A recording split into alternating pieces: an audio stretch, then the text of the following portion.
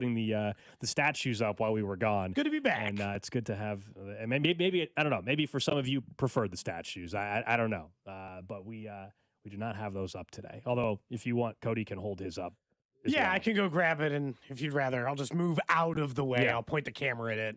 Yeah, actually, that's what I'll do. I'll just set it in the corner. Even though we're here and physically present. But yeah, it was good to be out for the home opener. Obviously, the weather was gorgeous for people. I think that's why they probably had 39 and some change out at the game yesterday. So a very crowded home opener. Yeah, and you got in trouble yesterday. We'll get to that.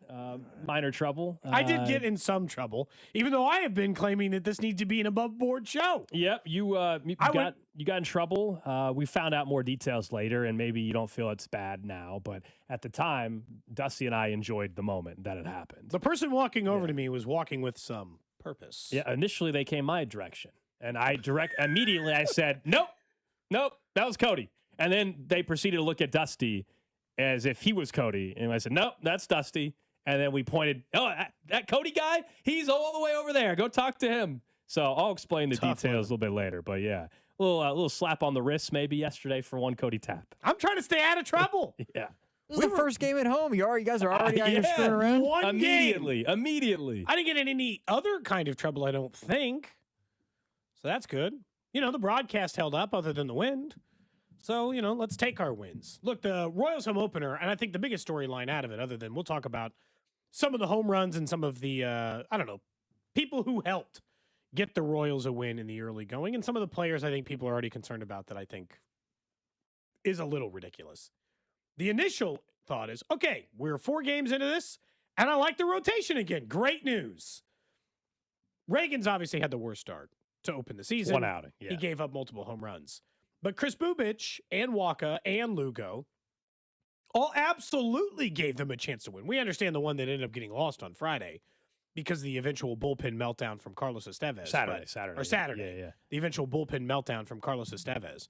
But when you look at Chris Bubich yesterday, even though he did not, and by no account, had his best stuff, had some command issues, gave up some walks, got himself in a little bit of trouble here and there against a not particularly good Minnesota Twins lineup, he still went 6 innings, only giving up the 1 solo shot, and they cruised. Oh, that'll play every for the single rest time. of the game. Yeah, that'll play every single time from Chris Bubich. First time out, absolutely. You'll sign up for that for him. Remember, this is still a pitcher coming off an injury from a year ago. So for him to have that first real start, spring training is one thing, but to go out there in a regular season game at home with pretty warm outside too, that I thought you couldn't have asked for much more from Chris Bubich. And then in a day in which the bullpen, wasn't at its full go because of some of the usage, and then also, as you mentioned, with Carlos and what's going on with him, they had to lean on some different guys, and I think the bullpen was a real positive for them yesterday. Whether it was Daniel Lynch or Mears, and then, of course, Schreiber once again getting some work. I thought you got to feel good about what you got out of the bullpen. And, it was a situation where on day one, at least at home, 2 of the guys you got in the Brewers trade, it's just one day, but 2 of the guys you got in the Brewers trade helped you out big time. And Mears, and then Isaac Collins got his first hit, and it happened to be a home run, and no doubter really to left field in the bullpen there. Yeah, and that one was a shot. Both were, honestly. We've yet to have the home run that's the cheat, I guess, at least on that end, where wherever the previous fence would have been, that ball wouldn't have been over, but is now. All the home runs hit yesterday, including the one for the Twins, were without question, I would say, based on that. But look, I think that it's pretty clear, at least based on the early information, that they can still rely on their starting pitching. I think that matters. Because Chris Bubich, you and I had gone over the baseball reference numbers yesterday, and you'd asked Vern about it. This idea that he would only go 102 innings. I'm like, yeah, that's a problem for them. Yeah, that projection was way off, though. I think it's off based on, it's off, but it was based on the idea that for the most part, he hasn't been available. And that's still the question for Bubich, the same way we talked about it with Vinny Pasquantino for a few years. We don't now, because he's made it through 2 full seasons essentially healthy, other than the 1 freak injury and the Urseg trouble. So, he's played every single game or every single day outside of that. With Bubich, you do have to, I'd like to get to the All-Star break and your arms still feel good. I don't think that's out of the question, but one start is not going to determine that for me, because someone on the staff will go to the IL for a short period of time. I don't know who that's going to be. Last year it was Lugo and Bubic Yeah, and the Reagan's injury, and the injury bug got him last year after the year prior where they didn't have any injuries really in the rotation. So you knew there was going to be some health regression, unfortunately, and it did get him last year. But have to like the start to pitching on that end. The first 4 games for them, and this is, you can play this game all year long with every single game and every single scenario, but considering some of the guys that are not fully rolling at the plate yet, 4 games into the season, for them to be 500 and feeling like they really could easily be 3-1, you feel good about that. It's an off day today. Everybody gets settled back into Kansas City post spring training, and then maybe you get after it again tomorrow, although the weather doesn't look great. At the very least, hopefully they can get in Thursday's game against the Minnesota Twins. But I also thought, I think you and I were sitting in different spots. I was sitting next to Dusty in the press box, and JJ Piccolo had told us when he came on our show, off air even, that Terrance Gore's family was going to be there, and they were going to honor him with a moment of silence, and that his son was going to throw out the first pitch. I don't know anybody at that moment, whether it's in the press box, if you were in the stands, if you're watching on TV, that hard not to start to feel like you're about to start crying a little bit and get a little emotional seeing that whole sequence. I thought the Royals did a great job honoring him and his family, and to see his son go out there and throw a dart to Alex Gordon. That's a good throw. That's one, like, even when the clip was on my social media feed this morning again, like, that's one where it's hard not to already, like, get a little emotional thinking about it. I don't know anybody that didn't feel the same way with that moment. Well, that was JJ really, was really carrying special. out one of the other kids, and it just looked like I noticed that with JJ carrying one of his kids throughout the entire thing. That was pretty special. Very cool moment. And I'm glad that they were able to do that for Terrance Gore. The moment of silence. And again, they held a moment of silence for Terrance Gore in Atlanta as well, and his family was there. Nice to get a chance to kind of celebrate his life in that way. And you're right. His kid threw an absolute strike to go with it, which is always a cool moment when it comes to those things. But yeah, you and I we knew that it was coming, like, as the first pitch in that way, but it still didn't make it any less cool. And the crowd gave a very big cheer for it. So I like being in those moments. It was a very special moment. I thought well done by everybody involved with that whole situation. I guess, what are your expectations for Chris Bubic this season? Vernon said 140 innings, 150 innings. Like, he's not getting, 200 is just too optimistic in so many different ways. Let me give you some of his best seasons ever. The most starts he has made in any individual season is 27 starts. That goes back to 2022. He made 20 in 2021. 130 innings is the most he's ever pitched in any individual year. 116 innings last year. But you and I both know, Gold, that last year there was going to be an issue with he was never going to get to the end of the season, whether it was injury or not, pitching unlimited innings, because we kept asking JJ about it.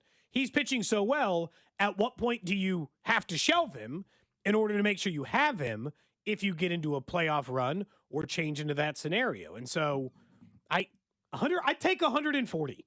I would take 140 innings. It'd be a career high. 26 starts, 27 starts, and 140 innings. That would be better than anything he's ever put out on paper at any stage of his Major League Baseball career. And so I would lock that in pretty comfortably, even based on the start he made yesterday, which gets him off to a good start in that front because he went 6 innings. He only gave up the 1 hit, didn't he? Or 2 hits? Yeah, 2 hits given up. No, I thought Chris Bubic, you're feeling good. As far as expectations, if he's going to be your 4th starter in your rotation, I mean, you got to be thrilled with that. That's what you're getting from your number 4 starter, and then we'll see what you get from Noah Cameron and this next outing. Yeah, I think you're thrilled, other than Cole Reagan's, although I still think the track record there tells you I'm not concerned about that. Let's see what happens next time out for him. It was a bad day at the office against the Atlanta Braves on Friday to open up the season. But my whole thing with Cole Reagan is if he's right and he's healthy, I think the performances will come. I'm not worried about a healthy Cole Reagan's what he looks like. It's whether or not he stays healthy. He was just off, giving up home runs, walking. Like, he still got some of his strikeouts, but yeah, he just didn't look. He just didn't look as comfortable as I'm used to Cole Reagan's looking, at least in there. But we mentioned this. Outside of him, the guy who you're saying you trust the track record on, Waka, Lugo, and Bubic all carry the rotation, and things looked pretty comfortable, which I would say is a pretty good sign. You want to get to Chiefs first, or you want to talk about how I got in trouble. Well, I want to get to the press box situation yesterday. Situation that makes it sound so much worse. So Drew. do I. I saw this. Drew doesn't even know. I saw this in the rundown. I have absolutely In the no rundown, idea it said what Cody happened. got busted in the press box. Look, and Drew's like, yes. what happened? In Yeah. general, I don't want to look. It actually ended up not being quite as big of a deal. At the but time, you probably at the felt like, time what's I going was on? very confused. So one of the PR reps from the Royals came up to me in the press box and said, "Hey, And you and Dusty, who were sitting next to each yeah, other. Dusty and I were sitting next to each other and said, "Hey, did you post that video?" And I knew I was like, I knew what they meant because I also had already known what video you posted. I did not. You had already seen the so video I I go, posted. "You mean Terrance Gore, his son throwing out the first pitch?" And she said, "Yeah." She goes, I thought "Yeah, it was a nice moment. she's I like, wanted "Yeah, to can you share it. Can you take that down?" I go, "Well, I didn't post that." I go, "I think Cody posted that." And she goes, "Okay." And then she looks at Dusty and says, "Can you take it down?" I go, "That's Dusty. That's not Cody." And then I very quickly ratted you out, and I said, You just pointed at me? Dusty and I Could have covered for me. Dusty and I very quickly said, "Yeah, Cody. Oh, yeah, he's just right down there." And then you weren't in your seat at that time. You were going to get a drink or something. I don't know. And then you're walking down the stairs. I go, "See that guy in the glass walking down the What stairs?" the hell, I said, man? Full-on "If description. anything, I should be mad at you. I said, he's right Wow. there. He's right there." And so she went over to you, and then I don't know. She had a conversation with you. It So- sure looked like you were getting reprimanded.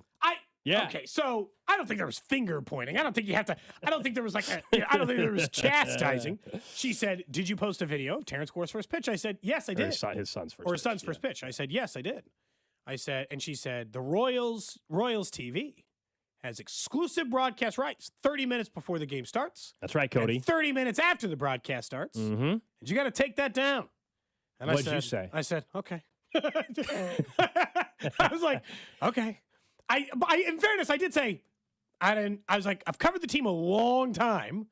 In fairness, right? Like I've sent videos of other first I don't know. pitches I think from my seat in the press box. I've been around the team a number of years, Let me just say, I and I've fully never gotten support. dinged on that. Fully support the Royals. I think they should have maybe revoked your credential. I mean, Revoked my credential? That's how serious of an offense this Over was. one Yeah, photo? I think so. One video? So your first thought was not to say okay and just be done with it.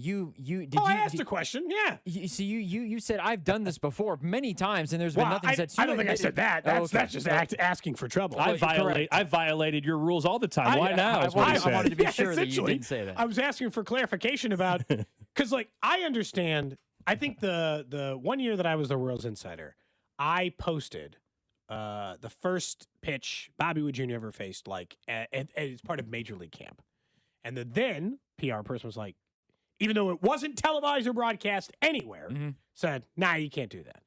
He's like, "That's game action." I was like, "Okay, game action, got it." It's a spring training game. Thought it might be in the. So this is not the first time I've been busted. Is what I'm Yeah, saying. but now they're on to you. Now So- they're on so to I you. said- You got to be careful now, you know? Well, I've already broken Cody, the rules people once. on the text line are right. Cody goes to the movie theaters and sells bootleg copies of That's not movies, it. too. I mean, So I guess- we got to watch you. So, but I guess here's the questions I have. So let's say I get in a hot dog derby race later this summer, And then you lose again. but you sitting in the press box cannot take video of me in the hot dog derby race and post that on the internet. You got to go as a fan. As a fan, you're Yeah, free and clear. As a fan, I think we're good. But you're right. I don't know. I mean, again, you're going to lose. I can just replay the past hot dog derby. We know the Just result. show some other one. We know the result. But yeah, man, I saw, and then later I realized they were going around and talking it wasn't to just me. five other people as well. That clearly did the same thing. But at first, Dusty and I are like, well, this is going to be good. We're watching her walk over to you. This is going to be great. Can't wait to see the end result here. I will say I was targeted immediately. I think I was the very first person they came because someone 2 seats down from me, a person who's appeared on this show, 2 seats down from me. They came to him 10 minutes after. I don't know how hard they were scrubbing the internet looking for these things, but they found Well, us. they're on to you. They found us. You're on the list. You were on the list, and now you got to be really careful moving I took forward. it down. I deleted it. I will say the funny part about the hot dog derby race too is not only will Gold not have, he'll just go back to previous race if you lose. If you win, Gold will never have the video. There will be no evidence. What a shame. There will be no evidence if you do win. Well, in fairness, I Facebook think they pretty memory much always popped send up. it to us. The Right. Facebook memory popped up. It's weird because I don't know if I must have posted the video later of the one I did, and it obviously that would have been in the summertime. I don't know why it popped back up here recently on Yeah. Yeah, that would have been in August. on the feed. That was when the three of us ran it or whatever. But I told Dusty yesterday because he made the same comment on the hot dog derby. He said, "Is Cody doing that this year?" I go, "Oh, I think he's going to try." And I said, I told him I'm retired. I go 1-0. I don't need to ever do it again. I'm efforting it. Yes. So, okay, a couple people have mentioned this as well, and I just now realized this. Oh, here, yeah. Drew, do it. You didn't save the beard for us to see. Somebody on the text. I shave. I try to shave every couple of days so I don't look as scraggly as I did yesterday. The text line's right. You looked suspicious with it yesterday, and it was a little rough. It was a little rough. Oh yeah. It was patchy and all over the place. Yeah, don't grow a good beard. I just didn't want to shave. I was lazy. And so then I was like, got it. On opening day, you couldn't have cleaned it up? Well, after That's Vernon why said, she came to you first. I think that's what they're suggesting on the text line. Yeah, that's tough. Vern tried to pin me into a corner saying until they lock in the Central. It's like it's March 31st. I agree with that. You should have to wait until September, late September, when the Royals clutch the AL Central. That's crazy. We want to do a beard bet because you had to do one once, fine, but it can't be until they clinch the AL Central. In terms of the, how about if they get in first place until they lose first place? I'll not shave if they get to first place in the AL Central. Okay. I will not shave until they're out of first place. I'll include ties. Are you trying to act like you don't think they're going to be in first place? I was going to say, hang on. Is that what you're trying to say? I'm believing in the team. You and I both said 89 wins. Well, that's true, and I said they'd win the division. Okay. I just think it'll be back and forth. So people now are freaking that long. People now are freaking out on the text line, asking if they can't record video. This is just for press. This is not impact. You guys can take all the videos you want. Yeah, this is just for people with press passes if you're going. Now, if you're there as a fan, it's not a problem. Yeah, it's nothing to do. So yeah, sorry, you can do whatever you want. They just have different rules for us, which is fair. It's just a different setup. Yeah. I just didn't realize. I think what's happened is new TV partner enforcement. It's in-house now too. In-house makes sense. They caught it. They said, "Can you take it down?" I said, "Okay." And they said, if you ever do it again, they said, your ass is out of here for good. I don't remember and they said, you're never allowed back. The person I interact with, this is very nice. In terms of you also getting a chance to be in the hot dog derby race again, this didn't help your case, I don't think. No, probably not. That's actually, you know what? That should be the punishment. No! Yeah, that's fair. Why is that the punishment? You know what? That's actually fair. We're not going to, I think they should say, we're not going to mess with your credential. I took it down immediately. But you're not allowed in the hot dog derby ever again. Oh, that would be She hadn't even left. That's a bigger punishment for Cody. Devastating for you. She hadn't even left the area, and I had already deleted it. You should wait. Did you show it? Did you pull it up? No, I'm deleting it now. He knew what he did. He knew what he did. I just said, I said it's taken down. That's I put it very matter of fact. It's taken down, no problem. And it was on your personal account. You didn't put it on the station, right? No, because maybe. So you knew. So you knew it shouldn't have been done. I don't know. I just don't think it's my initial instinct to put stuff on the station stuff.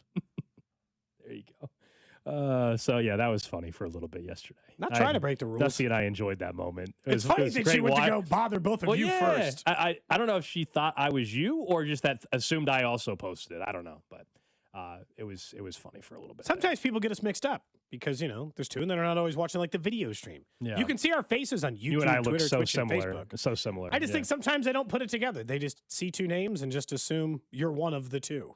Well, that's now Dusty getting the accusation. That's a bit tougher. Making him be a part of it, then I felt a little bit worse. Yeah. Let's talk a little bit about where the Royals are, though, because I did yesterday.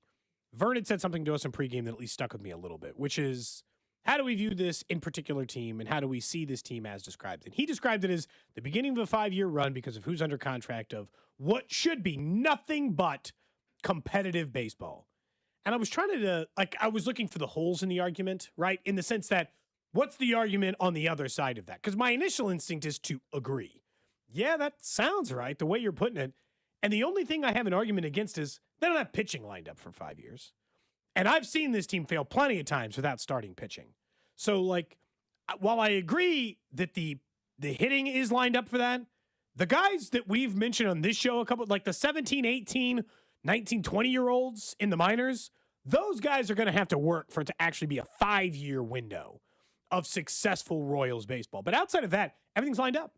Everyone is cost-controlled, under contract, and long-term. You don't even have to wonder where Michael Garcia, the entire the core part of the entire first 4 or 5 in your order are already locked up. Salvi, fine, he might retire at some point, but Carter Jensen is just obviously just going to plunk right into that spot, and you have Garcia and Witt and Vinny all there. You have the huge part of the offensive core under contract, and so the only thing I'd say is, just as long as their pitching development continues to be good, or Brian Sweeney keeps getting paid, so he doesn't want to leave. Sure feels like the pitching should be able to sort itself out. Yeah, they have figured something out with the pitching and the organization for years and years and years. That was always the biggest problem. Then the attention last year shifted back over to the offense and the struggles they had offensively. And we talked plenty about Alex Zumwalt, and they brought in a couple new pieces to that. And we'll see. It's way too early to make any judgment on what the hitting is, if it's going to be better, if it's not going to be better, and the frustrations that may exist. Way too early to judge any of the players yet on offensive production. I mean, we're not even 5 games in. We're not even a month in. We're not even a month and a half in. So I don't think anybody should have that opinion yet. But, when you look at potentially what I'll even say like 3 to 5 years, I don't know if I want to go full 5 years, like a 3 to 5 year run. I mean, the roster is very much what the roster is when it comes to the pitching staff. But, some of the guys you mentioned, what we don't know is at some point, if this team is a full-blown contender and it's the deadline, you mentioned some guys lower level in the minors, or even just look at some of their top prospects. They got some catching depth. We know that with Blake Mitchell and others. There's a chance that those are pieces that are used to help push a run as well. That's a conversation much further down the line, whether it's this year or next year if they would do that. But yeah, they've got some pitching depth down in A ball or double A, I guess it would be this year. If we're looking at some of the names, we're talking about 19-year-old kids. We're talking about 18-year, I guess 20-year-olds now, and a couple of them. But I mean, look, if you're a top prospect, you can get, and there are a couple of their pitching guys who are 19 years old. They might be in the bigs at 21 years old. They're that level of prospect and thought of that highly. I just told you Baseball America did an entire write-up on how Kendry Churio might be one of the biggest prospects in baseball by the end of the year, depending on what he does in the minors once their season fires up. So it's not that, but I also think that we've been in football mode a lot in this city for a while. And so you don't think about saying you can know something for 5 years. In baseball, you can know something for 5 years. You could say they have the talent and the pieces and the things in place to be good for 5 consecutive years. You can't say that in football ever. The roster is never 5 years out. At quarterback it is. Right. But it's not 5 years out at literally any other position. Running back, wide receiver, defensive end, it doesn't matter. You're not that far out at any of those spots. In baseball, they're set at first catcher, third short. That's a pretty good run out of there. Now, it's starting pitching, though. Like, every single one, other than Reagan's, who they got 3 years of control on, every single one is not a long term. Chris Bubich, who was great yesterday for the Royals, isn't under contract past this season. Walker's 34. No, Cameron, I will say, they do have him locked up for the next 6 years. Yeah. Seth Lugo's 36. I mean, so there's a couple of them. Hopefully the depth in the minors is something that will replenish that. But that's a couple years out. Seth Lugo just signed a brand new contract, as we all know, last season at the deadline. Yeah, before the deadline. Yeah, but again, what was it? A 3-year extension? So maybe, like you said, maybe 3 with the current grouping of starters, but it still requires that you continuously maintain starting pitching that can come up with depth. And I don't know, maybe more than ever, Gold, that does appear to be some part of their farm system that they figured out. I'm still not sure about how they're developing hitters and them all coming up and working right away, but I feel pretty good about the starting pitching and the other pitchers that they've been calling up for the better part of 18 months to 2 years now. They have been very consistent about bringing those guys up and being good with it. This year, we've partnered with KCUC, who's donating $50 to the Prostate Cancer Foundation for every home run the boys in blue hit this season. We saw a couple of them yesterday, and 1 in 8 men will face prostate cancer. So early detection saves lives. And at KCUC, Kansas City's largest, most experienced, and most advanced urology team, you'll see the best in Kansas City. Scheduled today at KCUC.com. Up next, let's talk a little bit about the Chiefs. Andy Reid is actually speaking out at the league meetings right now. We'll update you on what he had to say, including talking about the wide receiver grouping. And it might surprise you what he said about their crop of receivers. That's coming up here on Cody and Gold. What's up, KC? It's Carter Jensen. You're listening to Cody and Gold on your home for Royals baseball, 96.5 The Fan. Brought to you by Heartland Men's Health, the leader in men's sexual health. Thousands of men have been successfully treated for low T, ED, and more, all with discretion and compassion. Make your appointment at heartlandmenshealth.com. 96.5 The Fan. Got multiple sports going at once, so whether it's basketball or baseball yesterday, over at Underdog, it's the best place to get in on the action because you can make entries and win money right now in Missouri. Obviously, no baseball in Kansas City today, but you could be making those entries tomorrow.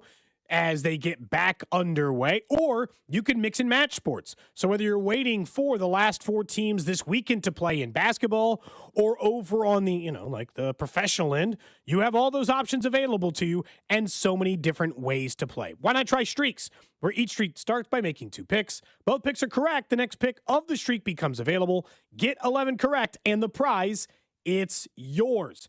It's easy to download. And again, you just choose your favorite players to go higher or lower on stats, points, rebounds, home runs, strikeouts, and anything in between. So download the app today. Use promo code TAPP, T-A-P-P, to score $50 in bonus entries when you play your first $5. That's promo code TAPP, T-A-P-P. Underdog, make plays, win money. Must be 18 plus and present in Missouri. Terms apply. See assets.underdogfantasy.com/web/playing good terms _DFS_.html for details. Concern with your play, call 1-800-MY-RESET or visit www.ncpgambling.org. Whoa, Liberty Mutual customized this song for you. Like your car insurance, it's custom too, yeah. Liberty Mutual's got the coverage that could save you money. Thanks to Doug and Limu, well now you can go and take that cruise. Liberty, liberty, liberty, liberty, yeah. Feeling the heat? Don't sweat it. Turn to Comfort Systems Heating and Cooling. With temperatures rising, now's the time to make sure your AC is ready to keep you cool. Whether it's your home or your business, Comfort Systems services both residential and commercial systems across the Kansas City area. Call today for a fast tune-up, repair, or a system upgrade so you can stay cool all summer long. Family owned and operated since 1990, comforting people is what we do. Comfort Systems is right for you. MyComfortSystems.com. When your money gets tight, you have to make some tough choices. Do you pay the mortgage, pay the credit cards, or pay the IRS? For lots of people, taxes get pushed aside until the letters start, then the threats, then the action, bank levies, wage garnishments. You can stop worrying. The IRS is offering new opportunities to help you resolve your back taxes, and Guardian Tax knows how it all works. If you owe more than $10,000 in back taxes, you may qualify to reduce your total tax debt by a very significant amount, even if you're years behind on filing. But timing matters, and so does who you trust. Guardian Tax knows the system and how to work it in your favor. They step in, deal with the IRS directly, and fight to protect what you've worked so hard to earn. In today's economy, you can't afford to lose more. Call Guardian Tax now for a free confidential consultation. 800-404-4307. 800-404-4307. Don't wait for the IRS to make the next move. Make yours first. Call now. 800-404-4307. It's March, and that means there's no better time to start betting with Circa Sports. It doesn't matter how you're planning on betting the mayhem. Picking individual games, futures to make it through the bracket, props on your favorite players, or more. Circa Sports has you covered. Circa Sports isn't just sports betting, it's sports betting the way it should be. High betting limits, player-friendly pricing, and exceptional customer service. Download the Circa Sports app or visit circasports.com today. Must be 21 or older. Gambling problem? Call 1-800-GAMBLER. Xfinity Tech Support, Matthew speaking. Hi, I live in a pretty remote place, like Jurassic Park remote. No! Wow. Will Xfinity Mobile work out here? Yep, the combination of reliable Wi-Fi and 5G makes it so that you can stay connected in all kinds of places. Plus, you get access to ultra-fast speeds and coverage, whether you're poolside or out live streaming with a T-Rex. Hold still, you're about to go viral.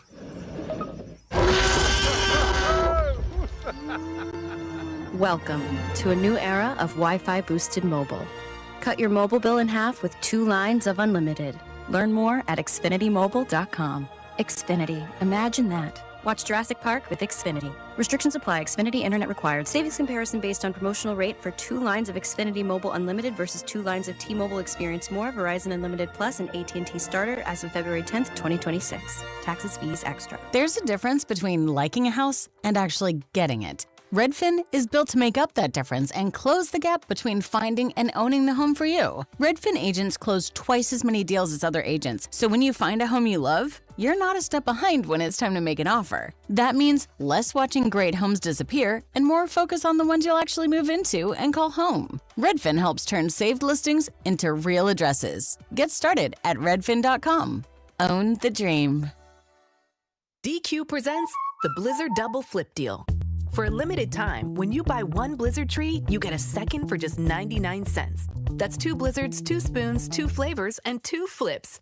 So don't miss out on the Blizzard Double Flip deal, available only for a limited time and happening now at DQ. Because the only thing better than a Blizzard treat is a second Blizzard treat for just 99 cents. It's a deal to flip for. The Blizzard Double Flip deal. Participation may vary. I'm Bob Burke, founder and chairman of Burke America Parts Group, a family of brands that includes RepairClinic.com, an appliance and HVAC parts solution company that's grown into an international brand. Before AmericanEagle.com, we partially launched a new technology platform developed by another firm. American Eagle helped take our technology to a whole new level with digital marketing, software development, and business insights into our key markets, appliances, HVAC, and outdoor power equipment, and did so both on time and on budget. AmericanEagle.com has the resources, experience, and talent needed to produce solutions.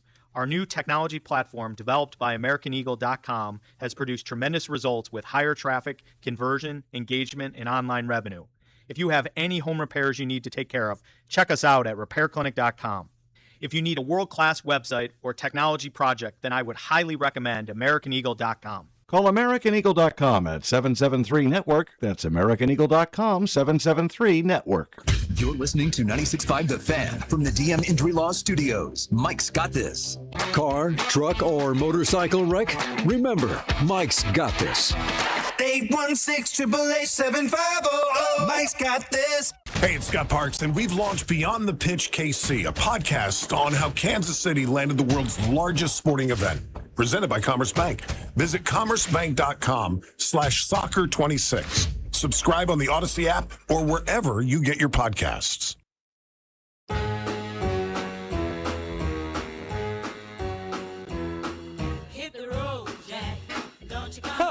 That's not what they said to me. That's pretty fitting. I think that's what happened. Tell me to leave. I think that's what happened to you in the press box. Can you confirm? Suddenly, Drew, I don't know, you obviously weren't there, but I should tell you that by the 5th inning, Cody was no longer in the press box. Oh. Is that true? Is that true or not? That is true. Oh, see? I'm just saying. They didn't ask me to leave. They ejected you from the They press did not box. eject me from the press box. I'm in good standing, I believe. Maybe. You believe? See, you don't. You didn't make it the full game. With confidence. You didn't make it the full game. Well, I mean, I can't be for sure. They haven't messaged me today saying you're no longer welcome. It sounds like the next time we have JJ on, we might need to make sure that you're in good standing with the club. You're making it sound like I'm in bad standing with the club. The text line saying I can't shave while the Royals are on a 2-game winning streak. Like I was supposed to just never shave again while they win. The only time I'll join you on that part, if the Royals, if they're in the postseason, I'll do a playoff beard. I'll do that. You do a playoff beard together? Do that. Yeah, I'll do that if the Royals are in the postseason. That I'll do. I would agree, but it would take me too long to. Cody's comes in patchy. Drew, could we give him a year and there would be. I imagine mine mine would look less patchy if you gave me a month, I guess. But also, I don't want to not shave for a month. That's too long. You're married. The wife won't care. It's all good. You're already married. You know. My students won't start being like, "Is this guy going through a hard time?" Have your kids seen you with a full beard yet? No, I've never had a beard. Yesterday is about he can't grow one. Yesterday is about the long 8-9 days. That's about the longest I go without shaving, where it's just like I really don't feel like it. Yesterday, Gold, we've done the show a long time. That's about as long as my facial hair gets before I'm like, I call it quits, and I don't want to because I don't want a beard, I guess is what I would say. I'm not attempting to grow one. So I assume it would take me a month, but I don't think I've ever gone past that marker. I don't think I've ever made it past 8 days. It'd be kind of scary to. But my facial hair specifically, as Gold pointed out, it grows in a way in which I think people would start wondering if I was depressed or going through something. Gold, if it went 3 more days, you'd be like, you might ask me if things are okay at home. It was you're a couple days away from being is everything all right? Are you going through something? I didn't notice until I saw the video we did yesterday. Then that was the time. That's when I realized it was out of control. I was no. we did the video before. I was like, oh man, I got it. So before Vernon said anything, I was like, man, I got to shave. And you did. And if you're watching the video today, Cody is back to being clean, squared away. All right, let's talk a little football here on the show. Andy Reid is actually at the league meeting speaking to the media on a variety of topics. But one thing he did say recently prior to today was discussing the wide receivers and specifically the wide receiver room. And let's remember, we are 3 weeks or so away from the draft. And so you got to be careful with what you hear. But he said their wide receivers, they're in a better position than most teams at the wide receiver spot. Now, I will remind you, currently on the roster, they have 6 receivers that have played for this, have played in regular season games. Rashee Rice, Xavier Worthy, Tyquan Thornton, Jalen Royals, Nico Remigio, and Jason Brownlee, okay? And a couple of those guys, how about 3 of them, really barely play. Yeah, Brownlee has played in a game, but I wouldn't exactly say has played much. I mean, if we play along and say Rashee Rice is playing all year, and Worthy's playing all year, and Thor's playing all year, and Jalen Royals is playing all year, it's not the worst, but it's better than most. Better than most would imply you have an above-average wide receiver room. And I don't know if you can definitively say that unless you are guaranteeing me that Rice is playing all year and Xavier Worthy is taking the big leap in year 3, which, I am still optimistic that we actually will see an increase from Worthy. But after that, I mean, Tyquan Thornton, they loved him for 8 weeks, and then they stopped playing the guy. Couldn't get on the field. And if he's your number 3 wide receiver, which as of right this second he is. Yes. With all due respect to him, that, is that an above average number 3 receiver? I'm not so sure that is. So do I think it is the worst receiver room? No. But to imply it's better than most, I'm not really buying. Now, it's Andy Reid. He's not going to say, yeah, I think our receiver room sucks. I mean, he's not going to say that either. I am in desperate hope that this is a smokescreen to try to not tell teams you're planning on taking Mekhi Lemon or Carnell Tate or Tyson at 9. Because if not, he's lying to himself. This is a lie. Because as it sits right now, even if I go under the guise of Rashee Rice is available to them, Rashee Rice is a 1, but he's like a fringe 1. He's a lower end 1. You're not like thrilled about it, but you certainly could do worse. And then you go back to Xavier Worthy. He's a former first-round pick. That's certainly nice. But again, a lower end 2, based on the current production he's done at this level of the NFL. Now, if he's including Travis Kelce in this, I can get you to mediocre receiving core. Okay? I can get you to the 16th best. But that's as it sits. And assuming that those guys play, it is delusional to assume. But the Chiefs wide receiver crew is okay. And after that, it's a pit of despair. But if I tell you fast forward to the draft in Pittsburgh and it's Rashee Rice, let's just play along and say he's not missing time, okay? Rice, Worthy, pick your receiver, whether it's Tate, Lemon, Tyson, whoever you think it is. And it's Rice and a first-round pick and Worthy and Thornton and Travis Kelce. Well, yeah, that is absolutely above average with potential to be much better than that. So I can get along the lines of the thinking that he has if they end up spending a top pick on a wide receiver, because I actually do think they'll be pretty well positioned at that point. Doesn't mean there aren't questions. You're still banking on things, but you could do way worse if that actually happens. So I don't know if Andy Reid's doing smokescreen or he's just like he normally is. He's confident in his guys and feels like they got the right pieces. I mean, look, Andy is he's the just not gonna go up there and be like, you know what, our receiver room, oh boy, it really needs some work. He's not gonna say that. Andy tends to be the ultimate optimist. So to in your defense, yes. He's not going to go in there and say they're awful. But the quote of, we have it better than most? No, you don't.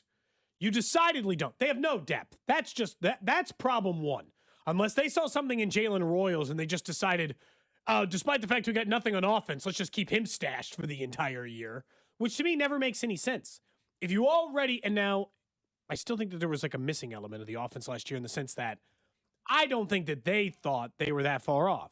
Because for the entirety of the season, they moved the football. They just didn't score. And so, I think that there are ways in which they could talk themselves into, no. Offensively, this works. You're just not seeing it all come together yet. Just give us some time. But this idea that they have it better than most teams. Let me do this. I genuinely think this might be a smokescreen. I'm not going to go through all 32 teams. Okay, that would be a boring exercise. But let's just, okay, we can start in the AFC West. Wherever, yeah. So this is just wide receivers, not tight ends, just wide receivers. So in Denver, Cortland Sutton, Jalen Waddle, Troy Franklin. That's better. 1, 2, 3. It's pretty strong. That's better than Kansas City. That's the best wide receiver room in the division. I assume so, yeah, because I can't remember anybody who plays wide receiver for the Chiefs. We already know Rice, Worthy, Thornton. Raiders, Jalen Naylor, Trey Tucker, Jack Beck. Well, it's better than that. So automatically we have found one team. It's way better. That might be the worst in the That's NFL. pretty bad. That's pretty bad. God, The Chargers have Ladd McConkey, Trey Harris, Quentin Johnston. Ladd McConkey had a great rookie year. Last year was disappointing. I mean, couldn't we say the same thing about Rice? Sure. Like, well, no Ladd offense, I mean, McConkey had a very, very good rookie season.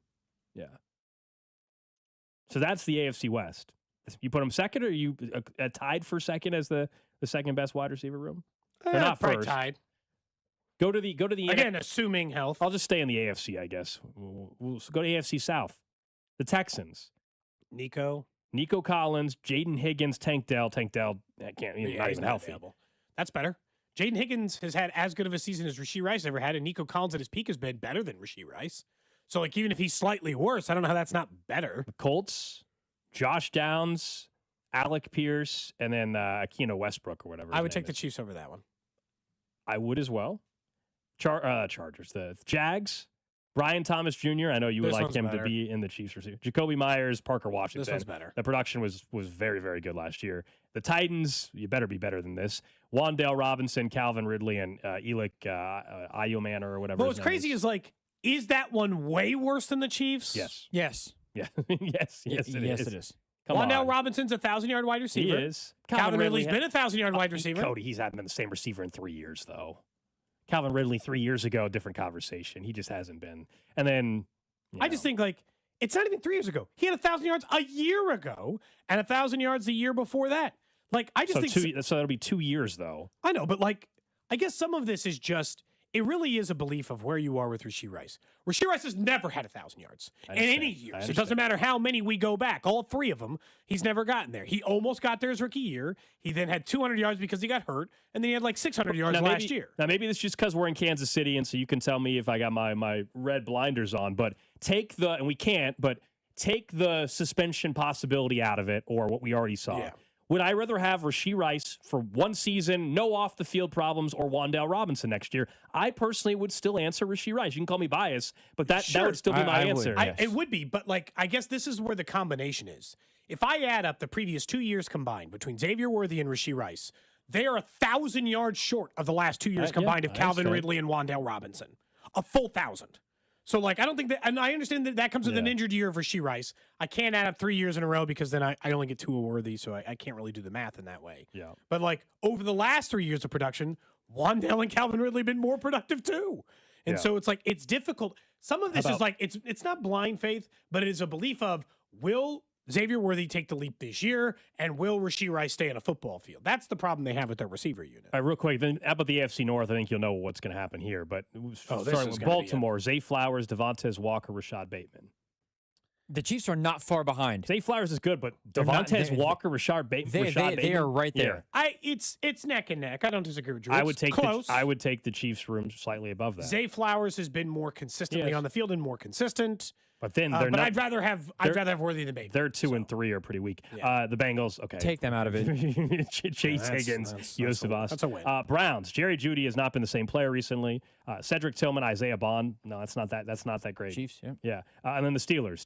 Now it looks much better. DK Metcalf, Michael Pittman Jr., Roman Wilson. It's a strong one too. So I guess that's the AFC. I mean, if you start going through it, you realize that there are some bad wide receiver units, or at least mediocre wide receiver units. So I'm not saying they're like way behind the entirety of the league, but to say they have the better than most would imply you've got the 10th top 10 best room is what you're saying. Yeah, maybe not like. 7th best, but like the 10th best. And I don't think if we went through this exercise and all 32 teams, I think I'd be really stretching it mentally. Yeah, and I don't want to get into 10. semantics of literally the quote, a better position than most teams. I took that as in above average, so literally top 15. Yeah.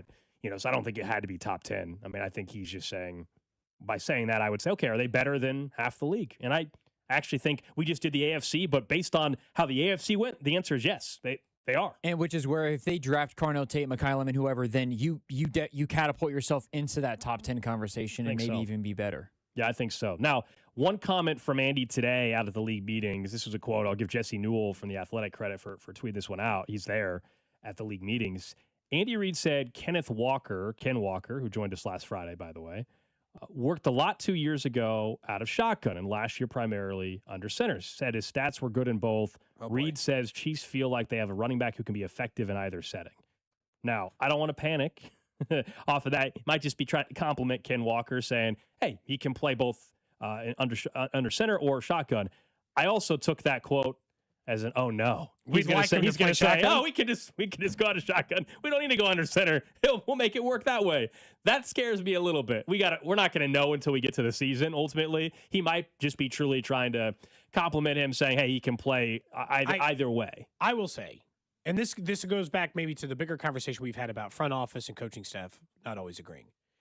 This would be the first time probably in the entirety of the Andy Reid run that this would be full coaching malpractice if they just go straight under center and they just operate with him in the same running game they used last year. Why did you sign Kenneth Walker then? If you're just going to run RPOs and under center, something he decidedly hasn't really done. RPOs at all at any stage in his career. And under center, yeah, a couple of years ago for a little bit, when he was a less effective runner than he was under center, why even pay that player? It would be stupid to pay that player if you're not going to utilize some of the things he is good at. You should have signed a different player. You should have spent money on a different running back or drafted a different running back or gone a different angle.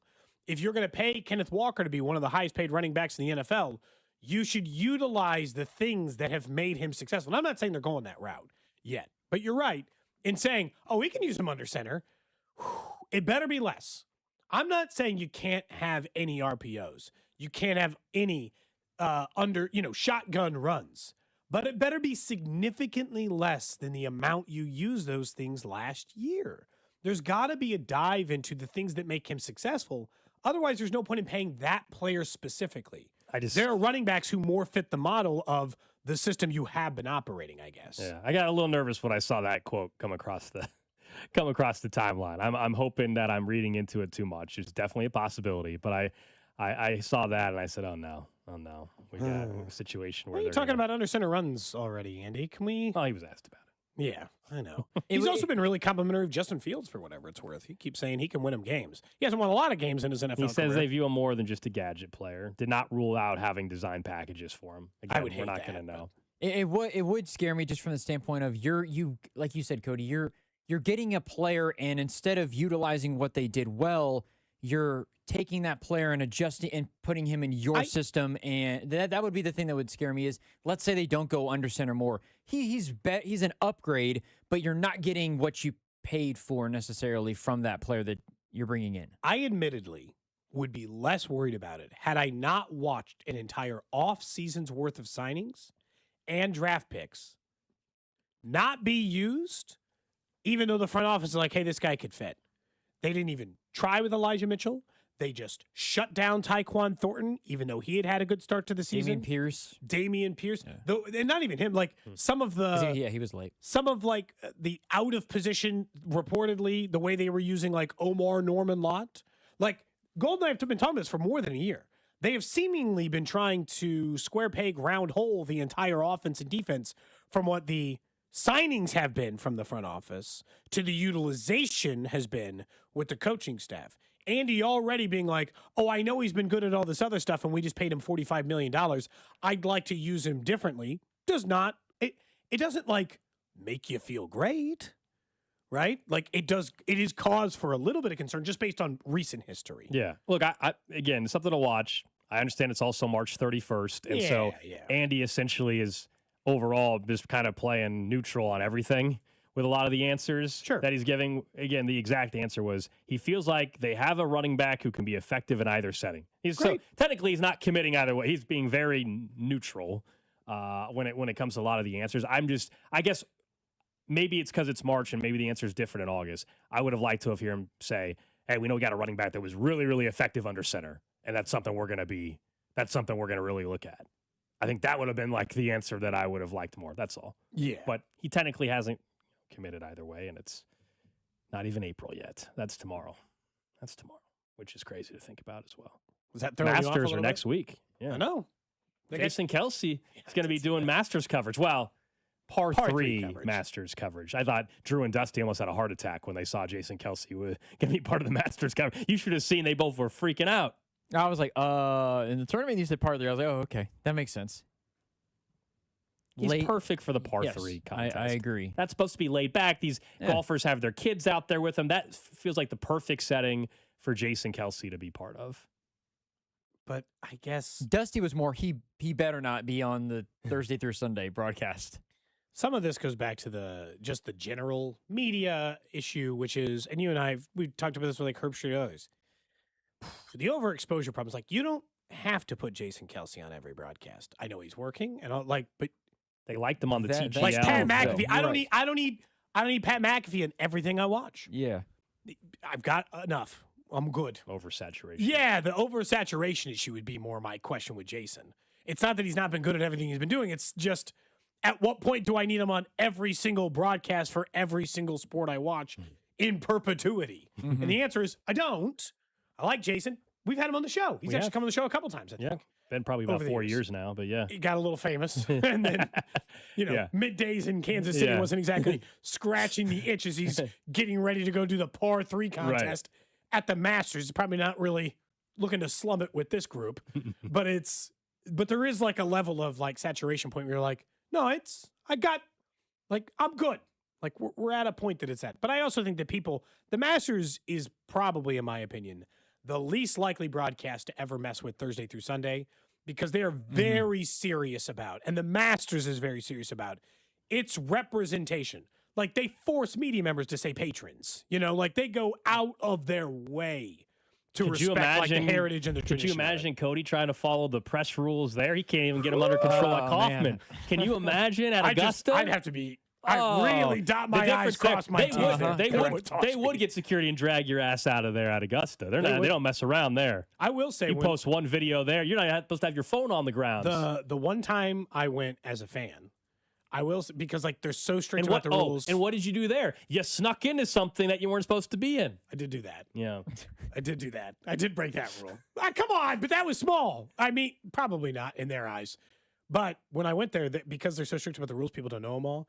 For the practice rounds, you can bring a like a DSLR. You can bring like a camera. Oh, I thought you had to do disposable cameras. You can bring like a real, like for the practice rounds, you can bring like a, so like I had like a real camera, and there were people like, was I allowed to bring that?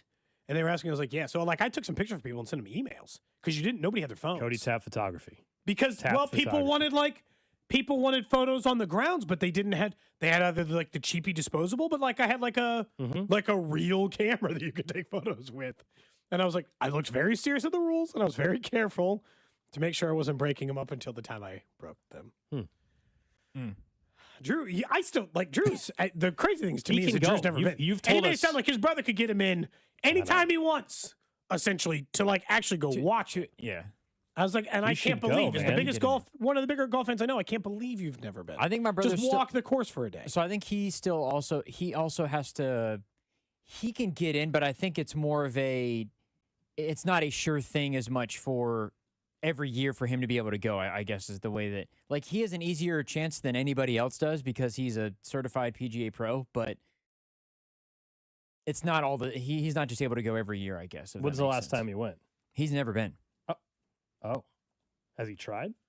No, probably because the club that he runs, this is obviously a very busy time of the year this is a busy time of the year for them. He probably hasn't set aside the time. He's been to... I know, but like if you're a PGA pro, like golf instructor, it just feels like you should go to the Masters once. It feels like a thing that it should be the top of your bucket list. Eventually, I know he's going to go. He's been to the Players a couple times. He's been to the PGA Championship before, but yeah, never the Masters. It's crazy. Just seems crazy to me. Gold, you've never been either, but you're having to do it like I've been in the lottery for 8+ years, and I'm waiting one day. I mean, I've been in the lottery less than that. It was like the second year I've been in the lottery. Remember, the difference is I'm not selecting practice round. The reason why I'm selecting either. I'm only selecting to go for the actual rounds of golf. I did make. So if I'm gonna spend the money to fly to Augusta, and the lodging there is very expensive that week, if I'm gonna do that, I want to go to like an actual round, and so that's probably why I haven't gotten picked. Because it's much harder to get tickets for Friday, Saturday, or Sunday than it is for the Wednesday. That's all. I did make the mistake of like they're always like the secret rumors, Drew, that like you got to go to this tent and make sure that they know that you personally used your tickets, and that makes it more likely in the lottery the next time. There's always, who knows if any of this stuff is true. Like there's just rumors about stuff like that and all that other things, and it's like, no, I actually used mine.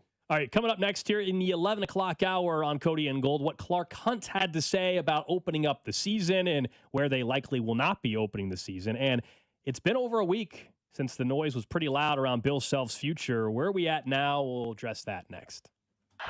What's up, KC? It's Matt Strahm from the Kansas City Royals. You're listening to Cody and Gold on your home for Royals baseball, 96.5 The Fan. Brought to you by Heartland Men's Health, the leader in men's sexual health. Thousands of men have been successfully treated for low T, ED, and more, all with discretion and compassion. Make your appointment at heartlandmenshealth.com. 96.5 The Fan. Big hits get even bigger with Dinger Tuesdays on FanDuel. Customers choose their own reward every Tuesday to use on MLB bets. How will you play your game? Option 1, the bet reset. Use this on your wager and you'll get refunded in bonus bets if your bet loses. Or Option 2, a 50% profit boost. Make your bet, activate the profit boost, and if it hits, that's extra winnings at no cost. Make your choice, and the reward will be ready to use on your next MLB bet. I like the Royals strikeout numbers for pitchers because the weather is cold, which means offense is depressed, and better pitching wins. So just visit FanDuel.com/local to choose your reward for MLB bets every Dinger Tuesday. That's FanDuel.com/local. FanDuel, an official partner of the MLB, and 96.5 The Fan. 21 and over and present in Missouri. Opt-in required. Rewards are non-withdrawable. Restrictions apply, including bonus and token expiration. Leg requirements, and max wager amount. See terms at sportsbook.fanduel.com. Gambling problem? Call 1-800-GAMBLER. Have you been diagnosed with head or neck cancer? At Kansas City Proton Institute, we're delivering the future of cancer care with state-of-the-art proton therapy right here in KC. Proton therapy means increased precision, reducing side effects like dry mouth, difficulty swallowing, and the loss of taste as compared to conventional radiation. If you've been diagnosed, don't wait. Get your second opinion today and see KC's largest, most experienced proton therapy team. Visit kcpi.com. Kansas City Proton Institute, where you see the best in KC. Did your HVAC struggle through this rough winter? When it comes to your home comfort, trust the local experts at Hamilton Plumbing, Heating, AC, and Rooter. Right now, you can save up to $2,000 on a new HVAC system with our trade-in allowance program. Over 40 years experience and more than 8,000 five-star reviews, plus our exceptional service guarantee, means you get safe, reliable service and peace of mind. Visit callhamilton.com/radio for details, terms, and conditions. Hi, I'm Carter. And I'm Charlie. We'd like to share a quick story about a homeowner named Jack. Jack had a home he needed to sell fast. And Jack thought he had it all figured out. So Jack talked to multiple cash buyers. Jack chose the highest offer. But the day before closing, guess what? The buyer backed out, leaving Jack with the moving truck all packed in the driveway and not sure what to do. Jack learned the hard way that the highest offer isn't always the right offer. Jack got suckered. Make sure you aren't hung out to dry. Call our dad at Rex Buys KC. Our dad is local, he knows Kansas City, and he actually closes deals.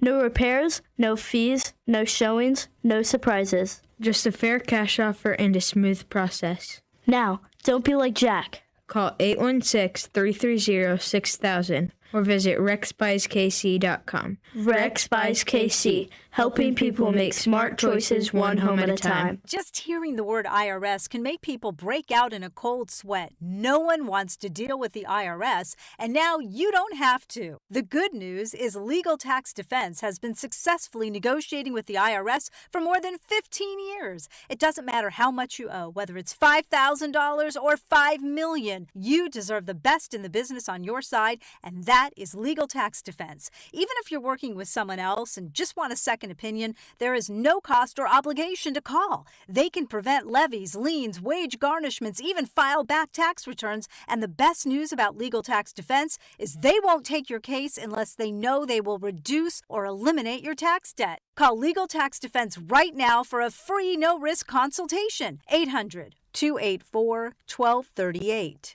800-284-1238. You have nothing to lose but everything to gain. 800-284-1238. Over time, your home's exterior takes a beating. You might notice faded colors or peeling paint. You need to call my friends at CertaPro Painters, whether you're thinking about the inside or outside of your home. Their free estimates are detailed and easy to understand, and you'll get a quote right away. Ask about their spring sales event for 10% off qualifying projects through May 15th. And remember, each CertaPro Painters business is independently owned and operated right here in KC. Schedule your free estimate at CertaPro.com. That's Certa with a C. This is the story of the one.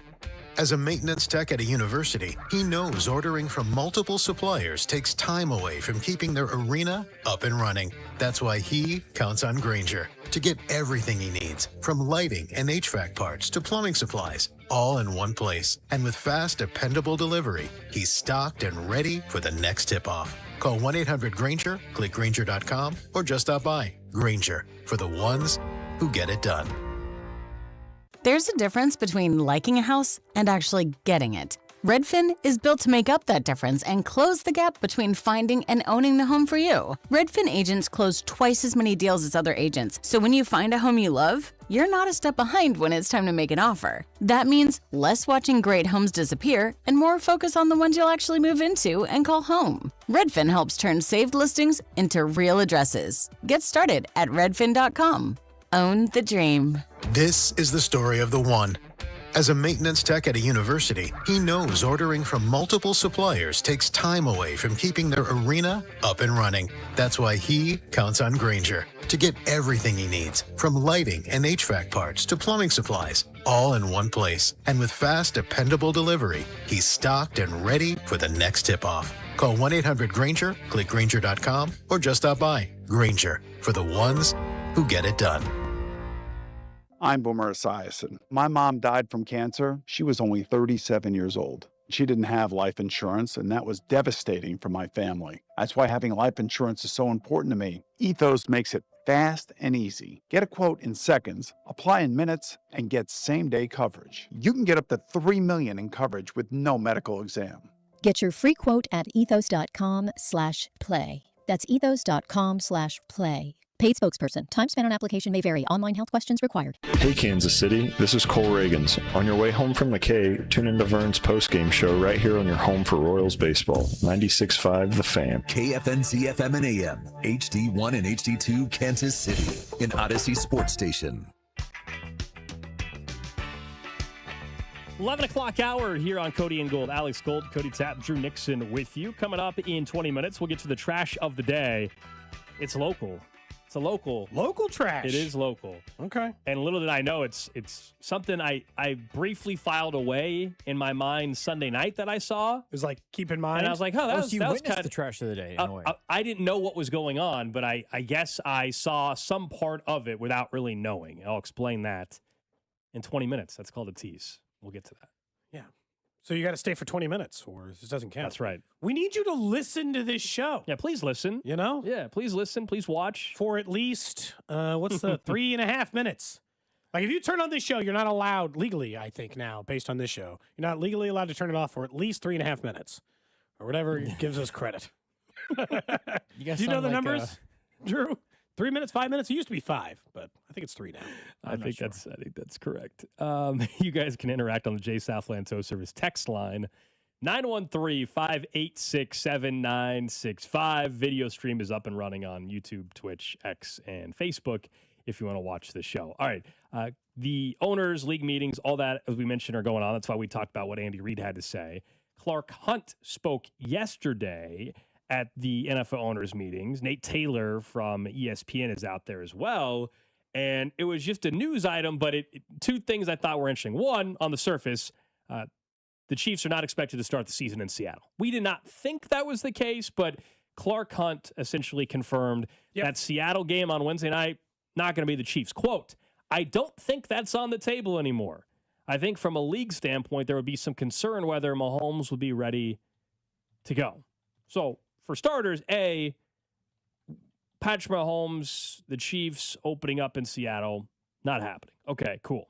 B, does that tell you that the concern part of it, is this going to play out in May as well? If Clark Hunt is acknowledging that the league, understandably so, does not want to have the Chiefs on a big spot like that if we're not sure Mahomes is back, and they will not know by the time the schedule comes out. They won't. There's just no possible way. We all think he's got a chance to play week 1, but nobody can 100%, not even Patrick Mahomes himself or Andy Reid or the Chiefs doctors say they know definitively he is going to do that. So, listen, I think this could impact the first 3 weeks of the season. So when we find out the schedule in May, Cody, it's not just that they're not going to open up at Seattle. No. It's that week 1, could it just be a noon game against the Jets or something? Justin Fields against his old team, just in case they're like, all right, we're either getting Mahomes in prime time or we're getting Fields playing the Jets. It's going to be something stupid like that. I think they have a massive scheduling problem as it relates to the Chiefs. I really do.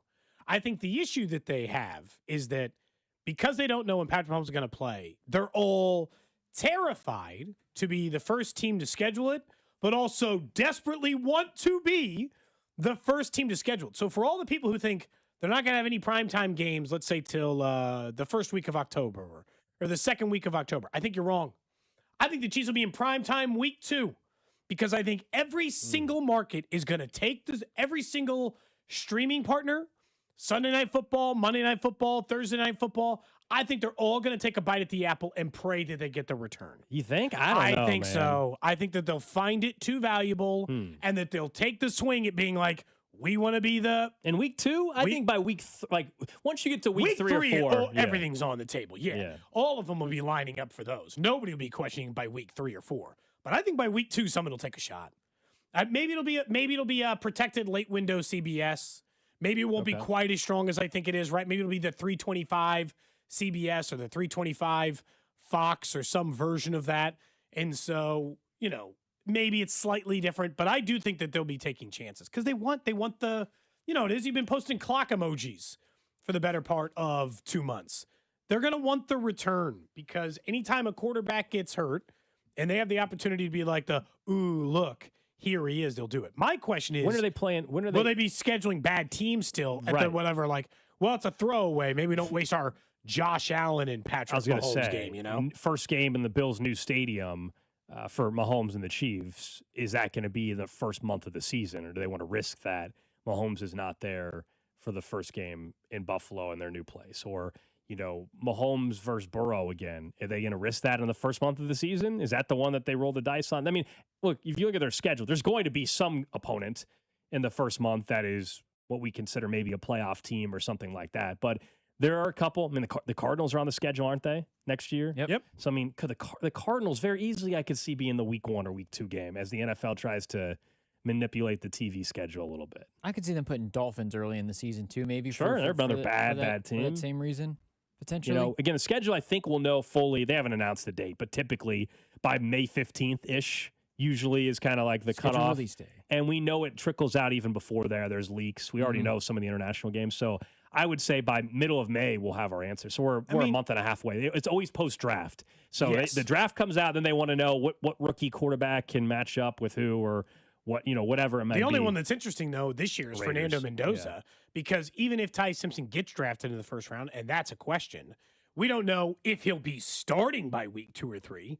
If you're scheduling, Ty Simpson's Steelers game against the Chiefs down the road, you want that late because you got to figure out when he might actually be in the starting lineup, not on the outside. I'm just throwing out a team. And look, Cash over on Twitch has mentioned, said, hey, before Mahomes was hurt, the Chiefs weren't the most exciting team to watch. In fairness, as a team, as a product, you're right.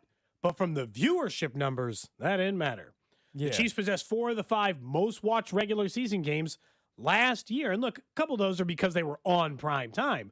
But the fact that the Chiefs were on it and they got watched is not going to discourage these teams from wanting to do it. Hell, I bet there's a better than not chance that if they do that Wednesday night game before Thanksgiving, how much you want to bet the Chiefs are on that one? That's a good chance. Clark Hunt has been asking to be the additional Thanksgiving team since they were the very first team who got a third Thanksgiving game.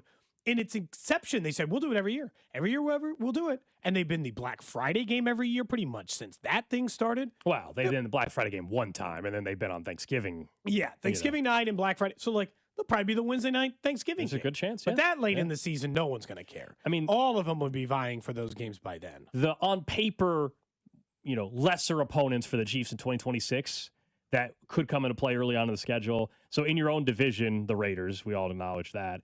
The Jets, the Cardinals, there's also the Dolphins, as Drew mentioned, and maybe Atlanta, but they're not terrible. Other than that, I mean, it's your divisional opponents, and then you got the Niners, you have the Colts, and you're going to have Buffalo, and you're going to have the Rams on the road. You're going to have Seattle. You're going to have Cincinnati. So I think we know the 3 or 4 on paper that look like could be some really, really bad opponents. But the rest, I mean, it's even though they're not a first place schedule, still the way it works out and the way some other teams finish, it's not this easy schedule on paper. No, but I have a hard time imagining, especially because they claim that there's some neutrality to it.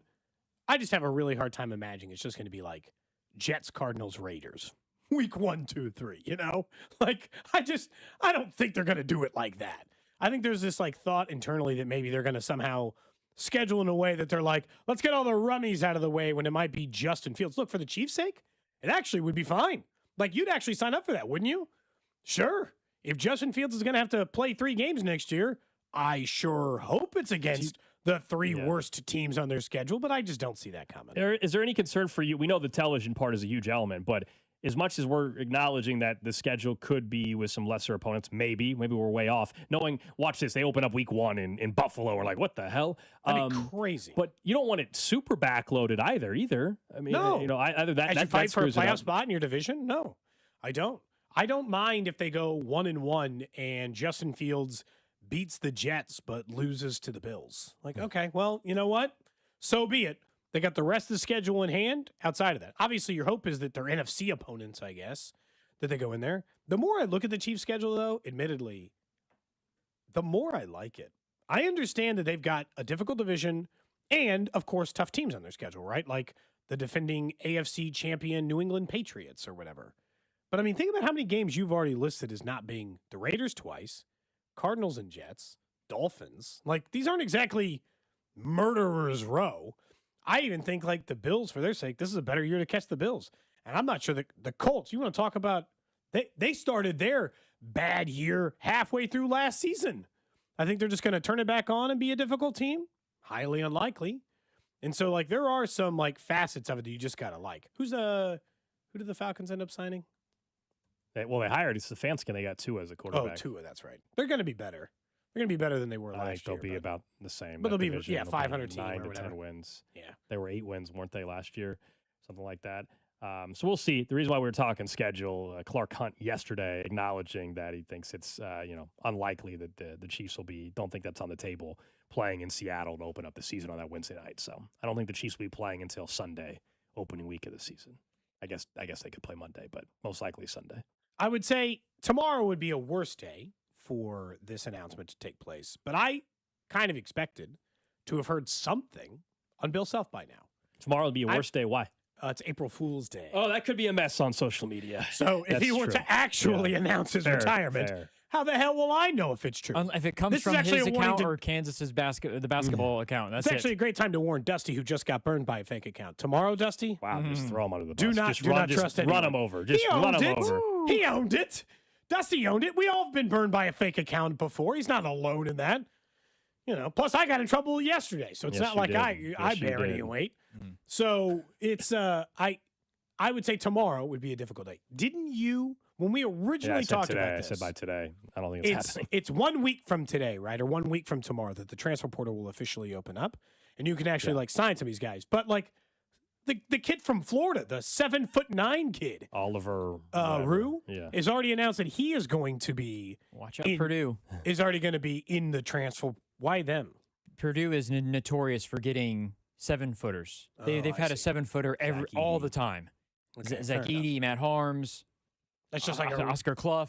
Yes, just a regular part of their routine. Yes, Matt Painter's notorious for that. But so, like some of the big names are already out there. I would think that you would want, like, let's say Olivier. I think that's it. Olivier Roux. Let's say he has an idea roughly of where he's going to go. Maybe he already knows. Maybe he's already decided. But maybe he's on the fence. Don't you think you'd like him to know who the coach of Kansas is going to be? It feels like you got to get out ahead the and like recruitment is a big part of this. Whether he's staying or he's going, it feels like that information needs to come out like now. And so like that part surprised me. Look, maybe behind a closed door, they're telling these transfer portal kids he ain't going anywhere. Don't worry about it. We'll make. But like, then why not just get out there and say it? I mean, if you're staying, there's no reason to not go out there and just say it. Right. I mean, the latest rumbling we had Mike Vernon on, as you guys know, last week. And remember, he was reporting that the early signs where momentum was towards him self-retiring. He also did not say it was a done deal.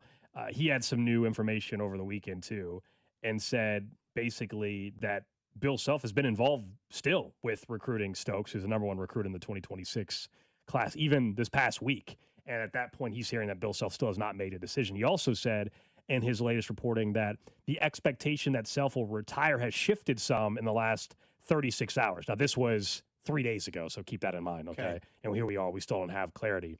He also said that the thought, from what he's hearing, is Self is exploring what a new contract could look like. And this is just his opinion. Did he sign a lifetime contract? But here's the analysis of it from, again, you can. He did. No. But listen. So like he said, Self would potentially, what he's hearing, maybe be taking less money himself to bolster KU's NIL resources. That is just what he is hearing. Just passing along. We're not reporting that. Meanwhile, also he says that he's hearing KU is still engaging with external candidates and will be ready if the job does open. So yeah, you got to cover your. So they sent you emails to an agent of, whoever. We are Tommy Lloyd. We're for sure going to know, though, at the latest, Tuesday of next week. Because the transfer portal opens the 7th. That and also all of the candidates will be available because there's rumblings. Tommy Lloyd, maybe Arizona doesn't have actually as much money as you would think. All this other stuff. Like we're really going to know at the latest. Tuesday of next week, I would say, is the deadline of we will know by then at the very latest what Bill Self is doing because of the portal, and all of the candidates who would be a part of that search will be available to be hired and talked to and all those other things. You say that, but I guess I kind of would have thought by now. I think we all thought there would have been clarity by today. Yes. But at the same time, you guys tell me, maybe this is, tell me if I'm being a KU homer. The longer this goes, the better I feel about Bill Self coming back and coaching Kansas next year, which I think so. I want to have happen. I do not want them to have to go hire somebody else. I would think so. I think the longer you can wait finding Bill Self's replacement, the better. Absolutely. Unless he gets into his, there is an age point in which I'm like, does he still have it? It's not that this age. I think you can. The reason why we're having any of this conversation is because, unfortunately, he's got some health problems. Yeah. He kind of left it open-ended, but also this is not whether or not he wants to coach, likes coaching. That's not the debate. It is whether or not he believes for health reasons he can continue and what feedback he gets from his family and doctors, etc. And if you're, and I mean, even more so along the lines of if it is actually true that Jacques Vaughn is more of a coach in waiting situation, one more year as a assistant under Bill Self spurs that theory along maybe a little bit more. But also, even if Bill Self waited, let's say he goes through one more swan song and after next year he's done. It's Kansas, and Kansas enough. You're not going to miss out on anybody, I don't think, because you waited a little bit longer, if that makes sense. I know it's happened at other major programs. Necessarily. It happened with Duke, with John Shire. I genuinely think if you're a program at that level, though, coach and waiting is just not the way you should operate. I agree. When you're one of the 10 to 15 biggest programs for football, basketball, it doesn't really matter the sport. But if you're one of the top programs, and I just don't think that that's the way you should operate. And again, Duke just did it. So not saying it can't happen, but it's just it just feels wrong to operate. And in fairness, Shire was there for a while as an assistant too under Coach K, so that kind of fit the mold a little bit more where, I mean, if you're Kansas, you essentially can quote unquote have the pick of the litter, if you will, in terms of this job is high profile enough where everybody's going to consider it. Whether or not they go, that obviously is up to them, but it's going to be considered by everybody. They sit at the dinner table with their significant other and they say, should I take this job? Yeah. I know I wasn't planning on it, but you have a conversation. Yeah. It is one of those. That's also just, this goes back to Gold. You just, Jacques Vaughn would be pretty low on both of our lists. I didn't hear your official top 5. He ended up being number 5. Wow, we didn't get to the whole thing, but yeah, he would have been number 5. Okay. Tommy Lloyd's still number 1 on that, if in fact Bill Self retires. I just thought we'd hear something by now. Thought it was worth bringing back up as a possibility. Trash of the day. All right, this one's local. Had another one planned, and then I saw, so full disclosure, I saw this article this morning. I was like, wait a second. I saw this happen, but I didn't think anything of it at the time. So this is from Sunday night. The headline is Helicopter Lands at Olathe Station Shopping District, sparking social media buzz. So a helicopter landed near the AMC theaters at Olathe Station Shopping District Sunday night, according to these reports, and the helicopter landed around 8:45. The reason why I'm like, wait a second. So Sunday night, I real quickly went to Target, and it was right around 8:45, 9 o'clock-ish. And all I remember is there was a black helicopter flying pretty low. And in the parking lot, those of us that were walking into Target kind of looked up like, oh, that's a little weird. A little low. And it was heading towards where the AMC theaters were. But I did not think it was landing. I just thought, okay, that's weird. I actually thought it was like a police helicopter or something. Didn't really think anything of it, Cody, yesterday until this morning at, 8:45 or so when we were sitting around the bullpen area. And I was like, wait a second. I go, that's the same thing. So basically what happened is this helicopter took off from the Kansas City downtown airport, circled the shopping center in Olathe, and landed there. You can do that? Well, technically, I think you can. So here's the story. The Star had a write-up on this, and people got video footage of it. The helicopter landed, and a Olathe police officer drove up and spoke with one of the people who got out. And the FAA, I guess, does not restrict where helicopters can land, provided the landing is safe and doesn't pose a hazard to any people or property on the ground. An FAA spokesperson said that has not received a report about the landing in Olathe. And so because of this, Olathe police officers responded to the parking lot and said, quote, there was nothing to suggest this was an emergency landing. The officers contacted the occupants in the helicopter, forwarded their information to the FAA for a follow-up. The pilot was not cited because Olathe police do not have the authority to investigate and enforce FAA regulations. So you're telling me... So this helicopter I saw was weird, and I was like... Is allowed to land at Target? Or the movie theater, yeah. Okay, so... Yeah. That's crazy. If you're listening to this show, I'd like to go on a helicopter ride. And we got a nice big empty parking lot here at Odyssey. I don't know, man. Can I get a lift? When it lands, it might tilt and fall over. The parking lot has a few potholes. I don't know if you know about that. But they'll find a good. It's Does it flat. not? Does it not? It has more than a few. Few is putting it lightly. But it's a heavy aircraft. I gotta imagine it can handle a pothole. I don't know. It's gonna lean and then it's gonna flip over. I think it'll be fine. So I would like to personally request a helicopter ride from the Odyssey parking lot. If now I learn that it's legal. Let's do it. Would you go? I would. You don't like heights, but I'll do it. I will say it would be maybe even more epic. Will actually. Spec cover the show for a few minutes if you and I go get on a helicopter? Sure. It would be more epic if you guys both showed up to the station in a helicopter. Actually, now we're talking. That's where we really get. It's one of the few modes of transportation I feel like I haven't been on. I've been, so been on a you're train and a blimp, and you're even more inclined given your recent history of travel. Yeah, I would like to try to experience most Does anybody have a types helicopter? of travel. I've been on a subway, right? I'd like to try to. If a helicopter is allowed to, apparently, legally land at the Odyssey parking lot. Look, I'm not trying to ask you to break any laws, but if this is okay, if this is legally allowed, Alex and I will go on a helicopter ride. I don't know where to. We can just fly around and just land back at Odyssey. It's fine. Mm-hmm. I'll sign whatever flight logs, Someone else says they saw this. Yeah, I'm telling you, Sunday night, it was weird. There was this helicopter, but I didn't think much of it. I was like, huh. Then I walked in the store, and honestly, I eliminated it from my thoughts until I saw this article this morning. I'm like, wait a second. It must have been the same time. It had to have been the Yeah. same thing. Someone said right by their house. Someone says put Bink in a helicopter so we can get some good name drops.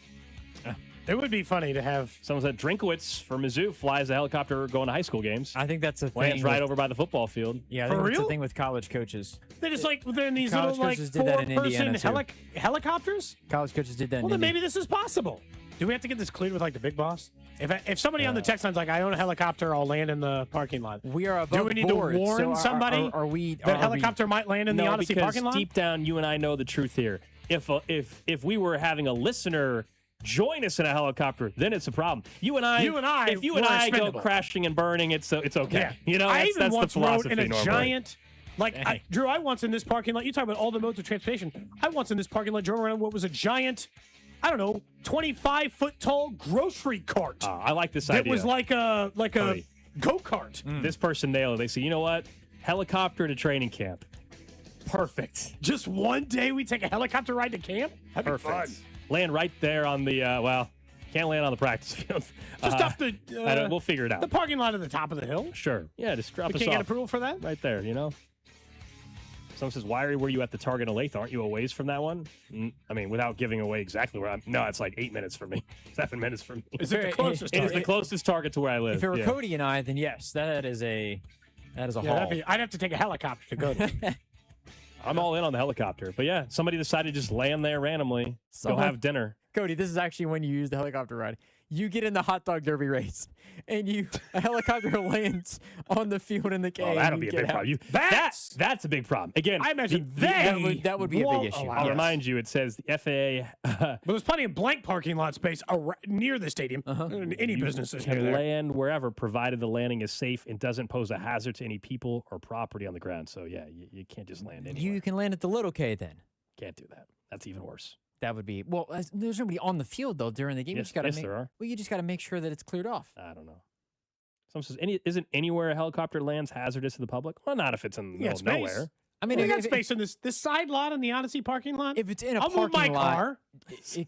Someone said if you guys took the helicopter to training camp, people would expect some celebrity or Taylor Swift to pop out, and they'd be very disappointed when you two walked out.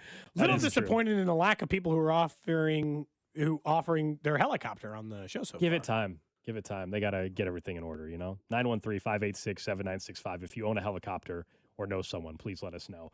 Up next, let's get to the Chiefs Red Half Hour, including a brand new 7-round mock from our friend Matt Miller. We'll see what he has up for the Chiefs at 9 and 29 next. What's up, Kansas City? This is Cole Reagans, and you're listening to Cody and Gold. Weekdays starting at 10 on 96.5 The Fan. Brought to you by Heartland Men's Health, the leader in men's sexual health. Thousands of men have been successfully treated for low T, ED, and more, all with discretion and compassion. Make your appointment at heartlandmenshealth.com. DQ presents the Blizzard Double Flip Deal. For a limited time, when you buy one Blizzard treat, you get a second for just 99 cents. That's 2 Blizzards, 2 spoons, 2 flavors, and 2 flips. So don't miss out on the Blizzard Double Flip Deal, available only for a limited time and happening now at DQ. Because the only thing better than a Blizzard treat is a second Blizzard treat for just 99 cents. It's a deal to flip for. The Blizzard Double Flip Deal. Participation may vary. Feeling the heat? Don't sweat it. Turn to Comfort Systems Heating and Cooling. With temperatures rising, now's the time to make sure your AC is ready to keep you cool. Whether it's your home or your business, Comfort Systems services both residential and commercial systems across the Kansas City area. Call today for a fast tune-up, repair, or a system upgrade so you can stay cool all summer long. Family owned and operated since 1990, comforting people is what we do. Comfort Systems is right for you. MyComfortSystems.com. Low testosterone can be a real problem for many men. It causes poor sleep patterns, decreased energy, low sex drive, and it makes it really hard to stay in shape. And as we all know, a healthy body is very important to our overall health and well-being. This is Jeff for Heartland Men's Health, and if some or all of these symptoms sound like you, we can likely help you be done with low T. We can also help you lose weight, support your metabolism, improve your gains in the gym, and more with our new targeted body composition plans featuring GH peptides, NAD+, GLP-1s, PDA, and more. Our low T protocols, applied in conjunction with our body composition plans, will help most men see real improvements, true weight loss, higher energy, improved sleep, stronger workouts, and a renewed sex drive as well. Your initial visit is just $99 and includes blood work and a medical consult. And if you start on treatment the same day, your visit is free. Call 844-447-6600 or go to heartlandmenshealth.com. Featured therapies are compounded and have not been evaluated nor approved by the FDA. Provider prescription required. See website for details. Right now, new FanDuel customers can get $300 back in bonus bets every day for 10 days. Here's how it works.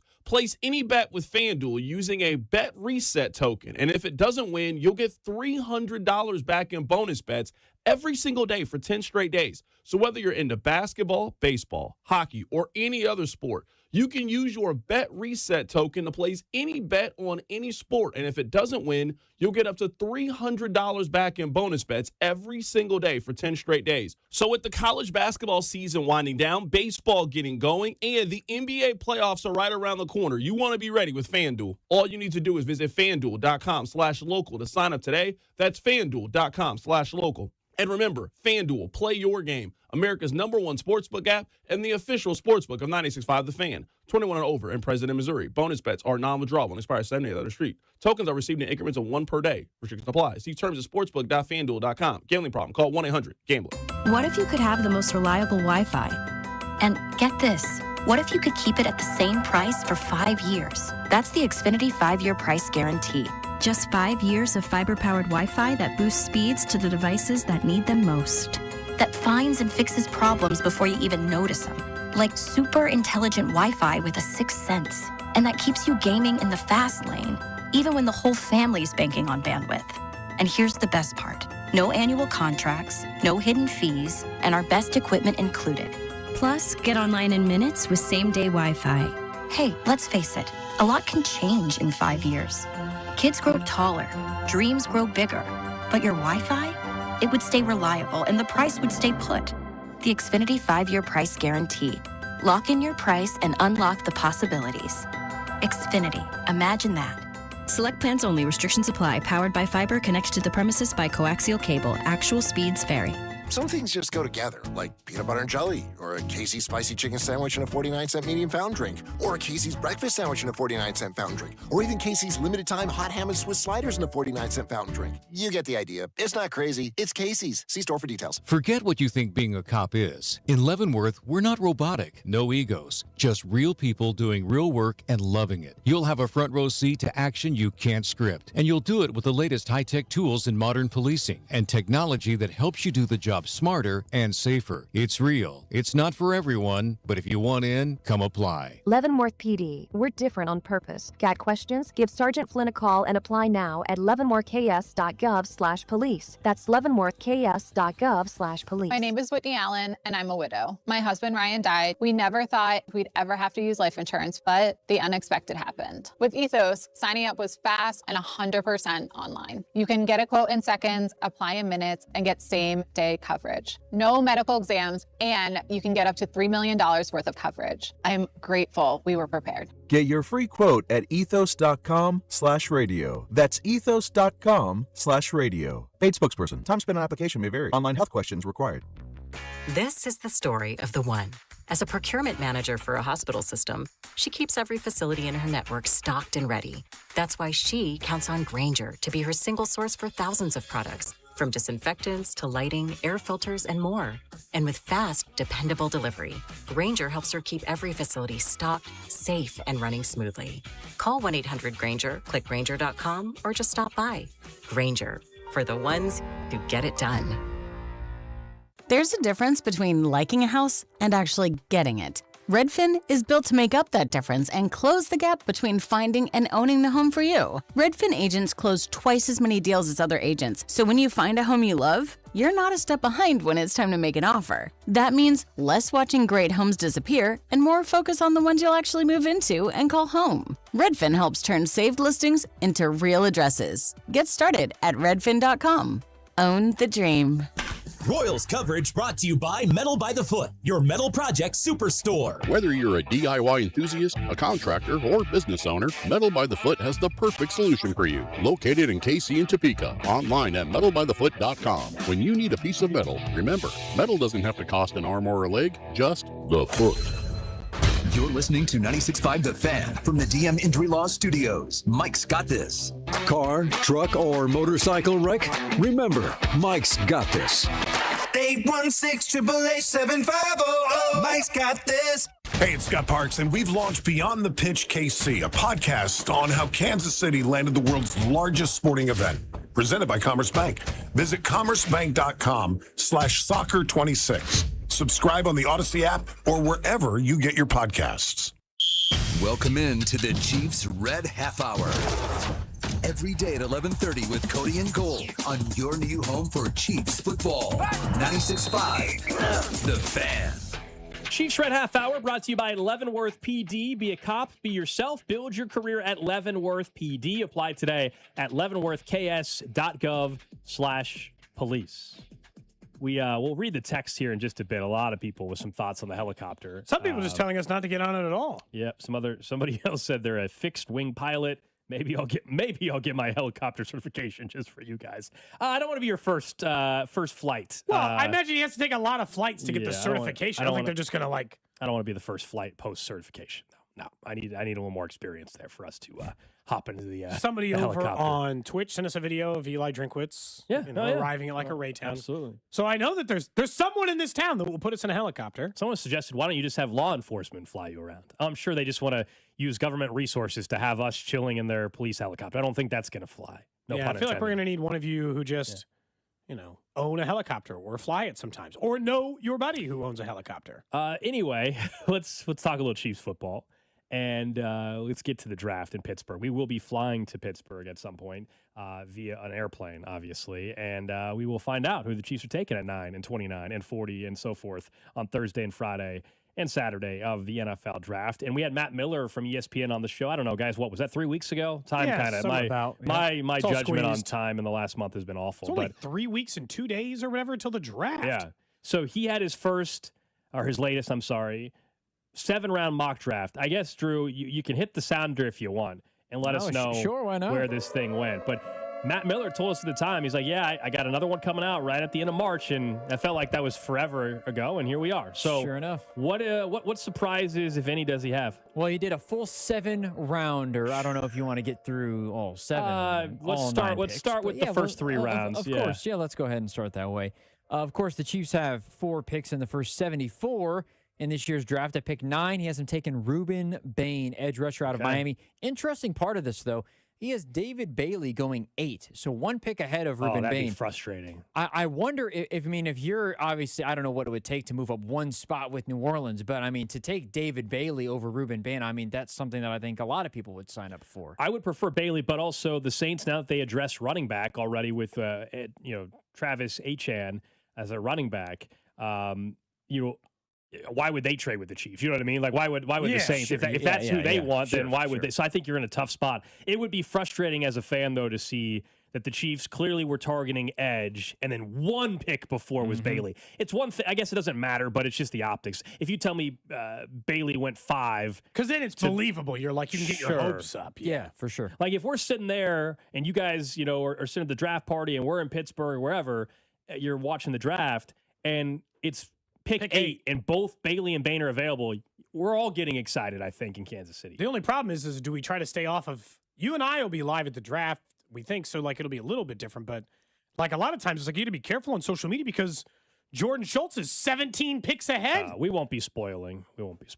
So like there's a part where like, already hearing it's going to be this guy or that guy or this, so you run into it. It would be annoying.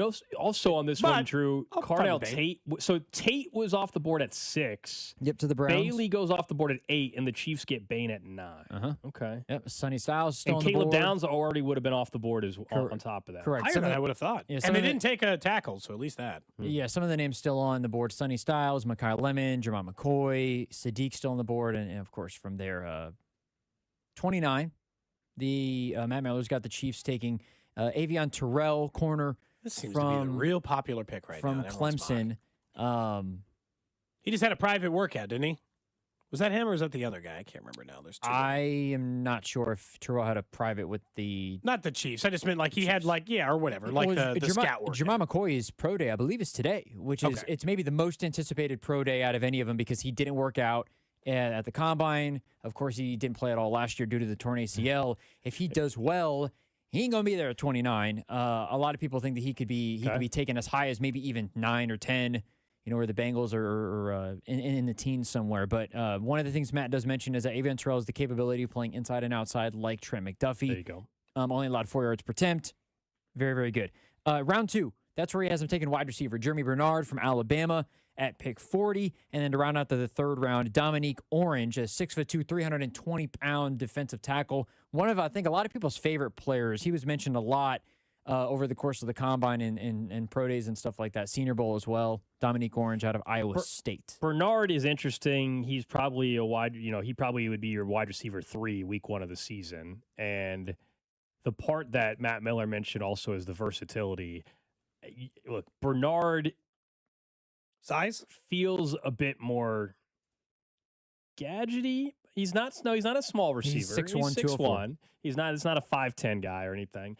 But the only thing way they use like Debo or what? 6'1", 204 is not anywhere near what Debo was size wise. I guess it's understandable if it's in the 2nd round. This is why I would like to spend a wide receiver a little bit higher up. That name concerns me that he's nothing more than a number 3 receiver long term for this offense. Like I don't think Bernard's turning into the eventual Rashee Rice replacement as your number 1 wide receiver in a year. I don't think he's a 1. I don't think he can be a 2. Okay, that's fair then. I just don't think to have a chance to be a 1, I think they would have to draft one at 9. It would have to be Tate or Lemon or Tyson. That's certainly what it seems like. What did he do? Like, I guess production-wise, he had 750. I think each of the last 2 years had 850. Last year was 7 touchdowns. The problem is the first 3 years there was not a dramatic difference. I'm looking at their college stats between like Rice and a guy like Bernard. There's not a huge difference years 1, 2, and 3. But the final year, Bernard had almost 900 yards receiving for Alabama, and a guy who's likely to go in the very latest, probably the second round, in Ty Simpson. But at SMU, he had almost 1,400 yards his senior year.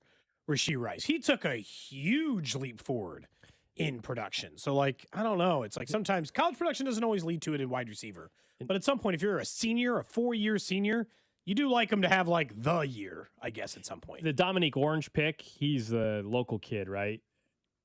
Is that right? He went to Iowa State. I don't know. He is from KC-Mo. Okay, so he's the local kid.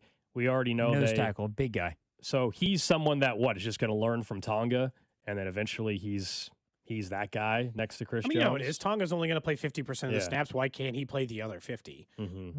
Big defensive linemen, interior defensive linemen, they play half the time. Like that's just the way that it works typically. And for whatever reason, maybe because they get to scout them in high school too, they do have a propensity to take a local kid from time to time. So like I don't think it's out of the question that they would be interested in a kid from North Kansas City, knowing that they have done that before. My only question so far with his mock Seems would okay. just I obviously have no problem with Bain at 9, would be waiting till the 3rd round, or I guess it'd be the 2nd round, pick 40 to take a receiver. Take any kind of weapon. It's not the worst idea, but I guess I would love to know at 29 what receivers were still available then, because that would maybe makes the pick at 40 make more sense. Because otherwise, I don't know if I like waiting to pick 40 to go get a wide receiver. I mean, I think it just depends on the needs, too. Like, we talk about the conversation of, do they feel like they need to replace Trey McDuffie, and this is the best way to do it, or do you wait? Some of the names at wide receiver that are before 40 after them, Denzel Boston out of Washington, I know bank like Sam Casey Concepcion at 37 are the 2 names before he has the Chiefs taking Jeremy Bernard at 40. I forgot. Somebody on the text line mentioned this. Yes, Dominique Orange, his nickname is Big Citrus. That's a great nickname. Big Citrus? Yep. Great nickname. He's 6'2", 320. He's a big boy. Okay. To give you some more of the names, he only has one other receiving weapon in this mock. Only 3 offensive players, period, Matt Miller's got. Oscar Delp, tight end out of Georgia. He has them taking in the 4th round. Jude Bowery, tackle out of Boston College in round 5. Marcus Allen, corner in round 5. Lorenzo Styles, Sonny Styles' brother, who had a really good combine, safety, round 5, and then rounding it out, Rasul Faison from South Carolina, running back in round 6. Oscar Delp is interesting. Like Brock Bowers, can stretch the field. He's not Brock Bowers, though. But in terms of what he brings to the table, he's more of a wide receiver, quote-unquote, threat than Jared Wiley was in college. Jared Wiley was a lot of the red zone stuff, where Oscar Delp, good route runner, reliable catcher of the football. Of course, at Georgia, the way that they play offense is a little bit different. They run the football a lot, maybe primarily. There's a good balance there, though. It's not like they're pass heavy. So Oscar Delp will be intriguing, at least to me, to not replace Travis solely, but be a part of that room. Have a plan. Yeah, to have him How do you a part of that pronounce room. this running back from forward. South Carolina? Rasul Faison. Faison. I believe is how you pronounce it. You said you don't even want him drafting the running back. I really don't need them to. If they do, fine. At the 6th round, I'm not going to complain, but I really don't think they need to at this point anymore. But if they want to, because I would just say, go get an undrafted running back. If you need bodies, go get an undrafted guy. Am I going to freak out because you draft a running back in the 6th round? Of course not. It doesn't really matter at that point in time as far as a depth piece. But this kid, I never heard of this guy in my life, so I have no clue. I mean, we're starting to 6th-round picks. He doesn't even have a Draft Buzz profile with stuff for me to read off. I was hoping. I was going to. Do they have Big Citrus? Oh, hold on. Do they have something for him? I mean, I feel like for Dominique Orange, you have to. Let me see if there's a Dominique Orange write-up. 3rd round pick, I feel like, you Iowa State tackle. Let's see. Can we get some sound if we have it? Okay, we've got one. Do we have it? Yeah, he says he's got a draft profile. Let's hear it. Dominique Orange, NFL Draft Buzz. Good first step quickness for his size. Wins the initial timing battle at the snap consistently. Impressive upper body pop. Generates real knockback on contact. Resets the line of scrimmage. Active feet against zone schemes. Shows ability to make tackles with blockers still attached. Stepped up in big moments, including his performance against Iowa's All-American center. couple of the concerns they list. Tends to play with a narrow base. You ever have that issue, Cody? Leaves him vulnerable when combo blocks. Oh, no. When combo blocks sustain contact. Overshoots the backfield on penetration. Needs to learn to break down in the hole.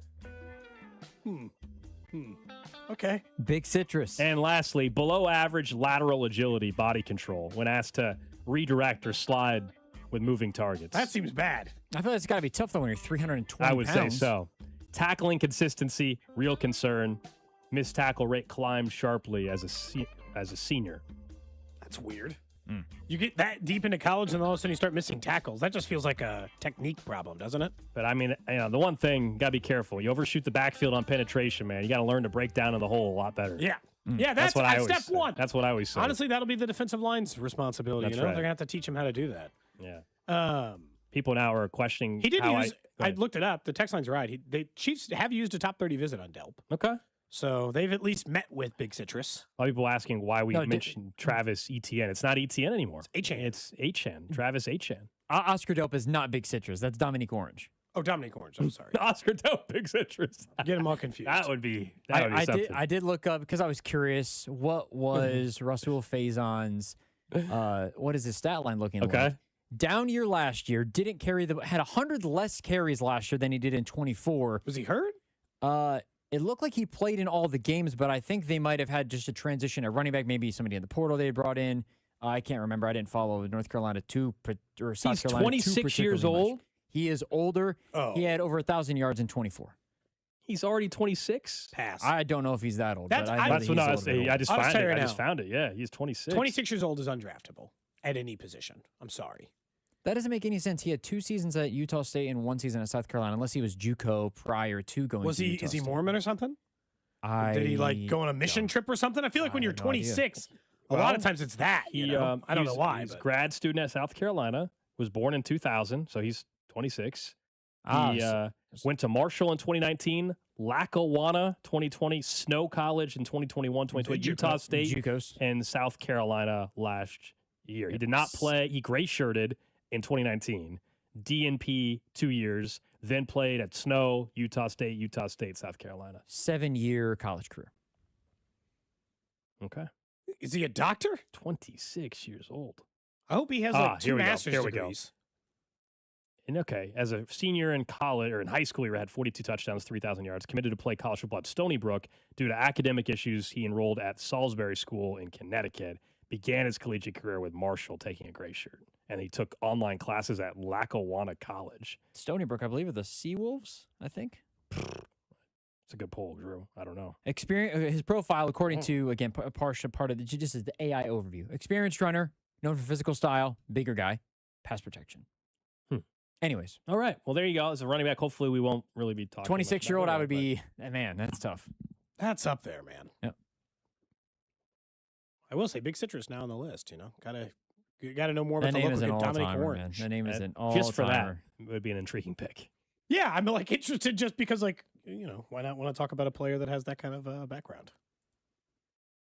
Do you guys like the overall position discrepancy, though? I thought it was interesting is 3 picks of the 9 are on offense. Everything else, 4 of the picks on offense, if you include the offensive tackle in the 5th round. But they wait for tackle till later. Only 1 wide receiver. You go after edge, corner, defensive tackle in the first 4 picks. Do you like the discrepancy of picks? Or? Only part that I would be nitpicky on would be wide receiver waiting till 40.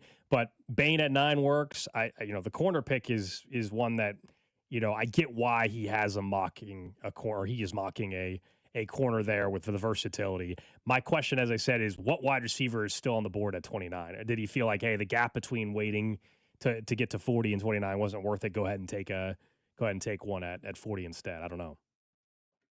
Yeah, the weapon part concerns me because Mahomes is coming off an injury, but in fairness, their single biggest offseason signing was a running back. They spent the most money on acquiring at least one weapon for Patrick Mahomes. But this goes back to the conversation I'm sure we'll get back to later in the show with their wide receivers and kind of where they rank and Andy's comfort with it versus some others. But they're just they're thinner at wide receiver just on accident because of all the guys who have left. No more Hollywood Brown, no more Juju Smith-Schuster, guys who have caught a number of passes for him over the last couple of years. So they're going to have to, they just need more bodies at wide receiver no matter what.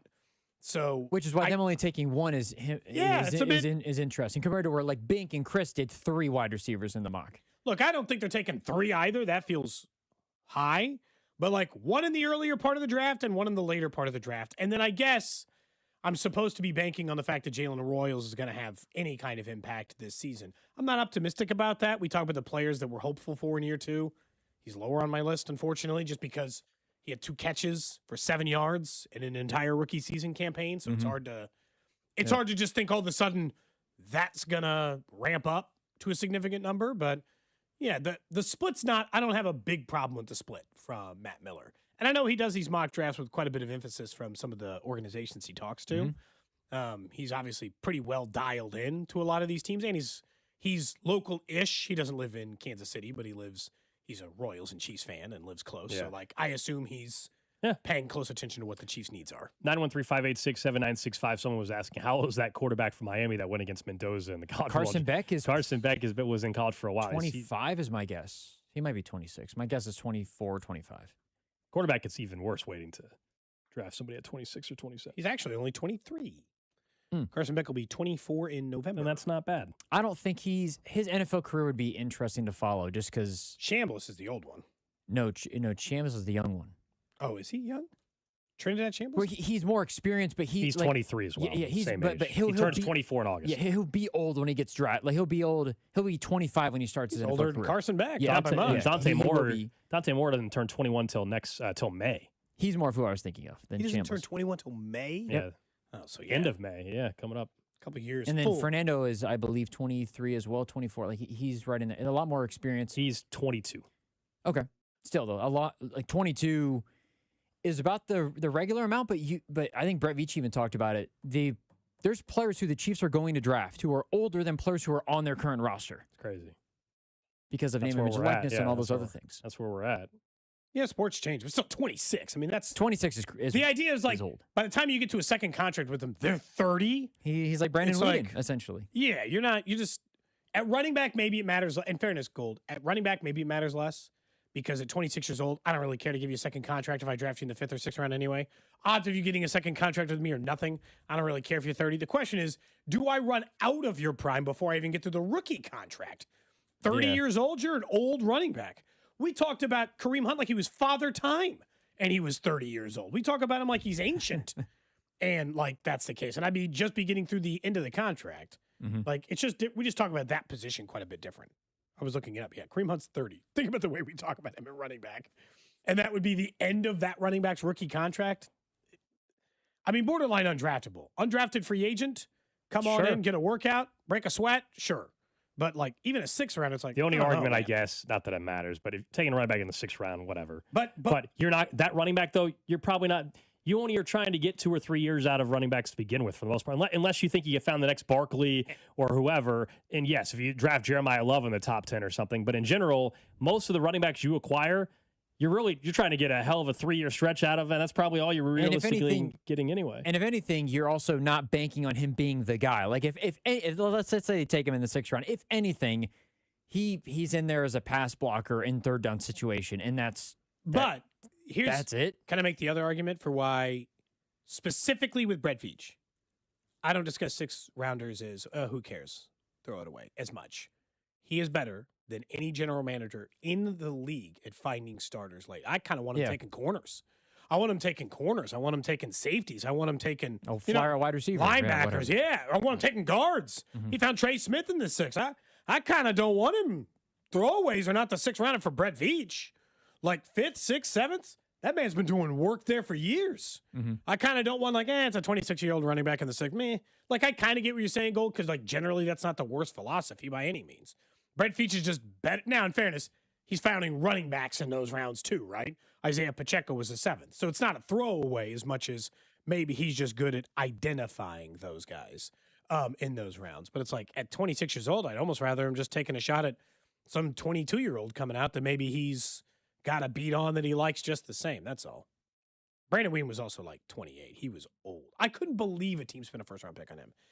In the history of Brown's bad quarterback, it is maybe the single worst pick they made. It's somehow almost as bad as all the stuff they did with Deshaun Watson. He apparently, according to Shefty, has got a good chance of being the starter. I'm going to pay him $80 million. I have it's him or Shador. In a weird way, I kind of hope so. I have a dynasty league, and I just kept him stashed on the roster. He was free agent. I picked him up like 3 weeks ago. I'm just for a dynasty league, if he starts it's a the quarterback game, league, isn't it? Yes. So see what happens. He's worth stashing until we know who wins the QB competition. And yeah, it sounds like in Cleveland, there's a real chance that he actually could start week 1 for the Browns after all this.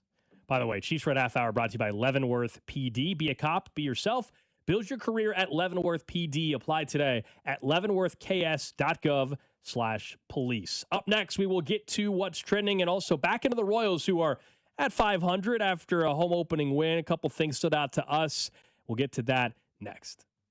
What's up, Kansas City? This is Bobby Witt Jr., and you're listening to Cody and Gold, weekdays starting at 10 on 96.5 The Fan. Brought to you by Heartland Men's Health, the leader in men's sexual health. Thousands of men have been successfully treated for low T, ED, and more, all with discretion and compassion. Make your appointment at heartlandmenshealth.com. Right now, new FanDuel customers can get up to $300 back in bonus bets every day for 10 days. Here's how it's going to work. Place any bet with FanDuel using the Bet Reset token, and if it doesn't win, they'll get up to $300 back in bonus bets every single day for 10 straight days. So whether you're into basketball, baseball, hockey, or something else, you can use your Bet Reset token to place any bet on your sport, and if it doesn't win, you'll get up to $300 back in bonus bets every single day for 10 straight days. So visit FanDuel.com/local to get signed up today. That's FanDuel.com/local. FanDuel, play your game. FanDuel Sportsbook is the official sportsbook of 96.5 The Fan. 21 and present in Missouri. Bonus bets are non-withdrawable and expire 7 days after receipt. Tokens are received in increments of 1 per day. Restrictions apply. See terms at sportsbook.fanduel.com. Gambling problem? Call 1-800-GAMBLER. Now's the time to complete that painting project you've been putting off. CertaPro Painters provides a free estimate quickly and at the right price. Whether it's interior or exterior, you'll never have to wonder what's next. They provide reliable updates because they know how important your home is to you. Ask about their spring sales event for 10% off qualifying projects through May 15th. Remember, each CertaPro Painters business is independently owned and operated right here in Kansas City. Schedule your free estimate online at CertaPro.com. That's Certa with a C. The Royals and the See You in the Major Leagues Foundation are teaming up with Blue Cross and Blue Shield of Kansas City to recognize outstanding high school sports coaches through the Blue KC Coaches with Character program. From April to September, we'll recognize 6 coaches as a Blue KC Coach with Character. Each honoree will receive a VIP package that includes tickets to a Royals game and more. Be part of honoring our high school coaches whose service is making Kansas City a better place to live, work, and play. Just go to bluekc.com/nominate coaches with character to nominate today. When the cold sets in across KC, AB May is the trusted name for keeping your home warm, safe, and secure. From furnace repairs to system replacements, we deliver reliable solutions and unmatched care and professionalism. Whether it's a sudden breakdown or routine maintenance, AB May is here to help.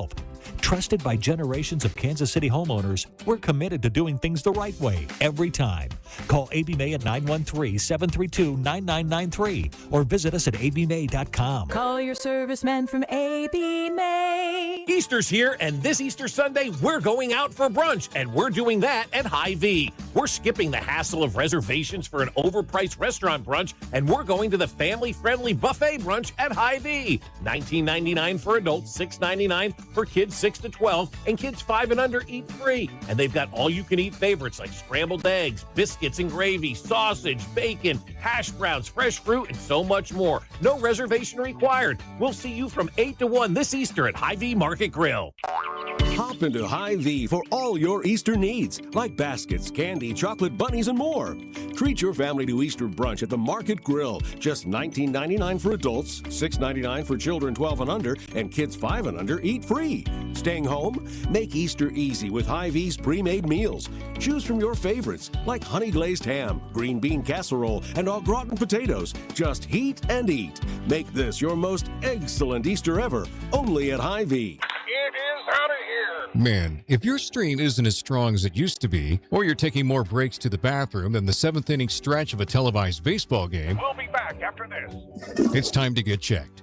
An enlarged prostate or BPH could be the cause, and Kansas City Urology Care is here to help. Fast answers, trusted care. Don't wait. Come see Kansas City's largest, most experienced, and most advanced urology team. Visit kcuc.com today. At KCUC, you see the best in KC. DQ presents the Blizzard Double Flip Deal.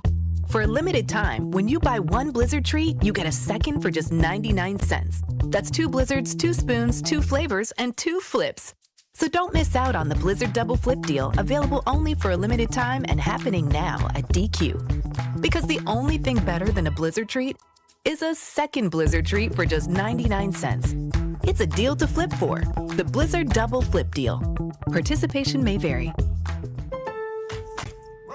Springfest means more sun, more fun, and more free at Lowe's. Keep your yard in line with an additional free Ego 56-volt battery when you buy a select Ego mower, trimmer, or blower.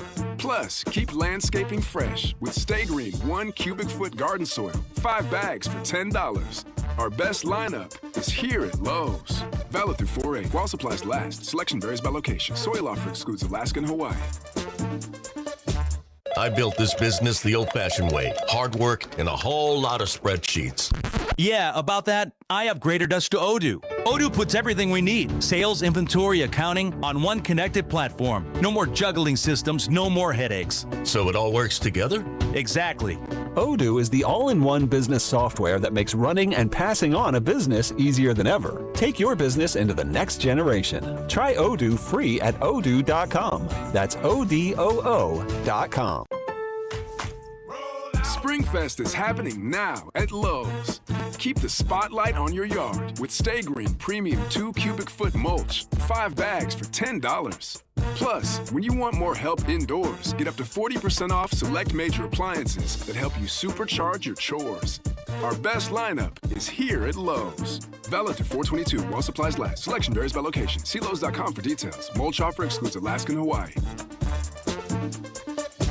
America, look around. Everywhere you go, prices are still high, rates have been whipsawing markets, and the debt and spending don't exactly scream stability. Experts say diversifying with intention is the #1 secret account that all American smart money uses to hedge against instability. Monetary Gold has been around since 2000, witnessing multiple economic setbacks. If you call now, Monetary Gold will cover up to a lifetime of your IRA fees on qualified accounts. Call Monetary Gold now at 877-NOW-GOLD. That's 877-NOW-GOLD. Performance may vary. You should always consult your financial and tax professional. Hey, Kansas City, this is Cole Reagans. On your way home from the K, tune into Vern's postgame show right here on your home for Royals baseball. 96.5 The Fan. KFNC FM and AM, HD1 and HD2 Kansas City, an Odyssey sports station. What's trending? Cheddar, mozzarella, Havarti. What's trending is brought to you by Gann Asphalt and Concrete, trusted in Kansas City since 1994. One contractor, all things parking lot. Royals, of course, got a win yesterday, home opener against the Twins. It was nice to see a full crowd, beautiful day. Kyle Isbell and Isaac Collins providing the offense, a pair of home runs. Chris Likely duo. Chris Bubich also was very effective, 6 innings of 2-hit baseball, and then they had a couple guys come in to close the deal. As Schreiber got the save, the Royals are 2-2. Off today, unfortunately, a weird off day, and then back at it tomorrow. Hopefully, the weather cooperates. We'll keep an eye on that tomorrow. But 6:40 is a slated first pitch. Royals Twins. Noah Cameron looking for his first start of the 2026 season. If not, we'll see what happens. But they have a day game on Thursday, and the rest of this week looks like there's a chance to rain throughout. It's supposed to be rainy this week. They obviously head on the road. It's a getaway day for the Royals already on Thursday. Is it just a 3-game homestand? Maybe they got they're home. I think they're home on Easter Sunday. Are they on the road? Am I wrong? They just got a weird beginning part of the schedule. Maybe they're home this weekend and then they head on the road. Maybe it's just a 6-game homestand. Yeah, they're home against the Brewers this weekend.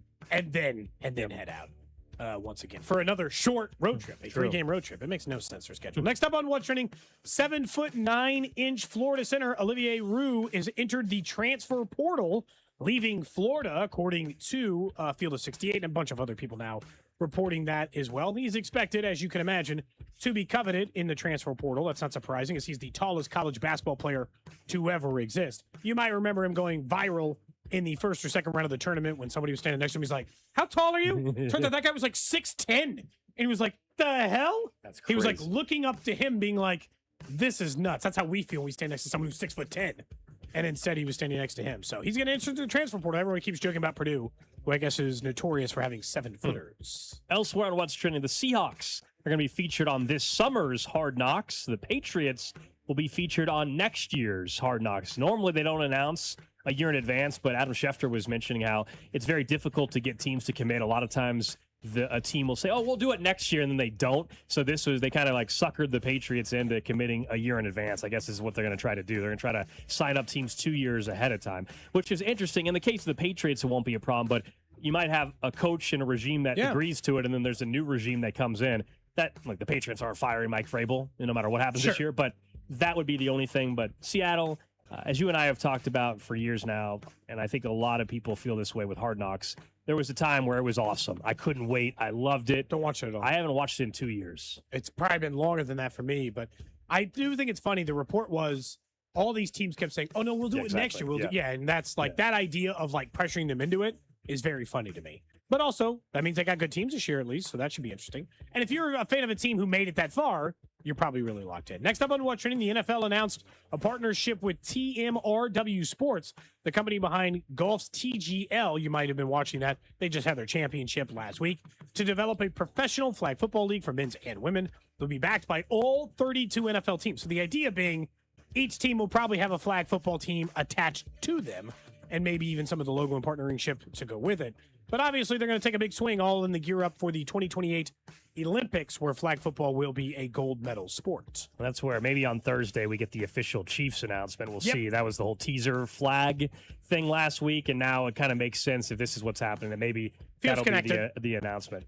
Lastly, on What's Trending, baseball-wise, Colt Emerson. He's a top shortstop prospect in baseball with the Mariners. He agreed on a 8-year, $95 million deal. He's only 20 years old. Sets a record for a player yet to debut in the majors. He's the number 7 prospect in all of baseball. I have some of his Bowman cards randomly. He hadn't even made it to the big leagues yet. Actually, probably increased their value today. They're already giving him an extension. He hadn't even made the big league club or been on the big league club. The highest contract up to that point was $82.5 million, and before that was $50 million.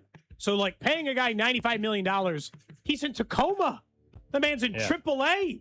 He's yet to, and he might not make his big league debut this year. He might. He probably will because he's so good. But $95 million for a 20-year-old?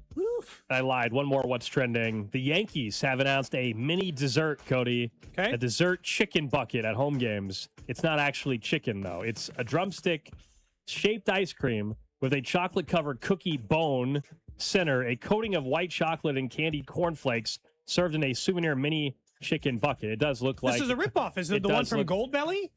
I don't know. It looks like... I've seen this one before. Yeah, it just looks like some chicken drumsticks, but it's ice cream. This is not they're serving it in a mini bucket. This is not a new concept. I think at one point maybe... I might have actually been at UMKC. We were talking about this because somebody did like a news story on it when it originally came out. Yeah. There's a brand that's like done this for a number of years. Not fried chicken ice cream. Uh-huh. It's been so you get like a bucket of chicken ice cream. I guess. Okay. I don't know if they do. Like, I feel like this company at this time did it in all kinds of different, like they did like little burgers and like that was like a huge part of their branding, right? Like this is technically like a dessert that looks like a cheeseburger. So the idea is we're going to have desserts that look like normal unhealthy food items.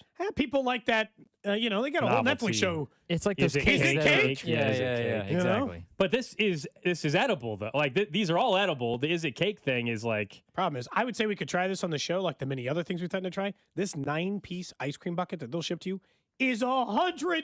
Oh heck!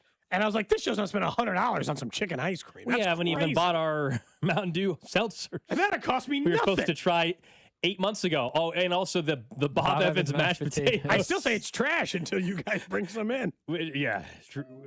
You guys say it's actually not bad. I said for what it is, yeah, it's actually better than you think as a side item. Yeah, this not fried chicken ice cream bucket is 9 pieces and $109.95. So, that's more money than that. I got that dog in me bourbon.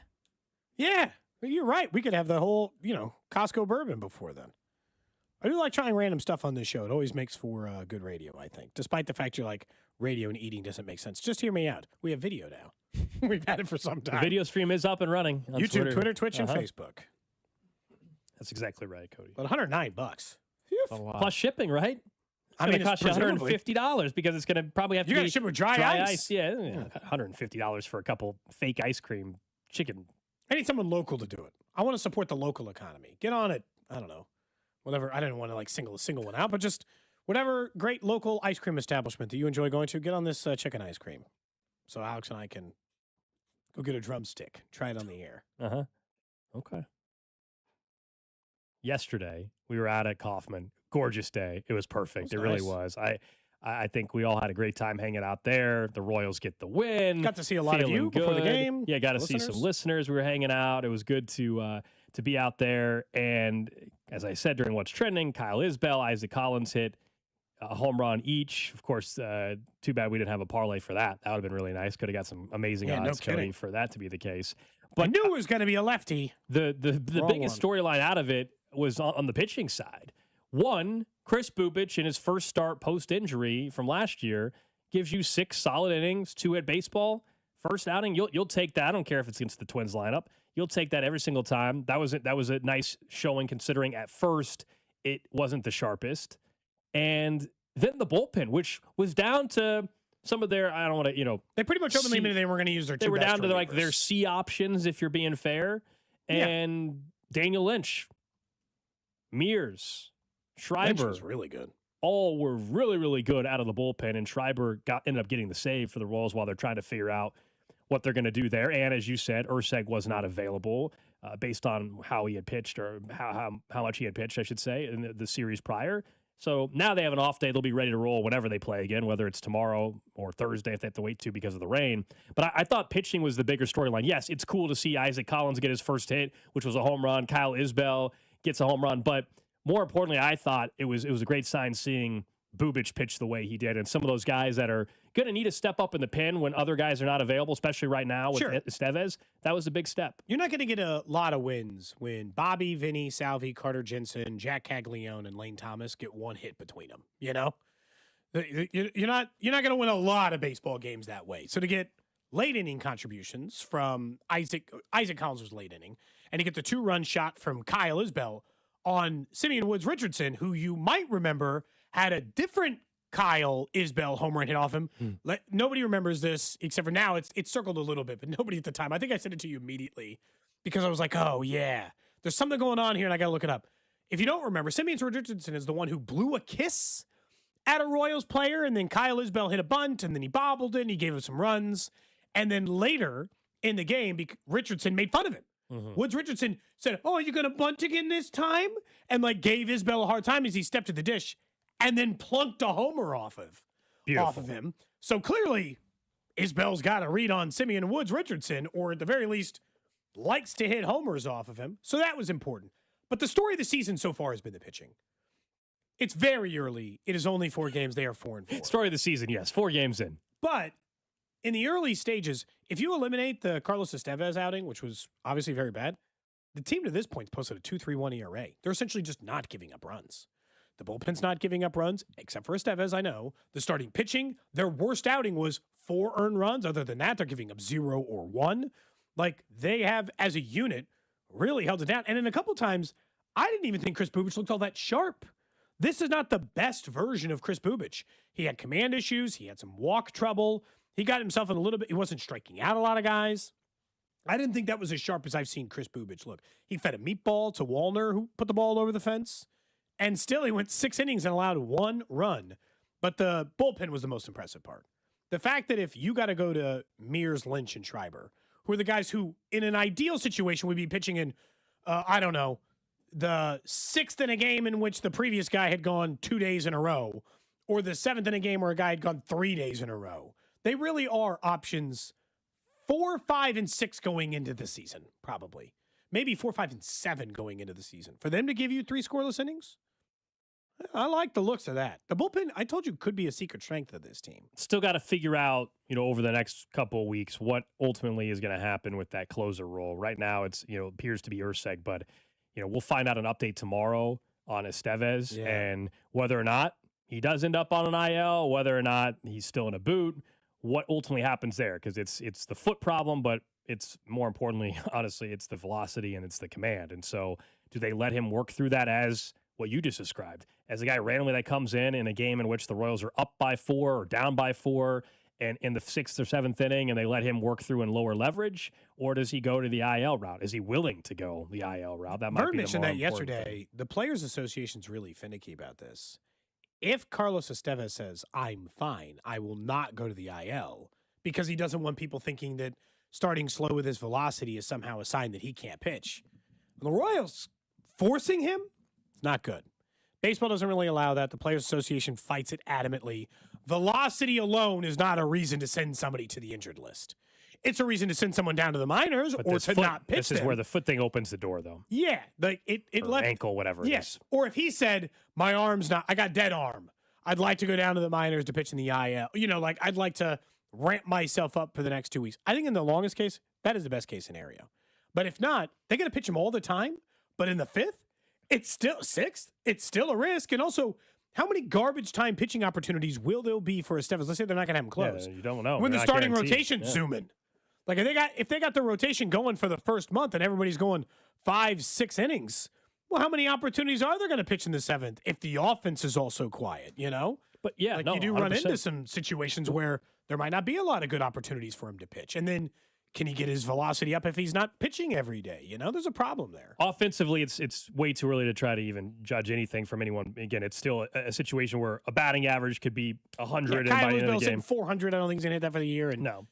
Cagliano's hitting 200. I don't think he's going to hit that for the year. Whatever. So it's tricky there. I will say, we brought this up earlier before the game, and JJ Piccolo had told us that this was going to happen, but they were honoring Terrance Gore's family. Very cool. And I thought that was a pretty special moment. I thought the Royals did a first-class job with how they handled everything. And of course, the highlight of that moment was Terrance Gore's son, Zane, right? Zane Gore, I believe that's correct. Yeah. Who threw out the first pitch to Alex Gordon, and it was a great pitch. It was a dart, and that was really cool just to see. You all saw the emotion from his family there. That was the highlights of the video that keeps circulating on social. Whenever it keeps popping up on the feed, though, it's hard not to get in your feels a little bit when you see that video pop back up on the timeline. But I thought the Royals handled it extremely well.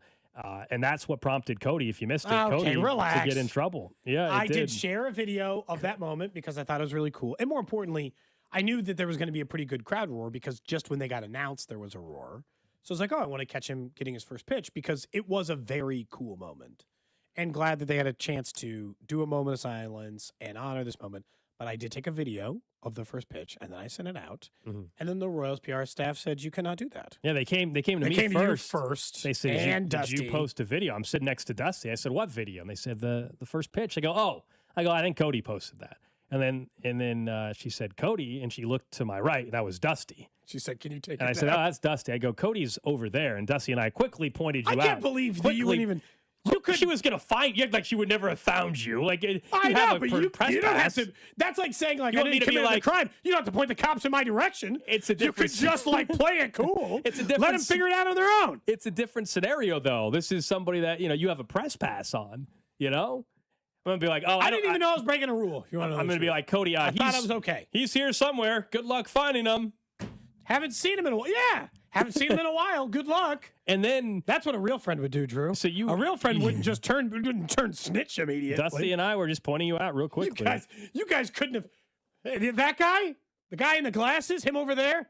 That's your culprit. I may not be big, but I am small and I possess the powers of the quail. That's what you thought. That's what you thought. And no. And then by the 5th inning, Cody was just disappeared. Was not kicked out. Disappeared. Was not kicked out. It's fine. I just didn't say you didn't have to rat me out. That's all. Mm-hmm. Well, they came and asked us.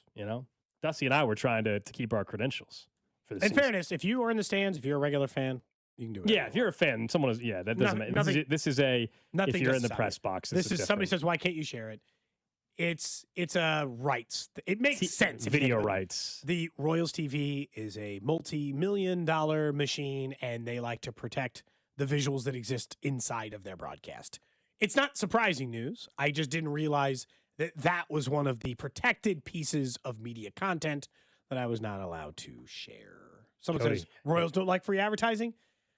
In a way, I would say you should maybe post it sooner. It's a really nice moment. The They posted it rumor yesterday. is though that this is that I'm on a short list. I'm on the perhaps trouble list. jeopardized your 20th attempt at a hot dog derby later on in the season. That perhaps they might not start letting you make songs as well. I mean, this could all you've jeopardized everything. Oh, that everything you're about. What? Everything you're about has been jeopardized. They're gonna put. I'm on a list. Yeah. Next thing you know, PA announcement's gonna call you over. They're gonna start tracking you down throughout the stadium. Oh man, that can't be good. They're not gonna hold that. Cody against me. Tapp, please report to security. Cody. Now that would have been an epic announcement. Even in the press box, if they would have said, "Cody Tapp, can you make your way to Royals PR staff?" Cody Tapp, if you're in the press box area. I want to point out that I was one of many. Oh, and Cody, by the way, is a professor teaching media studies at a college locally. I mean, it fits. It's perfect. So, well, I don't teach ethics. Funniest thing is, I teach media ethics. Funniest thing is somehow, if they found out that you were a professor at UMKC, if they reached out to UMKC, in trouble with the like the dean, and said, "Hey, you're not suggesting the that dean your doesn't students even do know this, who right?" I am. Maybe the dean of the department. The dean of the school. No. I am not a professional. You saying the dean of the department or the school? The university dean. The College of Communication. There is the College of Communication. I assume she knows who I am because she occasionally sends me an email. But I don't. But I would say most of the emails I get from her are to multiple people. Okay. So I didn't mean the university. I meant just the college. Like the university, the chancellor doesn't know who the hell I am. No. Some people said, "I never figured Gold and Dusty were whistleblowers." Look, they came right to us. So quick. They came right to us and said, "Hey, did you post it?" I said no, and then you were pointing as fast as you She said, "Well, could." where's Cody?" Because she clearly didn't know. She's like, Dusty was Cody, and I said, "Oh no, he's over there." And then you were walking down the stairs at that moment. I said, "I'd see, there he is." That's a good point. Over on Twitch, someone said snitching isn't ethical. You're talking about ethics. Was I supposed to lie to be like, I don't know, actually. I don't think Cody posted a damn thing. Gold didn't want to get in trouble. Never heard of him. That's Cody who? Yeah, Cody who? Cody who? That's your answer. Bancroft? I don't even know a Bancroft. I don't know a Cody. You just pretend like you've never even met me before. Funniest thing. No, God, you should have said, you have to call him Professor. so when she walked Professor over, Tapp? That was actually, you mean that was Professor Tapp that posted it? Sorry. That would have been My mistake. There were like 8 other media people eventually that got told the same thing. I will say. You want to rat them all out too? You want to list them off? Nope. No? Okay. Somebody a couple seats down from me, I saw, had to have the same conversation. You said they've been on this show before, so that narrows the list down. We've had a lot of different media members on the show. Yeah. All right. I was about to just start naming them. You're just going to keep snitching? So what, you took a video? Yeah. Again, it's fans. You're good. This is just a media rule thing. It's just I'm obviously giving Cody a hard time. It's not that big of a deal. It's fine, but enough to where they had to ask people to take it down. That was all. It's all good. I want to make it clear that I did. He did. I did. Good for you. You know, I said, you know what? No problem. For you, anything. Don't forget, though, this year we've partnered with KCUC, who is donating $50 to the Prostate Cancer Foundation for every home run the boys in blue hit this season. So 1 in 8 men will face prostate cancer. Early detection saves lives. And at KCUC, Kansas City's largest, most experienced, and most advanced urology team, you see the best in KC. Schedule today at kcuc.com. I did have, I will say again, opening day, it made it feel like baseball's in, and now I'm all the way back in. Mm-hmm. Back to the same thing, which is I understand why this day off after exists, and I hate it. It at does the same suck. time. It really does. We I should be hate having it at the baseball same time. tonight. Yes. And then we got the possibility of losing the game on Wednesday or Thursday because of rain. And it's like, I can't have rain impact the whole start where we don't get any kind of momentum in watching baseball. I want baseball all the way back, you know? Now the text line suggesting I should claim I got hacked. That would be a funny If you would have been like, that wasn't me. I What do you mean? hacked. I posted a video. That wasn't me. Couldn't have been me. No. You just Someone hacked me just to post a moment. Yeah, just pull a Kadarius Toney. Yeah. You should have said, my producer handles my social media. You have to talk to relax. He's not here. Drew's not here. You have to talk to Drew. He's I just not send here. him stuff and then, you know. Yeah, he gets my videos. He goes through the rules every year. He should have known better. My apologies. It's our producer Drew's fault, actually. His name is Drew Nixon. Here's his address and phone number. Actually, that would have been epic if you just would have been like, yo, sorry, my bad. My producer must have done that for me. I can't believe it happened. I sent it to him. I didn't know he was going to put that on my personal page. He handles all my personal Yeah, so social sorry. My apologies. I will text him he right handles now. all of my Actually, you know what? Let me call him right now. Let me go ahead and tell him to Hey, to Drew, go ahead and take how do that you video take that down. post down? Yeah, hey, what are you doing, man? How are you? You know better. The idea of like a fake phone call where I'm undressed. Just like, all right, listen here. I have told you before that before you put anything on my page, you make sure that it's in the rules. You're just raising your voice in the press box. Everybody's turning around. Forget the game. What is happening? Just yelling at Drew on a fake phone call. All right, up next. I've seen Drew really yell that before. You know? We have. We're almost on. We're close to the 1 year anniversary. We're about a month out. From the 1 year anniversary. Springfield. Up next, let's talk about the wide receiver rooms and what Andy Reid had to say about Ken Walker and how he plans perhaps to utilize him in the backfield.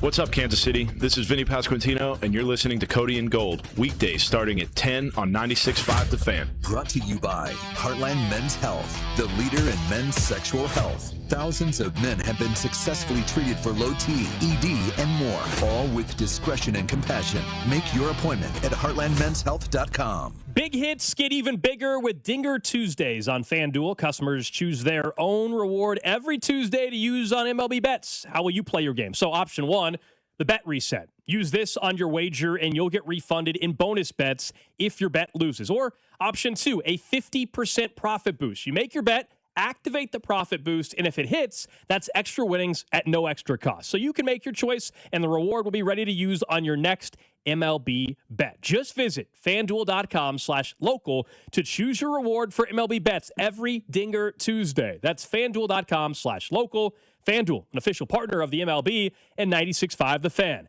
21 and over and present in Missouri. Opt-in required. Rewards are non-withdrawable. Restrictions apply, including bonus and token expiration, leg requirements, and max wager amount. See terms at sportsbook.fanduel.com. Gambling problem? Call 1-800-GAMBLER.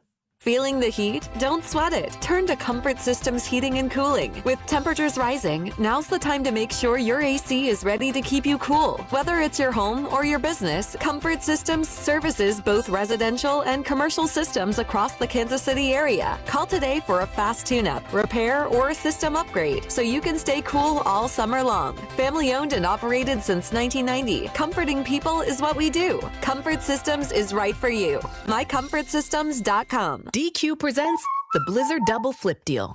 For a limited time, when you buy one Blizzard treat, you get a second for just 99 cents. That's 2 Blizzards, 2 spoons, 2 flavors, and 2 flips.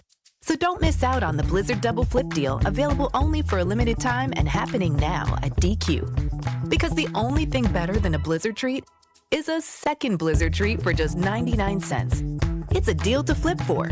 The Blizzard Double Flip Deal. Participation may vary. Xfinity Tech Support, Matthew speaking. Hi, I live in a pretty remote place, like Jurassic Park remote. No! Wow. Will Xfinity Mobile work out here? Yep, the combination of reliable Wi-Fi and 5G makes it so that you can stay connected in all kinds of places. Plus, you get access to ultra-fast speeds and coverage, whether you're poolside or out live streaming with a T-Rex. Hold still, you're about to go viral.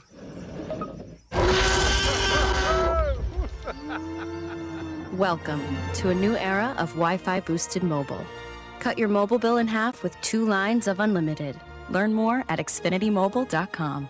Xfinity, imagine that. Watch Jurassic Park with Xfinity. Restrictions apply. Xfinity Internet required. Savings comparison based on promotional rate for 2 lines of Xfinity Mobile Unlimited versus 2 lines of T-Mobile Experience More, Verizon Unlimited Plus, and AT&T Starter as of February 10th, 2026. Taxes, fees, extra. Men, we all know how important sex is in a relationship, both for you and your partner. But erectile dysfunction ruins sex, which can often have serious impacts on your relationship as well. This is Jeff for Heartland Men's Health, and if ED is a problem in your life, you understand the impacts it has on you and the one you love. But I'm here to tell you that ED is a treatable condition, and almost without exception, you can have really good sex again. At Heartland Men's Health, we're experts in treating ED. We've treated tens of thousands of men with protocols that are effective in well over 90% of cases, which means if you're like most guys, good sex will be the norm. You could even last up to an hour or more and bring a level of intimacy for you and your partner that might just astound you both. It's time to have really good sex again. So call us. Just $99 gets you blood work, a medical consult, and if medically advised, a test dose. And if that test dose doesn't work in the office, your visit is free. Call 844-447-6600 or go to heartlandmenshealth.com. We have 3 offices: Overland Park, Independence, and North Kansas City.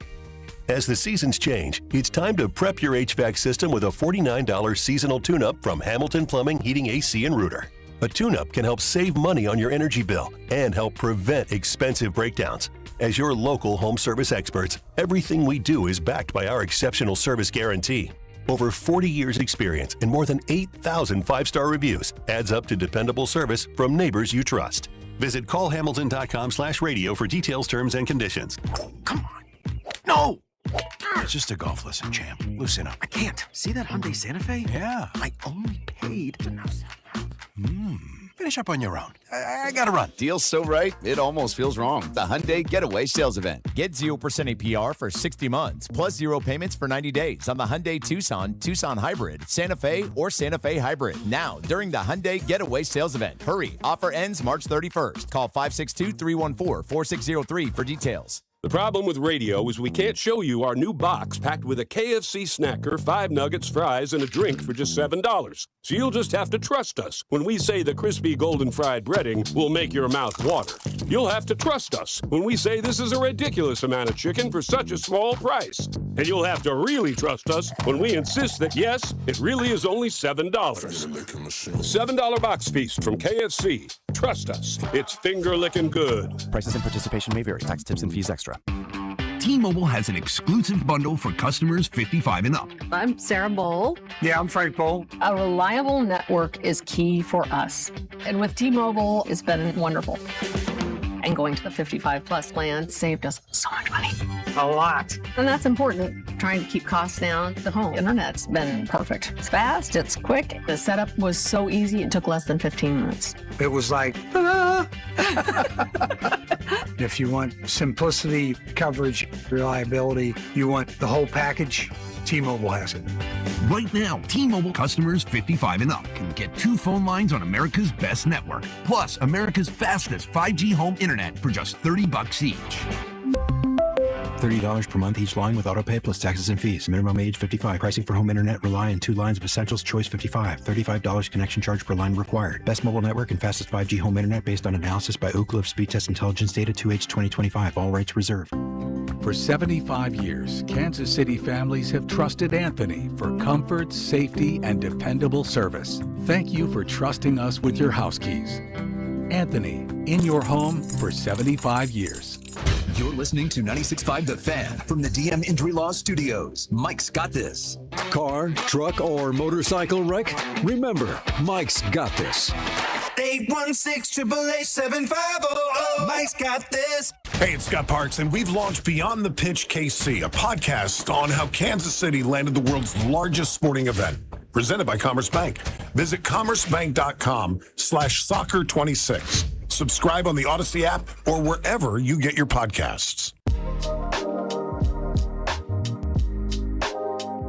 Saw during the break, every social media app is, of course, always trying to find a new way to make money and revenue. And whether it was X a couple years ago, switching to the premium stuff and all that, and the blue check mark. The latest, you see Instagram is testing a paid feature, according to TechCrunch, that would let you watch stories undetected. So, like, right now, if I go to your story, you can see that I viewed it, right? And if I like it or whatever. Yeah. Now they're testing a feature, I don't know what it would cost, where you wouldn't know who saw your story. What's the purpose I'm of just going to say right now. Stalking is what it would as be. a male-dominated show, this is going to sound rich. This is horrible for women everywhere. Yeah.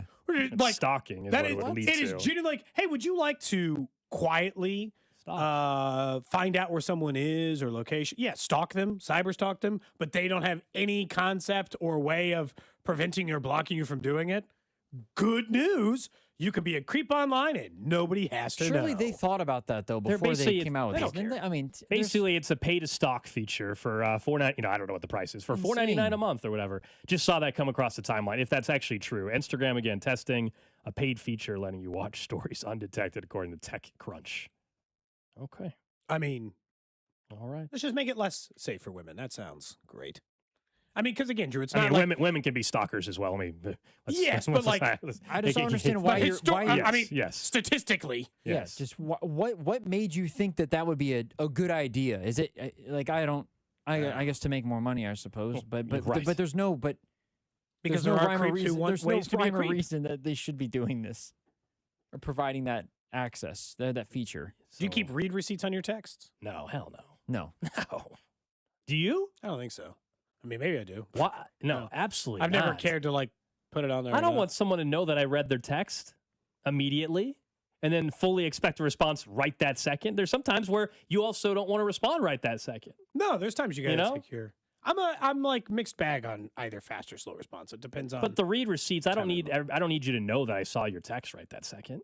I mean, I don't think many people have them. I have maybe a few friends that have it on. I mean, I have been left unread by somebody who tried to get on the show before. Tough. But we're really going full blown. Don't say the person. I will not. We might still want to try to get him on the show. I will not say that person. But I have been left unread. Everybody has. You just don't know it sometimes. I think specifically is like a single person goal. That's the worst case nightmare. Is having if you're left unread? Yeah. No, but like also like having read receipts on because you might be carefully crafting either you're trying to get out of the situation, you're trying to continue the day, like you're trying to think about what you're going to say Absolutely. next. You want to be able to read that without letting them know you've read it. Yeah, of course. We're all addicted to our phones. They know you read it right away anyway. What's the difference? Oh, well, that's the thing. In today's day and age, unless you are out of town and out of the country, but even then, that's not even an excuse anymore. There's no way, if you're waiting to hear back or you text somebody, if you want to use it in the dating world that you're describing, there's no way if you texted that person at 9 a.m., there's no way it's 9 o'clock at night and they still haven't seen the text. There's no chance. There's no chance that it took them 12 hours to see your text. It is weird, like how we... Unlikely. Like you almost make like you feel better about yourself. Well, it still says delivered. Like it's not like they read it. You know what I'm saying? Like I don't know. We will make it feel better about yourself. Get to the random question of the day here in about 8 minutes or so. Sorry, I just saw that come across the timeline. I thought that was interesting that Instagram is testing that. All right, let's talk a little Chiefs football. Andy Reid's at the league meetings, and I feel like most of his answers have been kind of neutral, if you will, in terms of not going one way or the other when it comes to when he was asked about utilizing Kenneth Walker. We'll get to Ken Walker in a bit. But he said the wide receivers in his wide receiver room are better than most teams. I think you took this in a more negative slant than I did.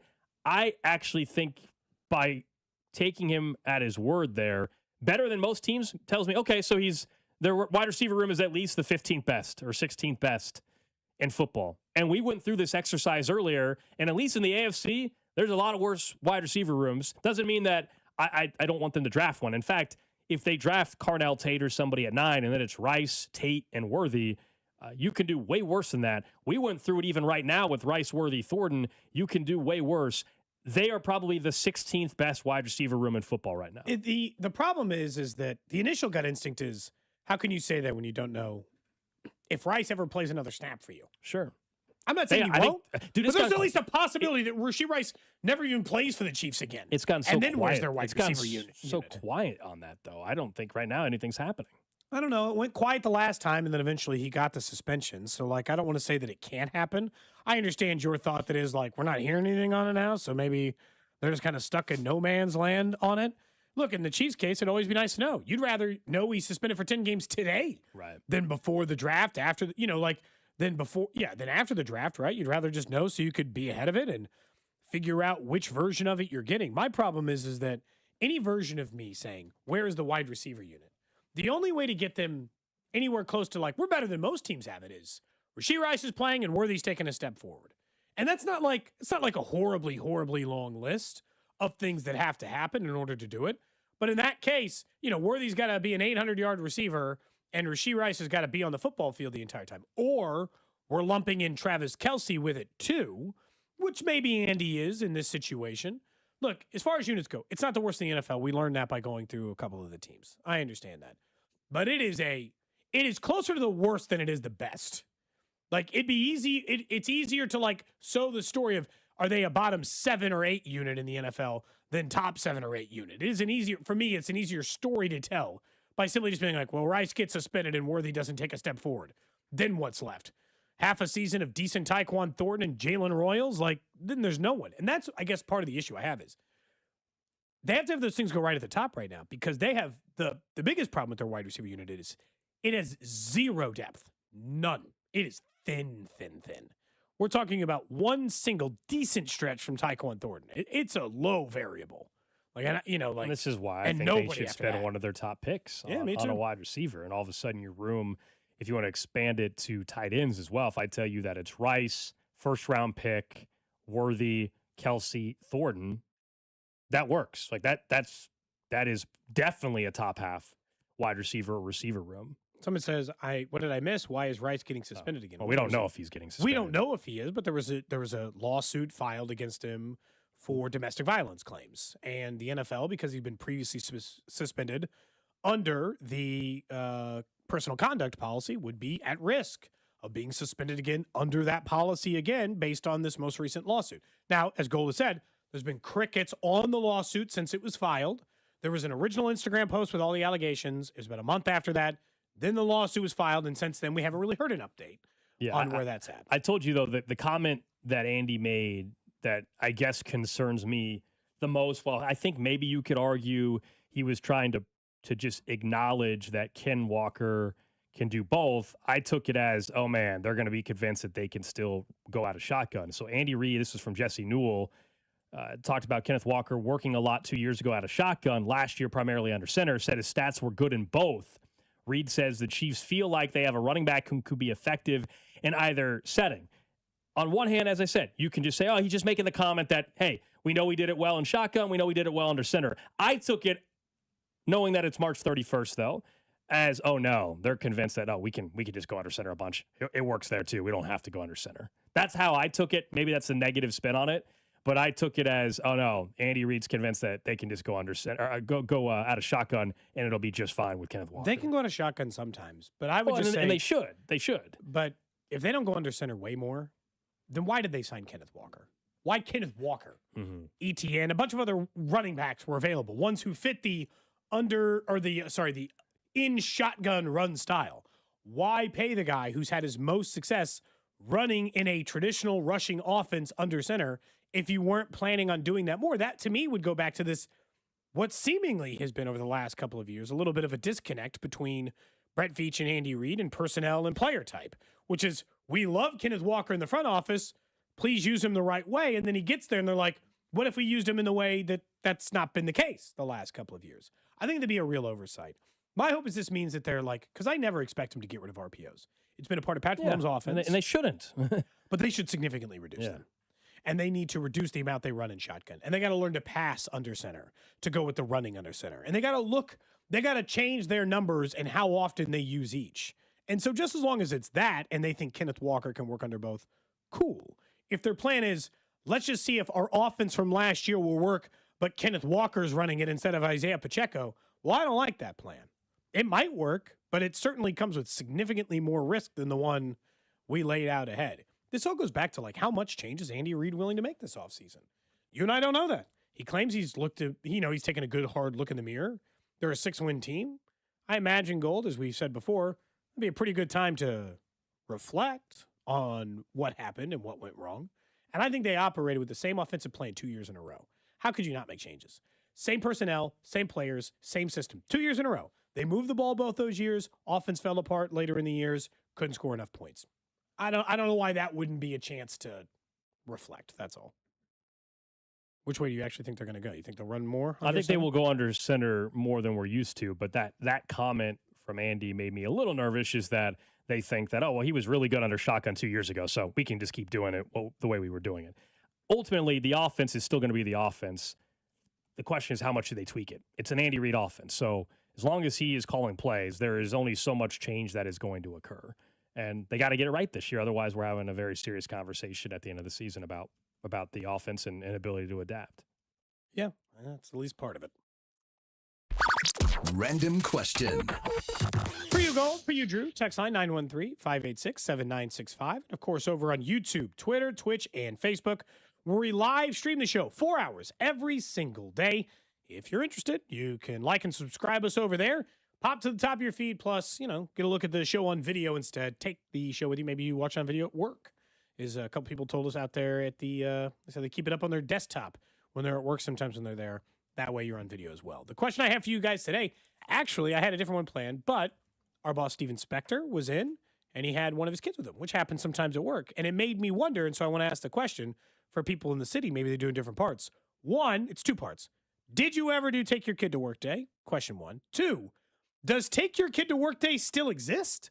My kids are in 1st and 4th grade. It has never even been broached as a thing that would be a possibility. Is that actually what it is for my today? children? I don't think it is. I think it's just his kids here. Like, things happen, whatever. His, It's National Tater Day, actually. Is that right? I got some random email from some company today. I'm just telling you. I got an email. I know just like randomly send you I don't think from Texas Roadhouse, if you want to know. Okay, yeah, that makes more You're sense. asking if it's still around? I'm asking, did you go as a kid? And I'm also No, asking if it's still around in some other district in the city. Did not go as a kid. It was a thing then, but did not go to So you work. never got to go? No. I did not go, but I went. I've been to my dad's like place of work multiple times, just from like we would go to a Pacer game. My dad was still at work. My mom would pick me up from school or whatever. I would hang out after school was done. My mom would drive me over. I would hang out in my dad's office or his and just wait for him to be done with things. But never like to work for a full work day. No. I've been to Take Your Kid to Work Day a couple of times. But it was also like, they just have us doing like inventory in a warehouse or whatever. It was like just regular child labor. They had you working? Yeah. Oh, that's crazy. that's insane. It's Take Your Kid to Work. I assume that meant work. Oh, yeah, I worked. Dude, I'd go to my mom's and I'd call in like dispatch numbers and stuff multiple times. I thought I worked. Take Your Kid to Work Day would be like, hey, Show me here's your where I job? work and just hang out while I I work. went to work. I went That's to work, Drew. Someone says, Interesting. no, my daughter would throw up. I pump septic tanks for a living and run a vac truck. You know how this works. It's like if you choose between the 2 parents, you choose the parent's job you'd rather do. And now because there's so many at-home jobs, they'd probably just be like, sweet, I was going to be home today, remote work. But nobody's answered the question, though, on the text line. So please text it 913-586-7965. Is that still a thing? Cody, if I'd let my kids do it if they want to. If Speck let his kid, I didn't get his name. I'm going to get his name during the break. But I didn't. If Speck's kid, if he had your experience, Speck would walk in and say, hey, man, Drew, you're going to work with Drew. Drew, I need you to, if you need any audio cut, work with him, show him how to do it. He'd be rolling audio in or something like that. Now, in fairness, Speck's kid is much younger. At school, when you were talking about, this is like a 5th grade, 6th grade thing. Yeah. Not that pre-K or not whatever. how old he is. So, yeah. No, it was like late elementary school and then like middle school. It'd be both. On the over on Twitch, someone says not so much a schedule for school, but some corporations still do them. As in, like Odyssey could have a Take Your Kid to Work Day. Okay. And we can invite them in. Honestly, we have a great part of the reason we have a great job for it. Yeah. Are you kidding? There's like microphones and buttons, and you can record yourself. Like my kids would probably love it. I imagine. When I was interning in college, similar-ish sort of situation. It wasn't Take Your Kids to Work Day, but for whatever reason, this is JMV actually, a guy who he had on earlier in the season. He brought both of his kids. I was, as the intern, I was babysitting time. Yeah. Hey, Drew, you're not going to do anything today for the station. I need you to watch this kid. Just to watch these kids. You can't be watching people's kids. It worked out well though because at the building in Indy they had a workout room in the basement, a basketball court, everything like that. So there was plenty of things to do. But I was tasked with keeping them occupied. My kids, they're on spring break this week, and they both have been asking all last week if they can come to my class at UMKC and sit in on it for an entire class. I was like, I don't think so. I don't think I can just bring my kids up to UMKC and just have them sit in the back of a classroom. And they also asked if I would essentially just like give the other students a dossier on them so that they understood their likes and dislikes. Like, hey, they can get to know us a little bit, while we're there because they want to get to know them. I'm like, I don't think I can just like take my kids up to UMKC. There are multiple people who say it's a corporate office. It's like a corporate office thing. Somebody said they work at Commerce or like Corporate Woods, and they're like, if you work in one of those settings, like an office job is what you're saying. They're saying like those companies have those in place so that you can bring your kid into work that day, and they have like little presentations and all that other stuff during there. But I can't believe neither of you guys ever went. You guys never got which parent's job would you have gone to? Well, my mom was more of an office job, so my dad for many, many years was in the jewelry business. But you could help them sell jewelry, little kid. Hawking a tennis bracelet? I'm sure that how bad you mess up? You know? If anything, I feel like though. Good. How can they deny How can you deny this ring when a 10-year-old is? How do you Someone's say no going to in this? there for an engagement ring, and there's some 10-year-old in there trying to talk about. Yeah, this is 2.5 carats. That would be awesome. You just get the little pillow out so they can see it or whatever. Suit. You do some, the little stuff. What were your two parents' jobs growing up? So growing up, my mom was a stay-at-home mom, so I probably would rather actually hang out at home. But okay. So what was the other one you would have gone to? So my dad, he was operations manager at a place that was like a security system. They made locks, they made security system stuff like that. So as a kid, I probably would rather just hang out at home. But it was you would.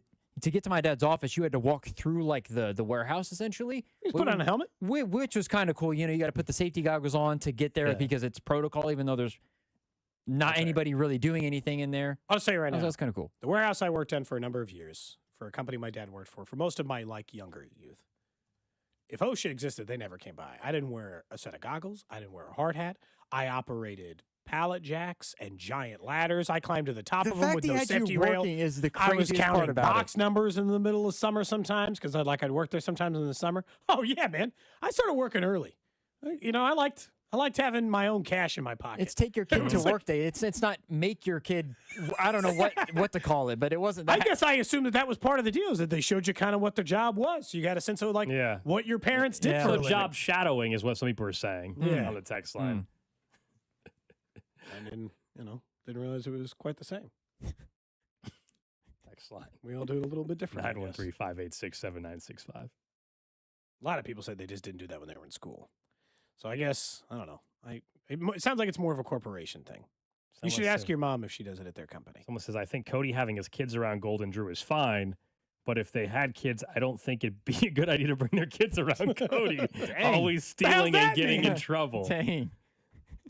The hell's that supposed to mean? My kids are well behaved. Someone wants to know, how many W-2s has Cody filled out in his life? Oh, yeah. Well, those. I worked a lot of jobs where they just handed you a nice little handful of cash. Different stages of my life. Most of my youth jobs they're paid that's called under the table. I don't think the old tax man can get me for those. IRS. I was a teenager, or I don't know. In some cases, I might have been 12. From the 913, drummer Drew on the text line. Their dad was a meteorologist providing high altitude forecasting for air traffic control, and very much enjoyed it when he got to go to work. That's cool. Although, like you said, air traffic control, should we be distracting them with kids running around? No, that was the meteorologist. Oh. I don't think you're allowed to take your kid to air traffic control. No, his dad was a meteorologist. Oh, okay. Yeah, I don't think you're allowed to have kids wandering the radio control tower. Certain it's jobs. Dangerous enough already as Certain it is. Jobs, maybe not. Is anybody taking their kid in a helicopter pilot? We can get back to Alex and I's now desire to. Might be sending Cody's kid to work for TSA the way things are going.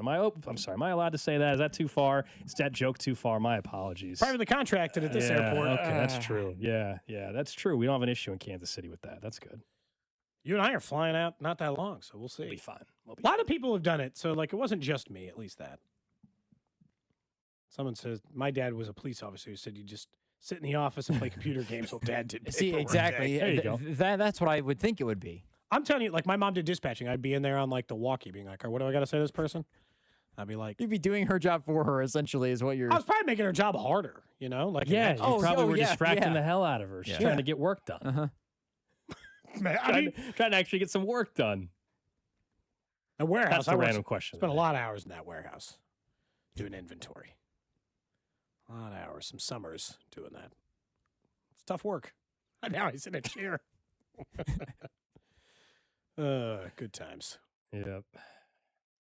Good times. That's a random question today. That's all I had for you guys today. I had a separate one, but made me wonder if you guys had ever gone, take your parents to, take your kids to your parents. Take your parents to work day. That would be interesting. Do you want to bring your parents in for a show? I mean, it would make for Drew, some your family interesting. ever come in town? Make some interesting moments. We do a fan club with all of our parents. My parents would love it. They would be all about it if I told them that. They'd be all about it. The only time my mom's been on the radio is when we did the host swap day. Remember when we moved everybody to different day parts or whatever? There was We've one. done that once or twice. It's been probably 3 years now. There was one where Bob and I were doing afternoons because I think you were in the mornings or whatever. Okay. We kind of swapped around, and somehow Bob had my mom call into the show live on air, and that was a miserable experience. Didn't enjoy it? I did not enjoy that at all. What if she was live in studio? Would that change the math at all? I think she would be a nervous wreck. But you would get the chance to, she would quiz Drew's mom or talk to my dad or whatever. She would be nervous. There would be some embarrassing moments for I'm sure my mom or my mom or dad would say something that would be embarrassing for myself, but they would love it. I think. Someone says that listeners would have random questions for your parents. That could. I think my dad really would well. really Sure. like it. I mean, you guys would enjoy it. I don't know if we would enjoy that. Well, at you'd all. enjoy the ones you got out of Drew's parents or my parents. Sure. but- Yeah. Correct. It feels Man, like a oh, dangerous setup for us. There's no doubt. I think that is absolutely true. All right. Up next, we'll get to a couple rules the NFL just approved at the league meetings, and if we agree with how Vern described the next couple of years for the Royals. What's up, KC? It's Carter Jensen. You're listening to Cody and Gold on your home for Royals baseball, 96.5 The Fan. Brought to you by Heartland Men's Health, the leader in men's sexual health. Thousands of men have been successfully treated for low T, ED, and more, all with discretion and compassion. Make your appointment at heartlandmenshealth.com. 96.5 The Fan. This is the story of the one. As a maintenance tech at a university, he knows ordering from multiple suppliers takes time away from keeping their arena up and running. That's why he counts on Grainger to get everything he needs, from lighting and HVAC parts to plumbing supplies, all in one place. And with fast, dependable delivery, he's stocked and ready for the next tip-off. Call 1-800-GRAINGER, click Grainger.com, or just stop by. Grainger, for the ones who get it done. At Kansas City Proton Institute, we're delivering the future of cancer care with state-of-the-art proton therapy right here in KC.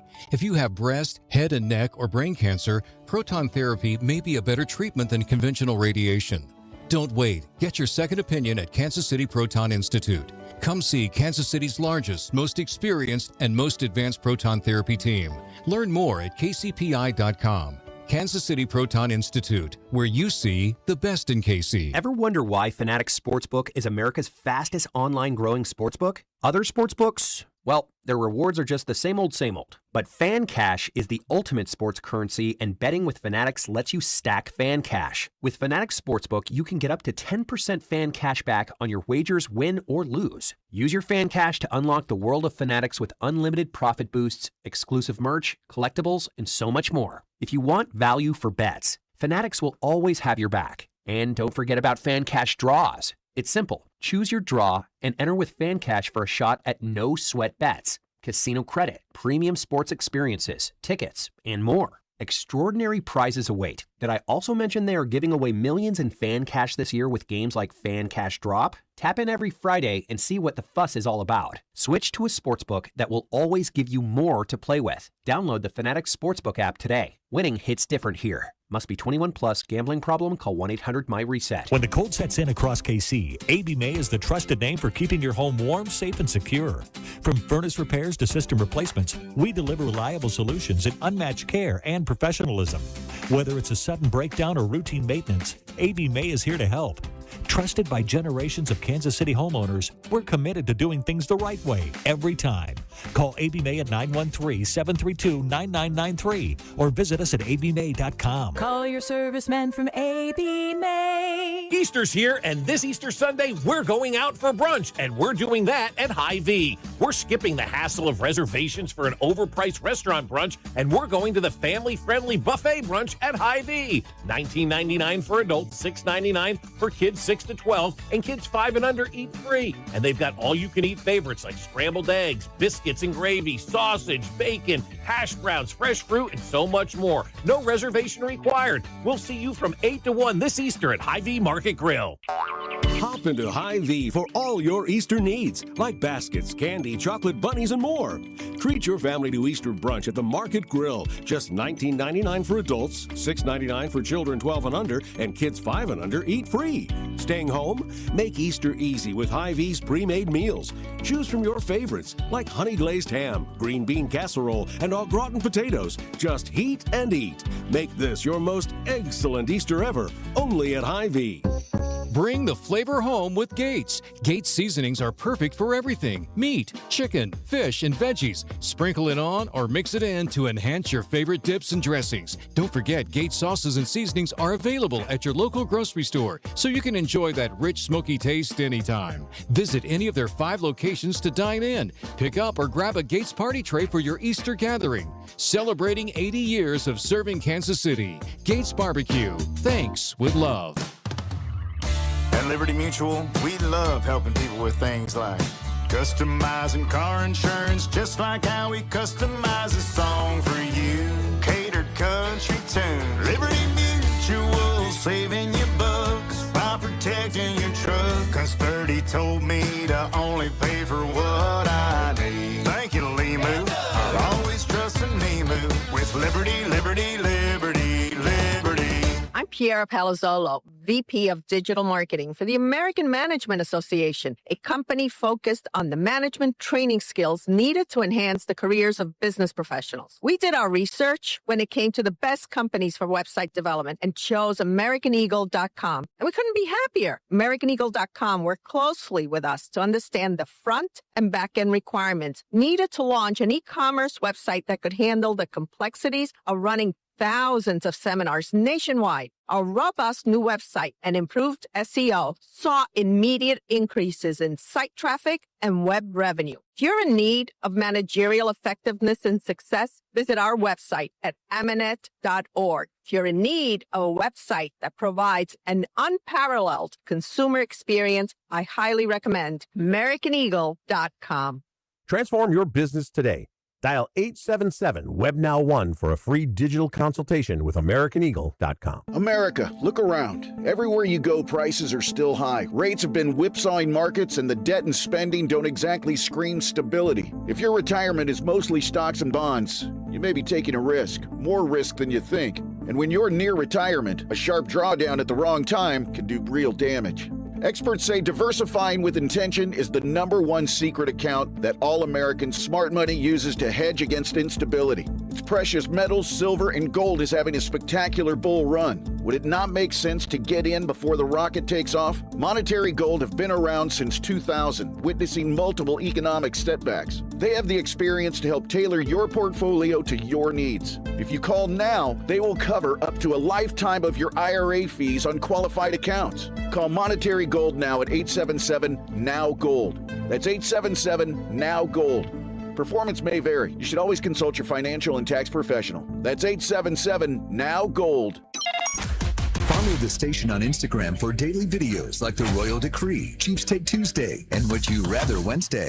This is Kansas City's FM sports station, 96.5 The Fan, KFNC FM and AM, HD1 and HD2, Kansas City, an Odyssey sports station.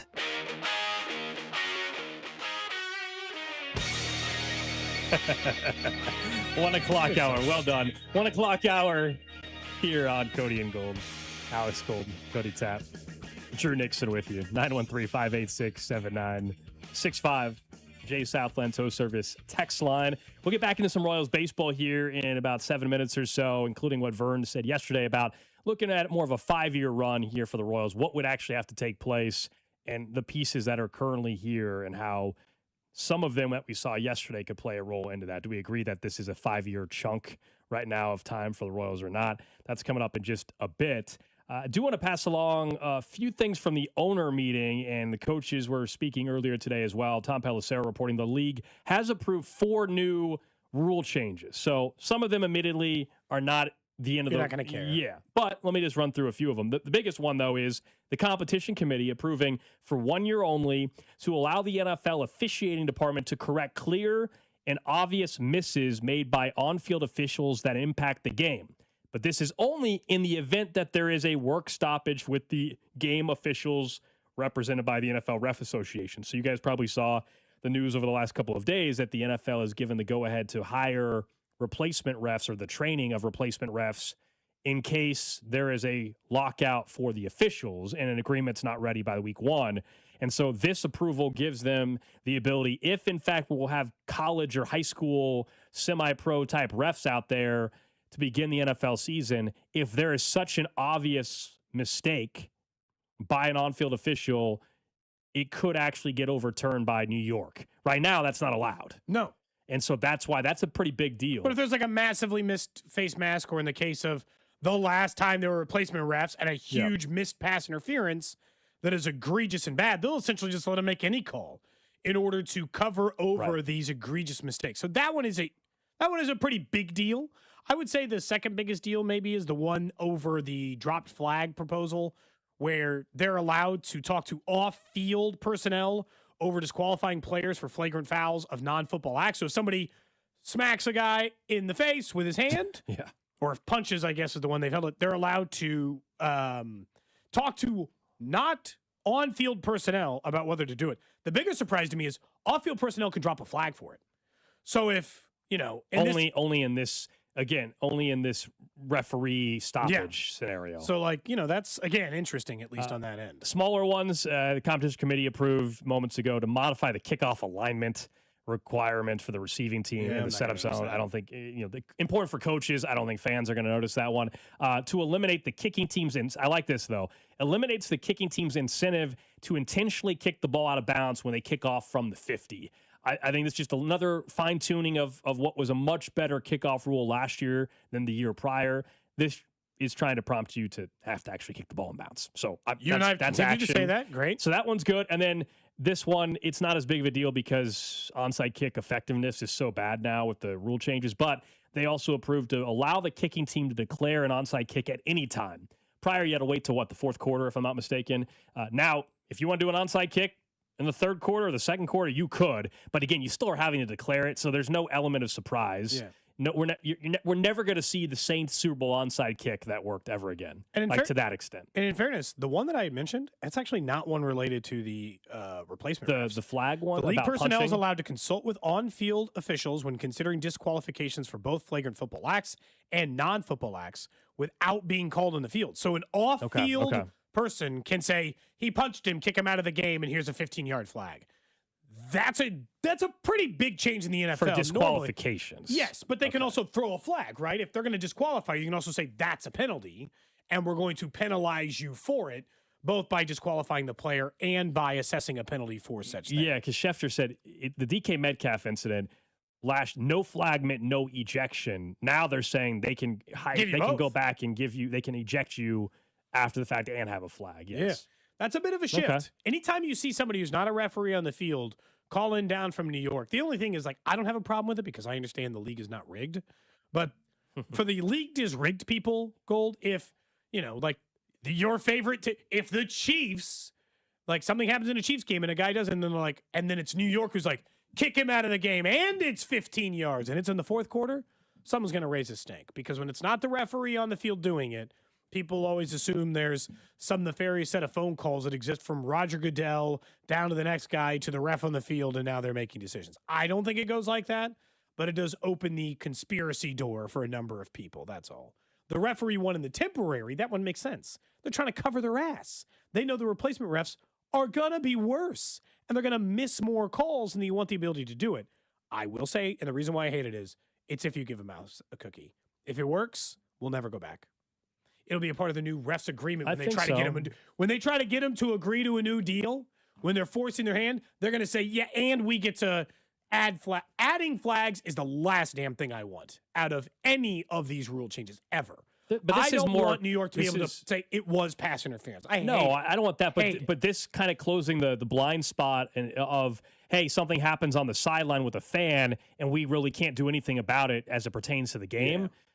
That part's not a bad thing. Someone texted and said they hate what they have done to kickoffs. Yeah, look, I would love to go back to the 2008 kickoff rules as well. I think we all recognize they're never doing that.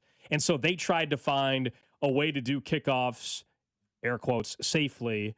And so I think it's better than what they first implemented. It's better than when no they kickoffs. altered it. But yeah, I would like the classic kickoff as well. They're just not doing that. It's either no kickoff or what we have now. I'll choose what we have now, and it's better than what it was 2 years ago. There also was a proposal, I guess, Cody. I don't know if you can confirm or deny this, that if there cadences and whether or not they were going to penalize. Specifically, yeah, where's my rule about the fake punt cadence? You cannot have artificial cadences going through the speakers at Arrowhead. You can't do that. That would be a penalty. So that was one. They did not approve that, though. They did not approve that one.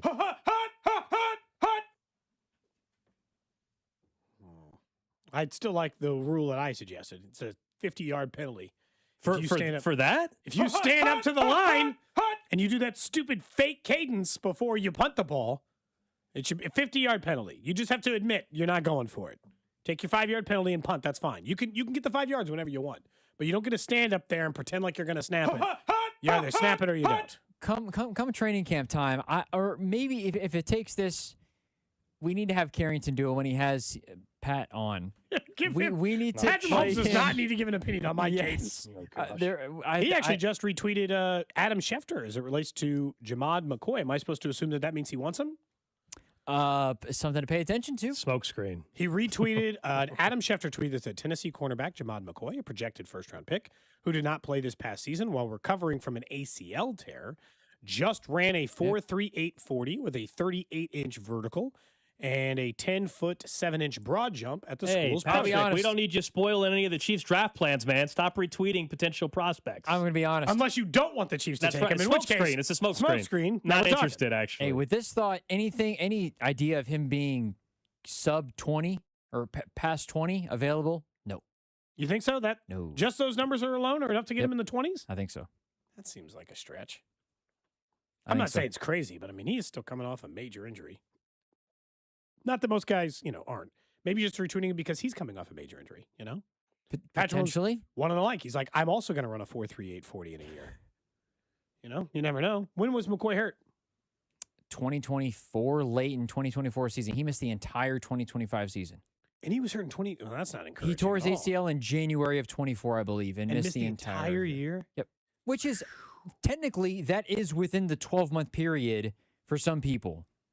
It's also it is a little bit late. It took him a little bit longer, I would say, than anticipated in terms of recovery from some of these injuries. Like Mahomes might be ready. I don't know what Jamad McCoy's was if it was just ACL, but Patrick Mahomes might be back in 9 months compared to the 12 for Jamad McCoy. So I don't know. People on Twitter are taking it as Mahomes retweeting him because he just said, "Hey, post ACL, look how impressive this dude's numbers were. I'm post ACL. Look what I'm going to be able to do." There is potential. You like that angle? It's a good angle. You like that I angle? like the angle. But again, he recovered slow. I don't like that. It took him forever. There's potential of him being top 10 before this combine. So like he might be the first corner off the board now. Like he might go ahead of Mansour Delane, I think.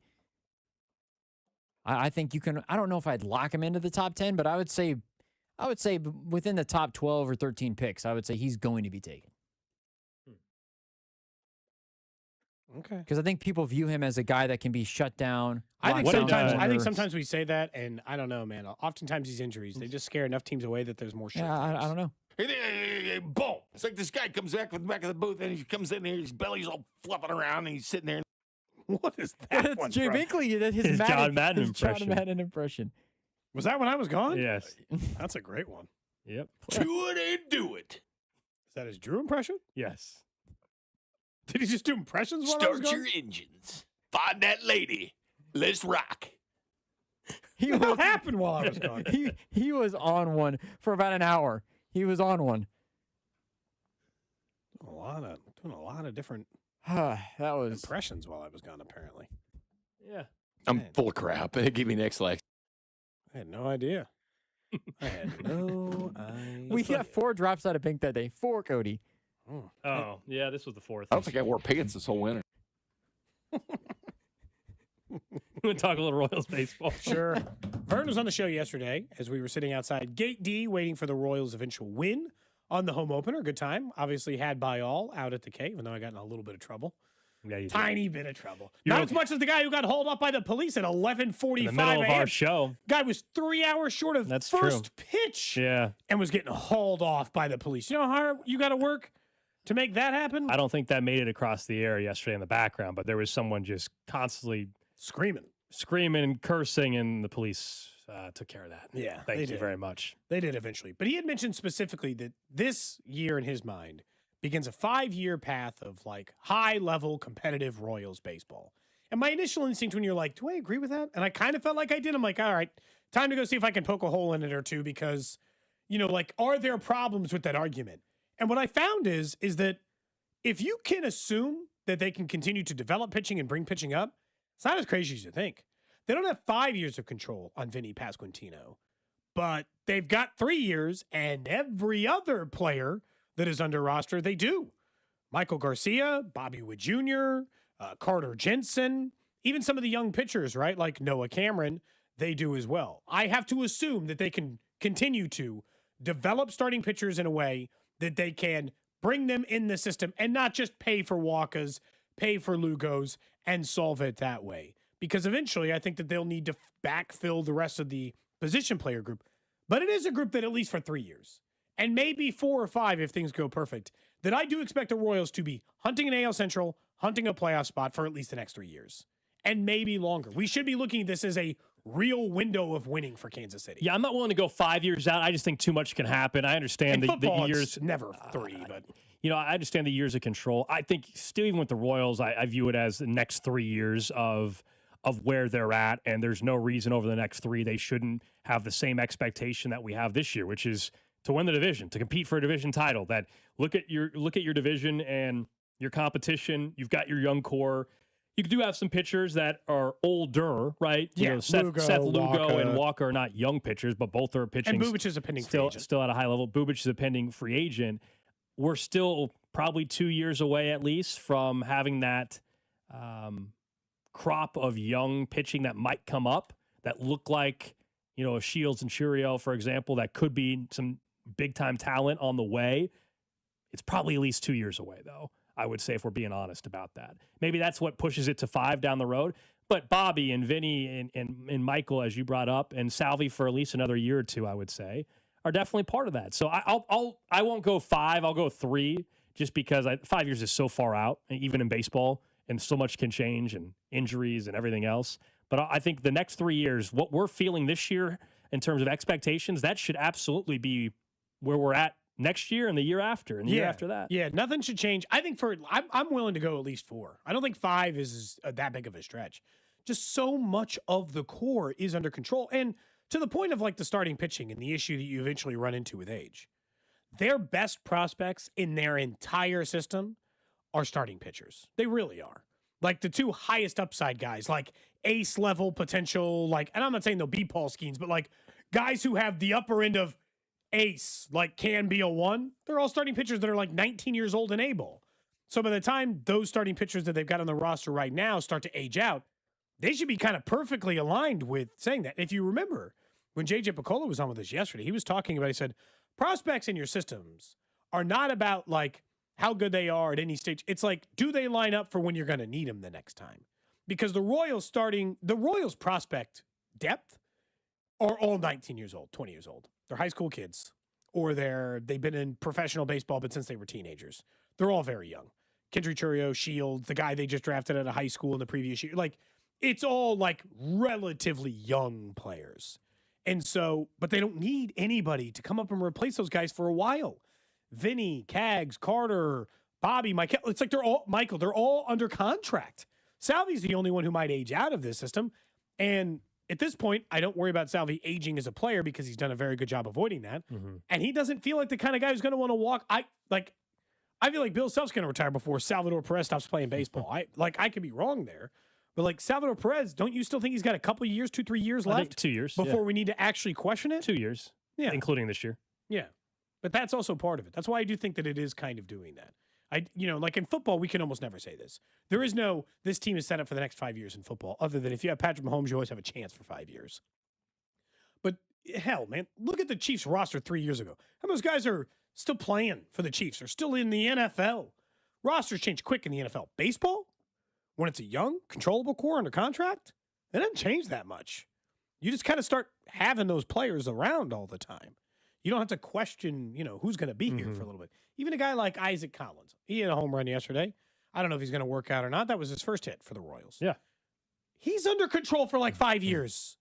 Yeah, if he ends up being the answer, then it's a great thing. The question with him, we just don't know. He might be someone by the end of the season we say, okay, all right, well, that was a good try. It didn't work out. But if he's a viable left fielder who plays 110 games for you a year, it's another player you don't have to replace. Absolutely. Cheap cost control with no reason to do outside, outside of that. Vinny is the shortest term of all of the key guys where we don't know for sure how long he'll be a member of the Royals. But he's still under contract for a number of years, including an ARB year at the end. Lugo has 2 more after this year. Yeah. He but he's also 37, so I gotta, there's a risk. There's a risk factor part of that where it scares me a little. But again, I love their starting pitching. Like in the minors, that is. I'm not saying we're counting on it now. We're not going to go the part do a road trip. Yeah. We could, I guess. I don't care. David Shields, whenever he gets to gets high enough Can we level. get Churio and Shields and Double A together? I wouldn't mind. We'll go. I wouldn't mind going to watch both of those guys pitch at some point. But no, look, with those two names, or Blake Mitchell, who's a catching prospect, the top prospect there, in the system, other than Carter Jensen, who's eligible for Rookie of the Year this year. If this team is really pushing it later in the year, Cody, and they're in first place or something like that, do they dip into the minors though, and trade away somebody that has control to go win now? A lot has to go right for them to even be in a position for them to be that aggressive later in the year. I would love for them to be sitting a couple games in first place at the deadline, and we're all sitting here saying, all right, go for it. We're not going to have that answer for 3 more months, or 4 more months. Yeah, I'm curious to see which way it goes. Someone said you guys are placing a ton of faith in the Royals developing high school draft prospects, or something you haven't Pitching, done. they have been doing that. Pitching, the thing. This is why I'm not willing to go out. Lacy, I guess, this is why I'm not willing to go out 5 years though. But over the next 3 years, right now, with David Shields and Churio, there's some reason to be very, very excited about both those pitchers. Yes. Yeah, I guess at that point they're just. I'll never say the run is they're on a predict a 5-year run. I think that's, even in baseball, that's kind of insane unless you're the Dodgers or something like that where you can buy your way to it. Yeah, that might be too far. Although I say that, the Dodgers have one of the best system prospects, farm systems in baseball. Of course they do, because they don't have to. Like this goes back to the Royals. When you have cost control, it'll be easier for the Royals over the next 3 years to have a better farm system than at any point, because their major league roster is very established and very set in a lot of ways. I'm not saying there's no one who can get called up, but it's not like 5 guys are coming up over the next 3 years in order to come join the big league club. Their farm system has time to grow because of the fact that they don't need those guys to come up and participate right now. Like it allows you a lot of freedom in order to do that. I am curious now. Do you know when your guy Shields is pitching? Do they put out starting pitching matchup? I'm guessing I'm not sure. I'm guessing Columbia will start up here pretty soon. The Fireflies. Matchups. Yeah, the Fireflies. I do not know when he in single A when he's supposed they to start. He's only 19 years old. They start their season on Thursday. Okay. For what it's worth, is Churio at A-ball too? That's an insane grouping of starting pitchers at that level. You and I, can we do a road trip this soon? I think we can. We'll just dot our I's, cross our T's, right, Drew? To Columbia, where? He's only 18. He's only 18. We'll probably gotta wait till single A too. Gotta wait till they get to Double A. That's what I'm saying. Like, wait till they get to Double maybe A. later in the year they'll be in Double A. Gotta wait a little bit. I was just asking if either of those guys is going to be like the opening day, opening day starter. I have no idea. That's all. I'd be lying to if I knew their. No, I'm trying to pay attention to South Carolina. Is that? What's that? I'm trying to get Columbia, like South Carolina. Is that? Yeah. The city that, because I'm sure there's more than one Columbia. Well, there's a Columbia, Missouri, as a matter of fact. Missouri Tigers play there. I wish the Royals A-ball was in Columbia, Missouri. That'd be awesome, actually. That'd be great. How could I forget? Columbia, Columbus. Anyways. People keep mentioning like you need to trade Mitchell before he ages out as a prospect. It's Well, like, again, but he's a prospect until he plays in the these big. are the things the Royals, this will go into like this 5-year run part. If the Royals are in first place in the AL Central and we're a week before the trade deadline, I hope they're willing to take a swing and to trade away one of the bigger names inside their system in order to make a play at a World Series. I understand how hard it is to win a World Series because the Dodgers exist. The Yankees have a really good team this year. There are a lot of big teams. In the playoffs, crazy things can happen. It doesn't guarantee you anything. We've seen smaller market teams you weren't as familiar with make those kinds of runs before. We'll just be banking on whether or not that run's going to happen again. You're right, Gold. It is hard to say beyond 3 years. That's why I said, I think I could be talked up to 4 just knowing how good the core of this group is and how young it still is. And they're all getting ready to hit their prime ages. Bobby, Vinny, not Salvi, but like Michael. All these guys are like at when baseball players are supposed to be the best in their major league career. Other than Carter Jensen and Jack Caglione, who are a little bit on the young side, huge part of order 1 through 4 is in that spot. Text line says they lost me when they let Cam Devaney go. Thank you. Oh, God. Good call back. Thank you. Good call back. What's he up to? He's in Japan or something, remember? Oh, that's right. That's right. I forgot. He didn't become the appreciate opening that. day. I appreciate that text. That was fun times. Fun times last June or whenever that was. Every once in a while on this show, we'll have a moment where I'm like, I question whether or not we're going insane or everyone else is insane. It's just like, are we insane? Because the amount of texts we got on, I can't believe they let Cam Devaney go. And I think it was more, they just didn't know, they wanted to like Cam Devaney because they hated Adam Frazier so much. And you're like, Frazier, I'm doing good for the team. He was a net positive. He was a benefit. He was a good player. But even if he was a bad player, it's Cam Devaney. Who cares? He is in Japan. He plays, he's got 25 plate appearances. He's hitting 240 Gold for the, hold on, the 2026 Japan Farm League is the name of the league, or at least that's the translation. He plays for the Hanshin Tigers in the West Division. So, I don't know if that. Okay. If you want to support Cam Devaney, you can get. Do they have good gear at least? Gold, I'd like you to support Cam Devaney by getting a Hanshin Tigers jersey. I'm good. It doesn't have to be a Cam Devaney jersey. I just said Tigers. Whoever their best player is. Oh, dude, I do like their logo, though. You know what, though? Maybe I'm getting in on it. You guys, I like the logo. It's good work. You can support Cam Devaney. Come on. You can get Yeah. Drew, come on. That's pretty sick. You can get a pinstripe jersey For those of you on the for $150. $150. At least carried away now. I just said I wanted a T-shirt. Well, it's just one, I know. I'm just saying, there's one that I'm looking at. It actually is a pretty cool. It's a simplistic but cool jersey. It's got an old school feel to it. Mm-hmm. Don't you worry. I'll be in a Hanshin Tigers shirt in no time. Oh, okay. I What? saw. They have a hat. The hat's really cool looking. $7,980, but it's not dollars. Oh yeah, it's yen, I believe. It's like, yeah, probably not $7,000. I don't know what that is, but I saw the 7,000 first. I was like, excuse me. Gold, support Cam Devaney the way you didn't when he got traded. I guess I didn't either. I guess so. All right. Up next, we'll get to what's trending. We'll also talk about what's not happening week 1 for the Chiefs. What's up, KC? It's Matt Strom from the Kansas City Royals. You're listening to Cody and Gold on your home for Royals baseball, 96.5 The Fan. Brought to you by Heartland Men's Health, the leader in men's sexual health. Thousands of men have been successfully treated for low T, ED, and more, all with discretion and compassion. Make your appointment at heartlandmenshealth.com. 96.5 The Fan. CertaPro Painters recently painted my home and exceeded my expectations. I booked a free estimate, reviewed a detailed proposal, and scheduled my project on the spot. When you choose CertaPro Painters, you're partnering with trusted local professionals with over 70,000 five-star reviews. Ask about their spring sales event for 10% off qualifying projects through May 15th.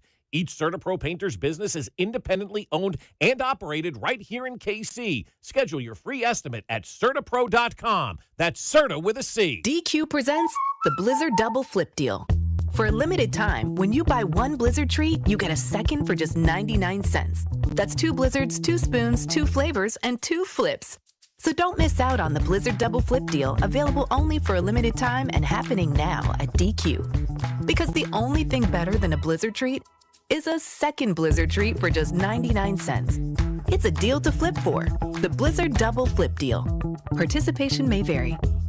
Some things just go together, like peanut butter and jelly, or a Casey's spicy chicken sandwich and a 49-cent medium fountain drink, or a Casey's breakfast sandwich and a 49-cent fountain drink, or even Casey's limited-time hot ham and Swiss sliders and a 49-cent fountain drink. You get the idea. It's not crazy. It's Casey's. See store for details. Big bets get even bigger with Dinger Tuesdays on FanDuel. Customers choose their own reward every Tuesday to use on baseball bets. How are you going to play your game? Option 1, the bet reset. Use this on your wager, and you'll get refunded in bonus bets if your bet loses. Option 2, a 50% profit boost. Make your bet, activate the profit boost, and if it hits, that's extra winnings at no extra cost. So make your choice, and the reward will be ready for you when you use your next baseball bet. You guys know there's a lot of hope. There's a lot of optimism in Kansas City. Take advantage of it with our friends over at FanDuel, America's #1 sportsbook app. To do this, all you need to do is visit FanDuel.com/local to choose your reward for baseball bets every Tuesday on a Dinger Tuesday.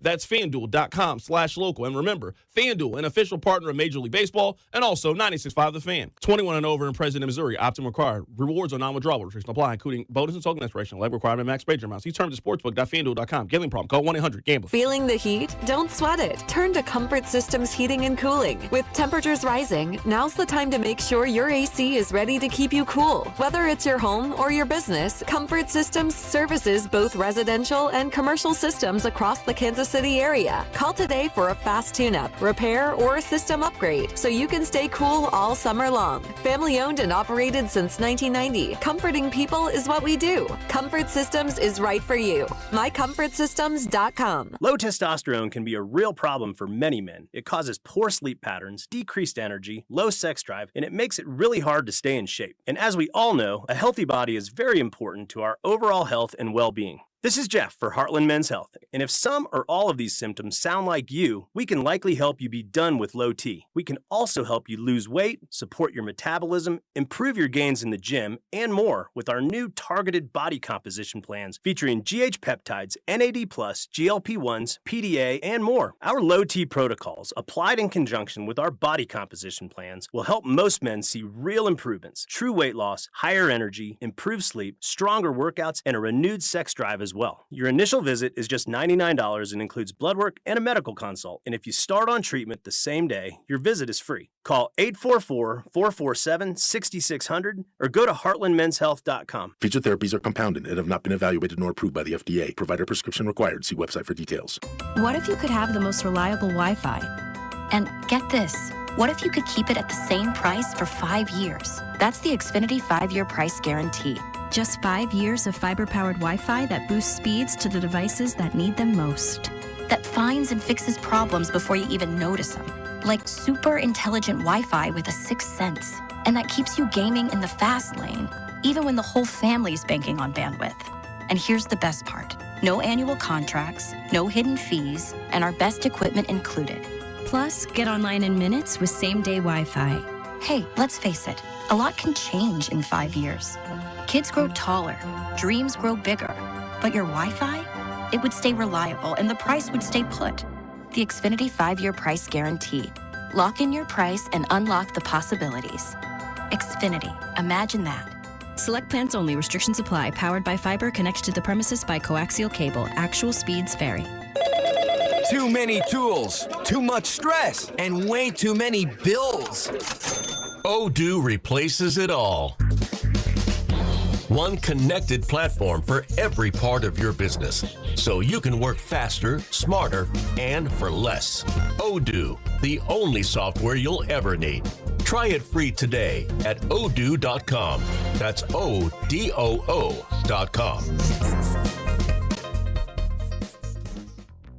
This is the story of the one. As a procurement manager for a hospital system, she keeps every facility in her network stocked and ready.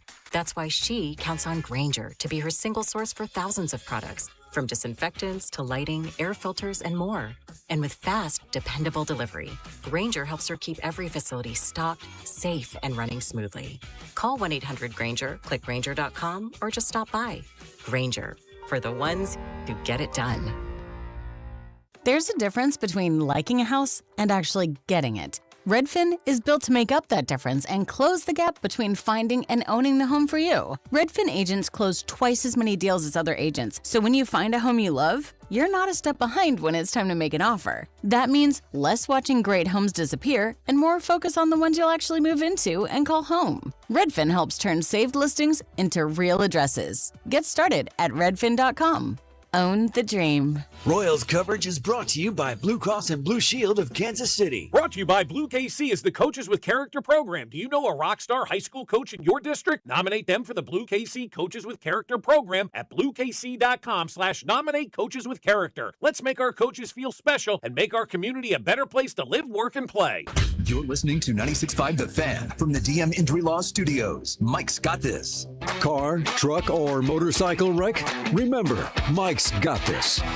816-888-7500. Mike's got this. Hey, it's Scott Parks, and we've launched Beyond the Pitch KC, a podcast on how Kansas City landed the world's largest sporting event, presented by Commerce Bank. Visit commercebank.com/soccer26. Subscribe on the Odyssey app or wherever you get your podcasts. What's trending? Cheddar, mozzarella, Havarti. What's Trending is brought to you by Gann Asphalt and Concrete, trusted in Kansas City since 1994. One contractor, all things parking lot. Number one on What's Trending, the Royals are off today after the home opening win yesterday against Minnesota. Chris Bubic got the win, 6 innings of 2-hit baseball. Save was from John Schreiber. Of course, a pair of home runs from Kyle Isbell and Isaac Collins. Tomorrow, they'll try to get the game in. We'll see if the weather cooperates. 6:40 first pitch out at Kauffman Stadium. Noah Cameron is slated to start. Michael Massey also scheduled to start his AAA rehab assignment tomorrow as they open up their season as well. Next up on What's Trending, 7'9" center Olivier Roux, expected to be the top or one of the top players in the transfer portal, has entered or will enter according to multiple reports. The Florida center is the tallest college basketball player to ever exist. You might remember he went viral during the NCAA tournament when Florida was taking on, I can't remember who it was now. Oh, bless it. Who was it? It was like a black and yellow jersey Iowa. team. No. Iowa? No. Central Florida? I don't remember. No, Doesn't really matter. Holy cow. Either way, I can't remember who it was now. But either way, he's entering the transfer portal. We're going to start seeing a lot of these names over the next few days. The portal opens in a little over a week, which means you're going to start seeing out the players who will enter. Over in Phoenix, the league meetings, owners meetings taking place. Andy Reid was asked about Patrick Mahomes' week 1 return. Said, quote, "I would never bet against him. Every player is different. I'll tell you, though, I would never bet against him. He's going to put in the time and effort and always push it, but within reason, so he doesn't take steps back." So far, it's all been positive. He's doing great. Let's hope that continues, at least based on what that is. Next up on What's Trending, the NFL has announced a partnership with TMRW Sports, the company behind golf's TGL, to develop a professional flag football league for men's and women that will be backed by all 32 NFL teams. This, of course, trying to garner the interest for flag football ahead of the 2028 Olympics, where it will be a medal sport for the first time in its history. We'll talk more about it, maybe, whether or not we'd even be interested in watching it, but at least it's going to take place, and the NFL's partnered with this league to partner with each team. Lastly, the Seattle Mariners have agreed to an MLB record extension with a prospect before he even makes his MLB debut. Colt Emerson, one of the top shortstop prospects, number 7 prospect overall. He gets an 8-year deal worth $95 million. So to get a deal done before you even make your MLB debut like that is pretty darn impressive. Full no trade clause is also included. You mentioned Jackson Cheerio of the Brewers signed before his debut or whatever it was for $82 million at one point. That was the highest up until that point. Before that, it was like in the 50s. Cooper Pratt, Luis Robert did that. Eloy Jimenez. Couple of talking about some regrettable ones, unfortunately. True. The White Sox tried this a couple of times. It failed miserably. So we'll see whether or not they actually don't regret it or not, but still impressive for him. I get it, man. It's like you could still be a bad major league player, and while you probably don't want to doubt yourself, he'd still be 28 years old and a free agent. So it's not like if he turns into a star, there's still a $700 million contract in his future one day. So I don't blame him for going that route. That is what's trending, although I do have to mention what happened at the league meetings. New Browns head coach Todd Monken was not in the coach's photo. Okay. Was he busy? Hopefully everything's all right. So sometimes people miss. Hopefully everything's all right. No, he missed the NFL's annual coach's photo because he was getting a haircut for the coach's photo. If that's not the most Cleveland Browns thing, then I don't know what is. The Browns coach can't even make the coach's photo because he had the wrong time. Got the time zones mixed up. Yeah.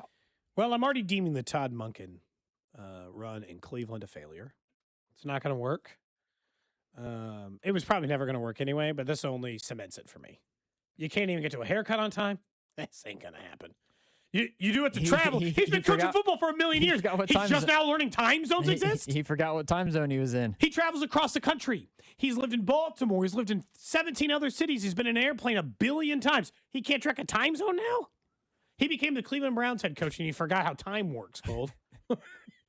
Also, and you know what? You're the Cleveland Browns head coach. You got a lot of other things to worry about than your hair looking straight for the coach's photo.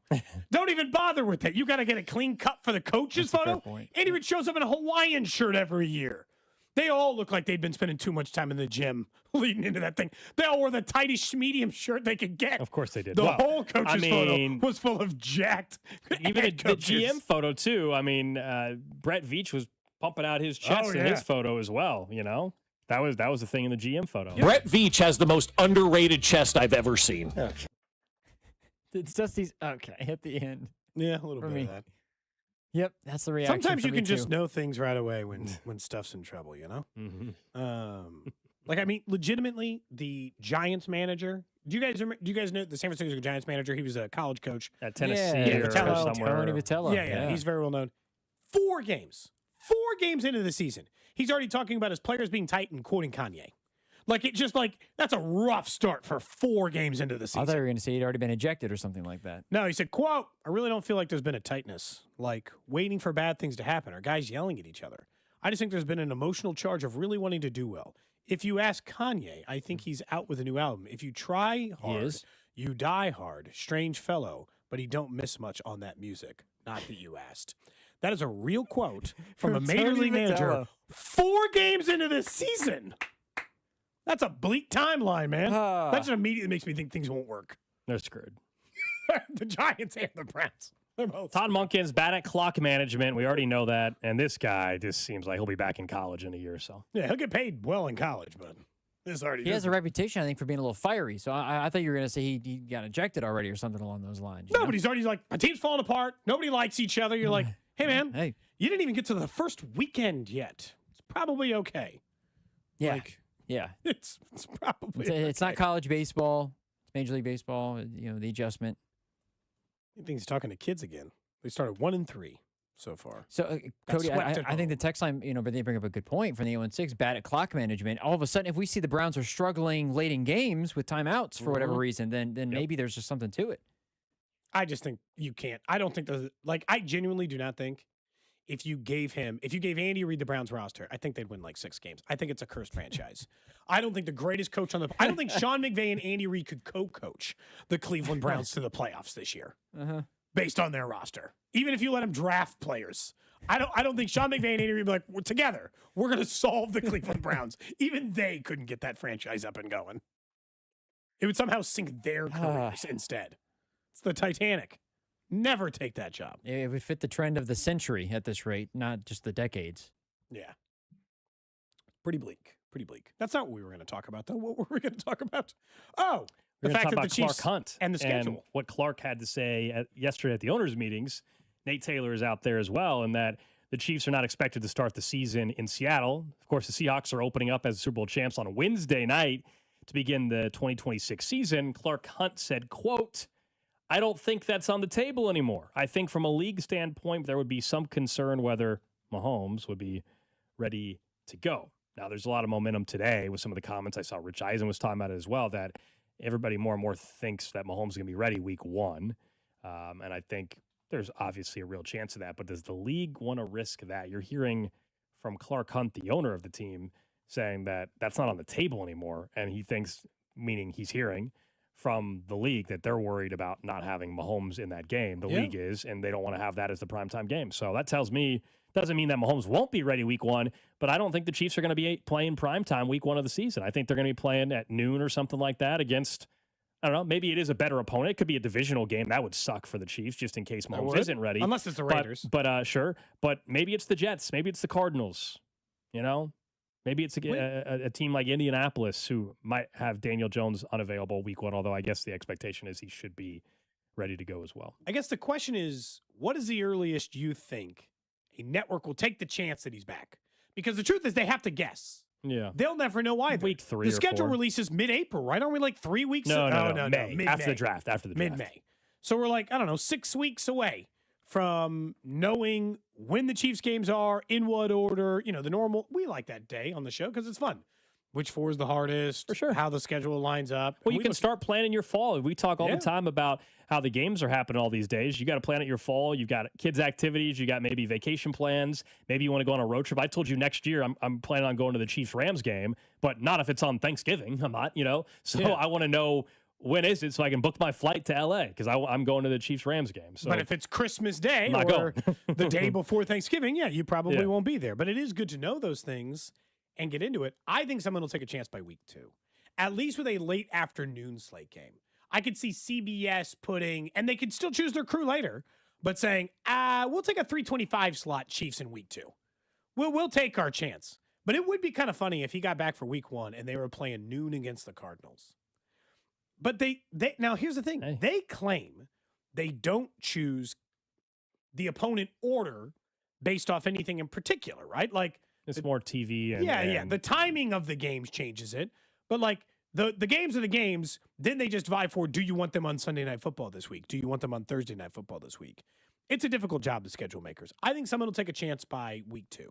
Week 3, I almost guarantee you to be in primetime week 3. Feels like it. Thursday night, Monday night, Sunday Night Football, one of those? Absolutely. Because they're like, you know what? We missed by a week. So what? We're still getting primetime Mahomes on Sunday Night Football against the, do they have the Bengals in the schedule, right? I think in Cincinnati this year. In Cincy, yeah. They've got the Bills on the There schedule. you go. Maybe whoever, maybe we settle this once and for all. We just take the show out to Cincy. Settle this once. Drew hasn't been to a Bengals game. No, you have, or is Cincy? No, he said he hadn't been to a Bengals game. I have. Okay. Oh, okay. I've been to 2 Bengals games. One of them was in Indy. Maybe one of we them settle was in this. Cincy. You and I can wear Chiefs gear. Drew can wear Cincy gear. We'll just What's the handle crowd it that like way. in Cincinnati? Are they friendly to the outside fan? Not the Chiefs fans. Probably not to Chiefs fans. I don't know. Let's go. Let's make it happen. The game that I went to in Cincinnati was like 10 degrees. It had just snowed. It was snowing as we were driving to Cincinnati. I want to go. It I was want a to fun see. experience, but it was I cold. want to see Joe Flacco go up against Patrick Mahomes. In fairness, it might be early enough in the season where about controversy? the weather will be warm enough outside. I think they might put the schedule to make sure and I can make this joke because I'm a Bengals fan. They want to make sure both starters are available together on the Gotta field. put at it the same early time. in the Yeah. season. Yeah. You Late might have to enough put that in- Patrick Mahomes is healthy, Sure. but early enough that Joe Burrow is Like also still healthy. Prime for week 3. I gotta say, I do respect the hell out of the level of confidence Joe Flacco has in himself. That man held a press conference as a backup quarterback, signed and said, the rest of these teams are stupid for not signing me as a starter. Yeah. They're idiots. That's my backup quarterback. It's a bunch of dummies, and I can't believe they don't even think I'm a starter anymore. I honestly kind of respect it. And in a weird way, he's been proven right a few times over the last 5 years. Correct. He has gone on some teams and absolutely been the better option to start at quarterback for a number of teams in the NFL over the last 5 years. So I Someone kind of said respect it. The way the trip would be perfect if it's a Cincinnati whiteout game and you and I are wearing red. Oh, Drew's yeah. obsessed with the whiteout game. It would have to be the And we'd stand out. We're in red. dude. It would have to be Great. man. It would have to be like the Stripe the Jungle it'd be game or something like that. perfect. Yes, That'd be funny. yes. Please. We'd stand out like a sore thumb. That would actually be pretty awesome. Would be phenomenal. That would be so cool. Be phenomenal. They do like one a year there. They do that They do the whiteout and then they do the Stripe the Jungle. Try that terrible skyline chili, right? That's What's Cincinnati, the Stripe the isn't Jungle it? one? Like where, depending on the section, you wear orange or black? Yes. And the way that they make it, like they do like an overhead shot, and normally that Yeah. game's like in prime time, and it looks really cool. It's a great photo. There's no, Are there direct flights to Cincy from KC, or how far of a drive would that be? We got to fly. That would be like a Gotta 9. fly. That'd be like a 9-hour drive. I mean, it's doable, but that's a hell of a drive. For our show's sake, we got to my get back guess is quick 9 enough. hours. We need to fly. We can't. There's no way we could get back in time. I don't know how I feel about Cincinnati's jerseys. I think their best look is their black on black with their orange helmet. Their orange, The less orange, the better. the orange jersey it's weird because the orange doesn't exactly match the helmet. I don't think, which it bothers me whenever they wear the orange jerseys, orange pants are their worst look by far. Orange Same helmet, as red on reds, though. Chiefs' worst look. black jersey, orange pants is the for me. best for me. I understand it's not for you. Aren't you Gold in your favorite? We've talked about this before. Red jersey on top, white pants. The classic, yeah. Is that I don't yours? mind the all white look, but Oh, the white classic, on whites are best. the red with the white, just the classic Chiefs uni. Yeah, that's still That's the best tops look. for you? Yeah, Red I mean, helmet? all white on prime time looks pretty damn good. It's clean. Mhm. Yeah, I hate the red on red, and I deeply fear what 2 years from now is going to bring in their version of a City Connect jersey. it's gonna have Because I can't think of like their color combination that's going to like make for a good alt jersey. I think it's why they've waited so long not to do one. I think some of it's that Clark's old fashioned and he likes the classic look. But the reason why I think they so rarely do, they've done like the Texans one or whatever, so rarely is it is hard to take their combination of colors and make it look better than it looks now. It is easy to make it look worse. They need to do an all black jersey. Is the way that I've they told you in all terms I of want. alternate. Matte. That's the way He that wants they a have matte to do it. All I want is a matte helmet. Dang it! All right, I want a matte helmet whenever they do this. Black matte helmet, and the arrowhead is outlined in red. Okay, and that's what I want. Okay. That's all I need. Yeah, because obviously you're not going to do yellow jerseys. And that's a no. It's a big no. I think, when do you think the Royals are going to break out these new City Connects? This weekend? No, They used to do them on they're- Fridays. Are they wearing them that early? They used to do them on Fridays. I'm just like, maybe this it's early in Friday. the season. No other teams announced theirs though, right? Nobody's announced any. Feels of like a theirs. May thing. I thought it was later in the Wait. summertime. I thought it was a May or June type of deal. Well, once they got the last one out, they'd wear them this early. I Really? saw the Even red in year one. I saw the Reds ones got Well, leaked then a little. Then it could be this week. They have not made the official announcement. We all saw the leak. I want to see, as I said last week, the full uni. I think I like 'em. By itself, not a big fan of it. But with the batting helmet and the pants, maybe all of a sudden it'll be a better look. The jersey on its own, Somebody did a master list of the City Connects and where they rank the Royals. Do you think I think the Royals have a top half City Connect. the one they have currently. Yes. Yeah, I would agree. Not the new one you're saying. Yeah. The current one, I think, is top 5 in the league. It is one of the better City Connects in Agreed. the entire league. I don't disagree. The question is whether or not, how this one will look. You're right. You do kind of need to see, like, Clearly cream of the crop. Yo, when was that? Whoa. That's Easy, saved in Drew. here from April 22nd of last year, Drew. Woo. That one fit. That one fit. Easy. Yeah. Okay. Okay. A little bit of trouble. This shows we gotta stay above board. That was a year ago. That's okay. Yeah, that was before. That was a year ago. That was before we were staying above board. That's fair. We used to live in the gray back in April of last year. Apparently. It's not even a joke. This show Jeez. very much used to operate in what I thought was the gray. I think I'm to understand now that it is. It was meant to be black and white.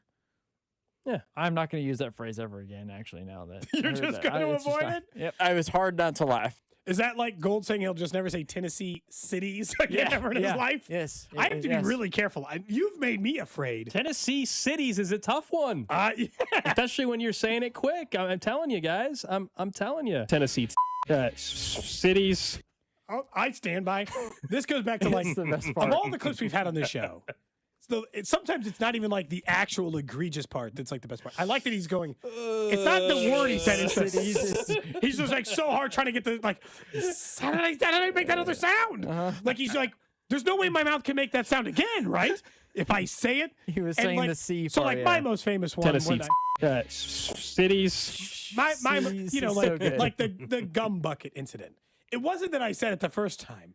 It's that I tried so hard later in the show to correct myself. Correct. And say it 3 times in a row, and then Gold just yells at me. My brother once pooped in like a gum bucket. And a what?